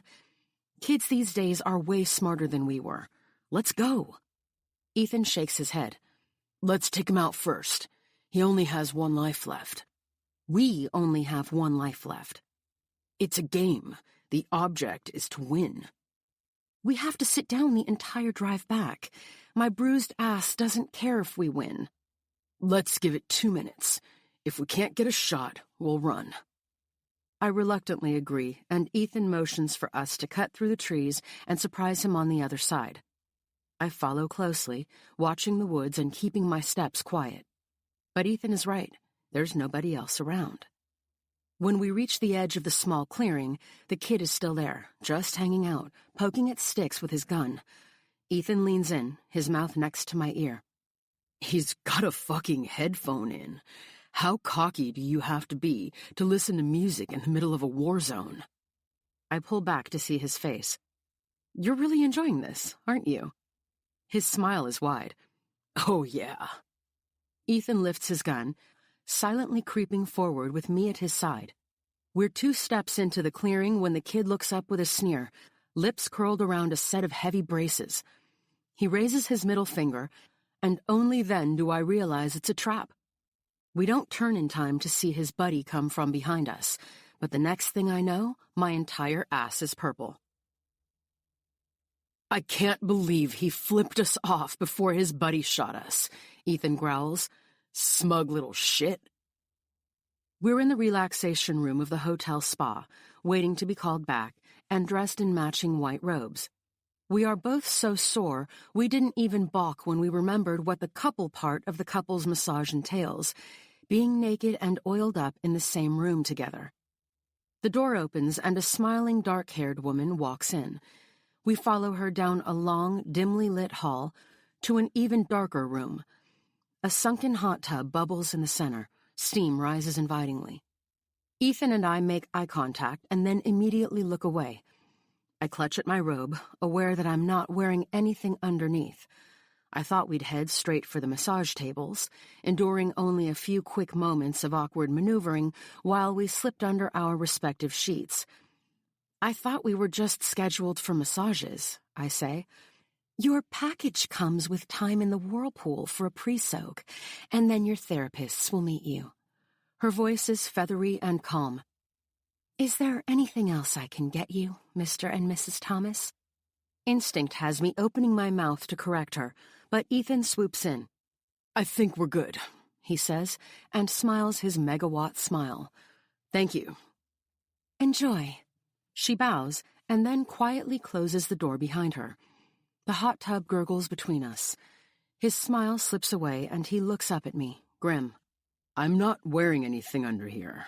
Gesturing to the ties of his robe, he adds, I assume you're equally... Yep. He considers the steaming water, and his longing is nearly palpable. Look, he says at length, do what you've got to do, but I can hardly walk. I'm getting in. The words are barely out before he tugs at the tie, and I get a flash of bare chest. Turning abruptly, I'm suddenly very interested in the table of snacks and bottled waters against the wall. There's some shuffling and the sound of fabric falling to the ground before he moans, deep and low, Holy shit. The sound is like a tuning fork, and a shiver rockets through my body. Olivier, you have to get in. I pick up a little cup of dried fruit, take a nibble. I'm good. We're both adults here, and you can't even see anything. Look. I turn and reluctantly glance over my shoulder. He's right. The bubbling water reaches just below his shoulders, but it's still a problem. Who knew I had such a thing for collarbones? His mouth tugs up into a smile, and he leans back, stretching his arms across the sides and sighing dramatically. God, this feels amazing. Every one of my bruises and sore muscles practically whimpers in reply. The steam is like a set of fingers luring me in. Bubbles, jets, and the subtle scent of lavender everywhere. Naked collarbones. Fine, I say. But close your eyes. He does, but I bet he can still peek. And cover them, too. He cups his palm across his eyes, grinning. With both hands. Once he's sufficiently blinded, I wrestle out of my robe. When I signed up for this honeymoon, I had no idea it would involve so much nudity. Ethan laughs from behind his hands, and I dip my foot into the water. Warmth engulfs me. It's almost too hot, and I hiss as I sink deeper into the water. It feels unreal, the heat and bubbles all along my skin. I let out a shaky breath. Oh God, this feels so good. His back straightens. You can look. I'm decent, I say. He lowers his hands, expression wary. That's debatable. Jets pulse against my shoulders and the bottoms of my feet. My head lolls to the side. This feels so good, I don't even care what you say. Well then, I wish I had the energy to say something really bright. I snort out a laugh. I feel drunk. I am so glad I'm allergic to shellfish. Ethan sinks lower into the water. I know we're paying the price, but did you have fun today? Maybe it's the fact that the hot water has left me more jello than sore muscles and bruises, but I actually did. Even considering I had to throw away my favorite tennis shoes and can barely sit, yeah, I did. You? I did. Actually, aside from the whole Sophie thing, this vacation hasn't been completely terrible. I peek at him through one eye. Whoa, easy on the flattery. You know what I mean. I thought I'd hang by myself at the pool, eat too much, and head home with a tan. I thought I'd tolerate you. I feel like I should be offended by that, but same, really. Which is why it's so crazy to be here. Ethan motions around us before stretching to reach a pair of bottled waters on the ledge of the tub. My eyes follow the movement, the way the muscles of his back bunch and then lengthen, the way droplets of water roll off his skin. So much skin. God, your sister would freak if she could see us now. I blink back to attention, reaching for the bottle he hands me. My sister? Yeah. My sister thinks you're cool. She...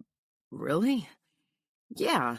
She hates all the trips you and Dane go on, but she doesn't get my Ethan hate. Huh, he says, considering this. But don't worry, I'm not going to tell her I've enjoyed small snippets of your company. A smug Amy is the worst Amy. You don't think she'll be able to tell? Don't you guys have some kind of twin telepathy or something? I laugh as I twist open my water. Sorry to disappoint you, but no. What's it like having a twin? What's it like not having a twin? I reply, and he laughs. Touché.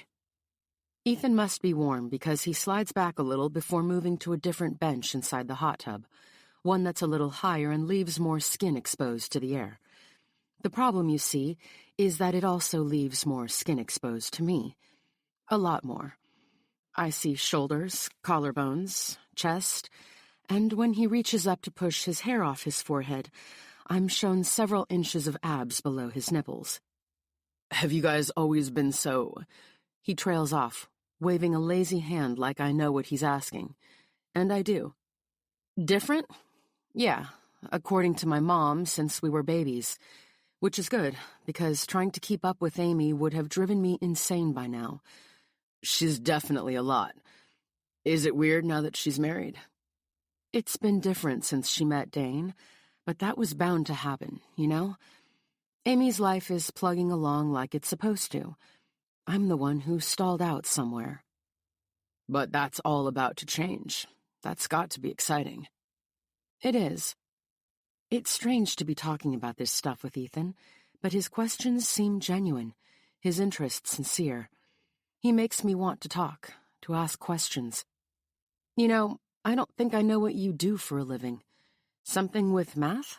You showed up to Amy's birthday party in a suit and tie, but I just assumed you'd evicted some orphans or put small mom-and-pop shops out of business. Ethan rolls his eyes. I'm a digital identification planner for a research company. That sounds made up. Like in Father of the Bride when she tells Steve Martin that her fiancé is an independent communications consultant, and he says that's code for unemployed. He laughs over the top of his water bottle. We can't all have jobs as self-explanatory as a drug dealer. Har har. Specifically, he says. I specialize in budgetary analysis and breakdown. But in simple terms, I tell my company how much each of our clients should spend on digital advertising. Is that fancy for boost this Facebook post, put that much on Twitter? Yes, Olive, he says dryly. That's often what it is. Mostly, you're right. It's a lot of math. I scrunch up my face. Hard pass. He lets loose a shy smile that rattles my bones. Honestly, I've always loved geeking out about numbers and data, but this is next level. And you seriously dig it? He shrugs, lifting a distractingly muscular shoulder. I always wanted a job where I could just play around with numbers all day, looking at them in different ways, try to crack algorithms and anticipate patterns. This job lets me do all of that. I know it sounds super geeky, but I genuinely enjoy it. Huh. My job has always just been a job. I love talking science, but I don't always love the sales aspect of the position. Basically, I tolerate it because it's what I've been trained to do and I'm good at it. But Ethan talking about his job is surprisingly hot. Or maybe it's just the water, which continues to bubble between us. The heat is making me drowsy, slightly lightheaded. Careful to keep the boobage below the surface, I reach for a towel. I feel like I'm melting, I say. Ethan hums in agreement. I'll get out first and let the therapists know we're ready. Sounds good. He uses his finger to indicate that I should turn around. Not that we haven't seen everything already, he says. I hear him drawing off, and the image of it does weird electric things to my body. The bathroom of doom sort of took care of that. I feel like I should apologize, I say. You did throw up directly afterward.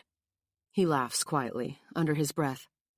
As if that would be my reaction to seeing you naked, Olive. The door opens and closes again. When I turn to ask him what he meant, he's gone. Ethan doesn't come back to get me, and as soon as Diana, our new massage therapist, leads me down to the couple's massage room, I see why. He seems to be frozen in horror, staring at the massage table. What's with you? I ask out of the corner of my mouth as Diana walks across the room to dim the lights. Do you see 2 tables in here? He whispers back. I look back and don't get what he's saying until... Oh. Wait, I say, looking up at him. I thought we were each getting a massage. Diana smiles calmly. You will, of course. But since I'll be teaching you, and you'll be practicing on each other, we can only do one at a time. My head whips up to Ethan, and we share the exact same thought. I know it. Oh, hell no. Diana mistakes our terror for something else, because she laughs lightly, saying, Don't worry. Many couples are nervous when they come in. But I'll show you some different techniques and then leave you to practice them, so you don't feel like you're being graded or supervised. Is this a brothel? I want to ask, but of course don't. Barely. Ethan stares bleakly at the table again. Now, Diana says, walking around the table to lift the sheet for one of us to climb under. Which one of you would like to learn first, and which wants to receive the massage? Ethan's answering silence has to mean that he's doing the same mental calculation I am. Do we have to stay? Particularly given his exit line about reacting to seeing me naked, I have no idea how this question shakes down in Ethan's brain. But given my newfound fascination with his collarbones, chest hair, and abdominals, I'm actually tempted to go through with it. And I'm wondering whether it would be easier to receive a massage first, so I don't have to touch him and pretend to be unaffected. That said, one look at his enormous, strong hands, and I'm not sure having those fingers oil-slicked and rubbing all over my naked back would be that much easier. I'll learn first, I say, just as Ethan says, I'll massage her first. Our wide eyes meet. No, I say. You can climb in. I'll, do the rubbing. He laughs uncomfortably. Seriously, it's cool. I'll massage first. I'm going to grab some towels, Diana says gently, and give you time to decide. Once she's gone, I turn to him. "Get in the sheets, Elmo." "I'd really rather do the—" He mimes squeezing, like he's going to honk my boobs. "I don't think there will be any of that."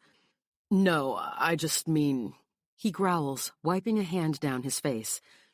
"Just get on the table. I'll turn around so you can slip in. Naked, or whatever." It's dim in here, but I can tell he's blushing. "Are you— Oh my God, Ethan, are you worried about getting a boner on the table?" He lifts his chin, swallowing. It's a good 5 seconds before he answers, "Actually, yeah." And with that one single word, my heart gives an aching jab against my breastbone. His response was so honest and real that my throat becomes tight at the thought of teasing him. "Oh," I say and lick my lips. My mouth is suddenly so dry. I look over at the table and feel my skin grow a little clammy. "Okay, I'll get in the sheets. Just don't make fun of my body." He goes totally silent, totally still, before whispering an impassioned, "I would never do that." Sure," I say, feeling acutely the way my voice comes out a little strangled. "Except when you have." He opens his mouth to reply, brow furrowed in deep concern, but Diana returns with her stack of towels. Ethan huffs out an incredulous breath through his nose, and even when I look away, I can tell he's trying to get my eyes back on his face. I've always appreciated my body. I even sort of like my new curves. But I don't want to be in a position where I feel like anyone has to touch me and doesn't want to. Then again, if I don't trust him and don't want him touching me, I could just tell Diana we aren't up for this today. So why don't I? Is the truth that I really, really want Ethan's hands on me? And if he doesn't want to, he can tell her himself, right? I look at him, searching for any sign that he's uncomfortable, but his sweet blush is gone, and instead he wears a look of heated determination. Our eyes meet for 1, 2, 3 seconds, and then his gaze drops to my lips, to my neck, and down the entire length of my body. His brow quirks, lips part a little, and I catch how his breathing picks up. When he meets my eyes again, I hear what he's trying to tell me. I like what I see. Flushed, I fumble with the tie of my robe. We're supposed to be married, which means we're supposed to know what the other looks like naked. And although we definitely got flashes in the bathroom on the boat, I'm not sure I'm ready for Ethan to get such a lingering, steady look when I drop the robe and hop up on the table. Thankfully, as Diana holds the sheet up and turns her face away to give me privacy, Ethan also makes a show of fiddling with his robe tie. Quickly, I drop my robe and scurry into the warm, soft cocoon. "We'll start with you face down," she says in a gentle, soothing voice. "Ethan, come stand on this side of the table." I roll onto my stomach as gracefully as I can, fitting my head into the foam face rest. I am shaking, excited, nervous, and so warm all over that the pleasure of the heated blankets has quickly worn off and I want to kick them to the floor. Diana is talking softly to Ethan about how to fold back the sheet, laughing about how if we do this at home, there's no need for the same kind of modesty. He laughs too. Charming, breezy Ethan is back, and I admit it is easier like this, staring at the floor instead of making eye contact with the man I still hate, but also suddenly want to fuck into a coma. I hear a pump, then the wet sound of oil on hands, Diana's quiet, "about this much," and then, I start here. Her hands come over my shoulders, kneading gently at first and then with pressure.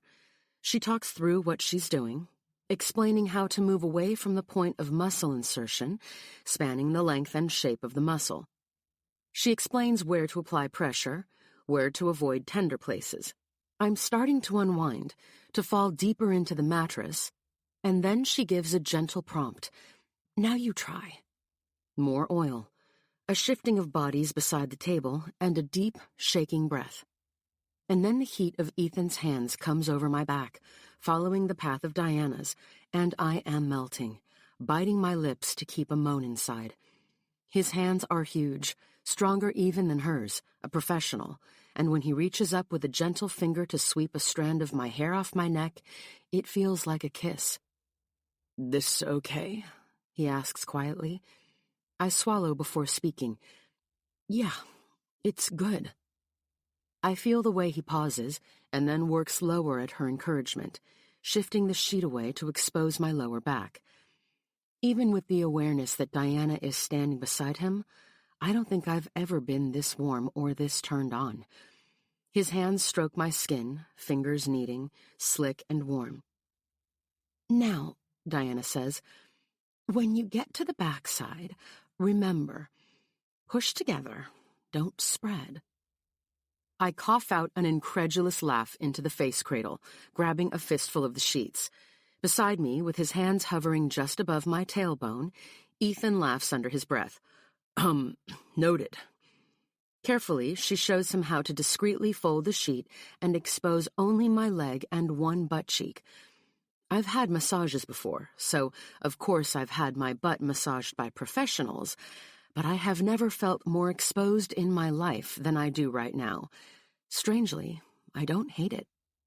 More oil, more slick sounds of hands rubbing together, and then those enormous hands come down, pressing into the muscle the way Diana instructs. Behind my closed lids, my eyes roll back in pleasure. Who knew a butt massage could be so awesome? It's so good, in fact, that I forget to be self-conscious, and instead let out a near moan. "Who knew you were so good at this?" Ethan's laugh is a deep, rumbling sound that sends vibrations through me. "Oh, I'm sure you knew whether he was good with his hands," Diana says playfully, and it's on the tip of my tongue to tell her to scram and leave us to our brothel room in peace. He makes his way down my legs, to my feet. I'm ticklish, and it's sweet the way he's careful, but steadies me, wordlessly reassuring me that I can trust him. He works his way back up and then down each arm, massaging my palms, and to the end of each fingertip before he slides them carefully back under the blankets. "Great job, Ethan," Diana says. "You still with us, Amy?" I moan. "Think you could massage him now?" Diana says with laughter in her voice. I moan again, longer. I'm not sure I can move yet. And if I did, it would be to roll over and pull Ethan under the blankets with me. The heavy ache low in my belly isn't going to go away on its own. "That's usually the way this goes," she says. "Totally fine with me," Ethan says, and it could be my mushy brain, but his voice sounds deeper, slower, like thick, warm honey. Like maybe he's a little turned on, too. "The best thing about this," Diana says, "is that now you can teach her, too." I feel bodies shift behind me, and she sounds farther away, close to the door when she says, "I'll leave you two to swap if you like, or you can feel free to head back to the spa for another warm soak." I sense when she's gone, but the silence somehow feels fuller. After a few long beats, Ethan carefully asks, "You okay?" Somehow I manage a slurred, "Oh my God." Is that a good "oh my God" or a bad "oh my God"? "Good." He laughs, and it's that same maddening, amazing sound again. "Excellent." Don't get smug. I sense him coming nearer and feel his breath on my neck. "Oh, Olivia, I just had my hands all over you, and you're so relaxed you can barely speak." He steps away, and then his voice comes from a distance, like he's walked to the door. "You'd better believe I will be smug as hell." Chapter 10. I wake up and immediately groan in pain. Despite the wonder massage, I am so sore from being pelleted in the woods that I can barely pull the covers back. When I look, my arms are dotted with bruises so colorful, for a second I guess whether I showered yesterday after paintball. There is a deep purple one on my hip the size of an apricot, a few on my thighs, and an enormous one on my shoulder that looks like a rare geode. I check my phone, opening the newest message from Amy. Checking in for a body count. "We remain alive against all odds. How are you feeling? Same. Not ready to venture out into the world just yet, but alive. And the husband? Oh, he went out. Out? Yeah, he's feeling better and was a little restless. But you're still sick. Why isn't he taking care of you? He's been in this house for days. He needed some guy time. I glare at my phone, knowing I have no reply that isn't going to end in us arguing. Maybe he ran out of beard wax, I mumble, just as I hear Ethan shuffling down the hall toward the bathroom. I can barely move, he says through the bedroom door. I'm polka-dotted. I whimper down at my arms. I look like something from Fraggle Rock. A knock sounds. Are you decent? Am I ever? He cracks the door open, leaning in a few inches. I can't be social today. Whatever we do, please let it be just the two of us. And then he ducks back out, leaving the door open and me alone with my brain while I try to process this. Again, when did the default plan become that we spend this entire vacation together? And when did the idea of that not send us both into a wavy bout of nausea? And when did I start falling asleep thinking about Ethan's hands on my back, my legs, and between my legs? The toilet flushes, the water runs, and I hear the sound of him brushing his teeth. I am tripping. I am used to the rhythm of his toothbrushing. I'm no longer shocked by the sight of his live wire hair in the morning. I'm no longer horrified at the notion of spending the day just the two of us. In fact, my mind spins with the options. Ethan emerges from the hallway bathroom and does a double take when he looks into the bedroom at me. What's with you? I look down to understand his meaning. I'm sitting ramrod straight, with my sleep mask on my forehead, the blankets clutched to my chest, eyes wide. Honesty has always seemed to work best for us. I'm freaking out a little that you suggested we spend the day together, just us, and it doesn't make me want to rappel down the balcony. Ethan laughs. I promise to be as irritating as possible. And then he turns, shuffling back to the living room, calling out, and as smug, too. With this reminder of yesterday, my stomach twists and my lady parts wake up. Enough of that.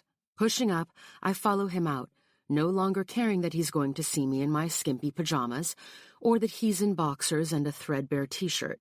After our encounter in the bathroom on the boat, the hot tub, and his hands all over my oiled-up skin yesterday, no secrets remain. We could hang at the pool, I suggest.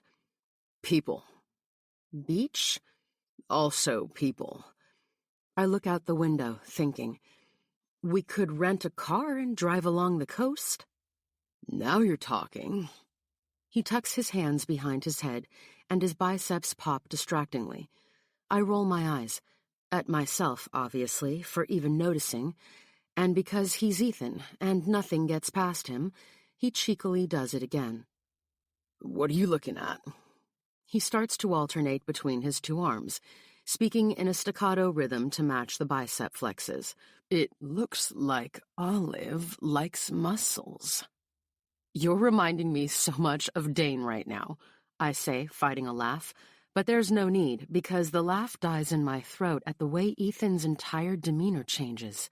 He drops his arms and leans forward, resting his elbows on his thighs. Well, okay then. Is that an insult? I ask. He shakes his head, and then seems to chew on his answer for a while, long enough for me to get bored and go into the kitchen to brew some coffee. Finally he says, I get the sense that you don't like Dane very much. Oh, this is some thin ice. I like him fine, I hedge, and then grin. I like him more than I like you. It's a weird silence that follows. Weird because we both know I'm full of shit. Ethan's frown slowly turns into a grin. Liar. Okay, I admit you're not Satan anymore, but you're definitely one of his henchmen. I mean, I say, bringing 2 mugs into the living room and setting his on the coffee table. I always thought Dane was sort of fratty and like a Budweiser in a beer cozy type, but what confused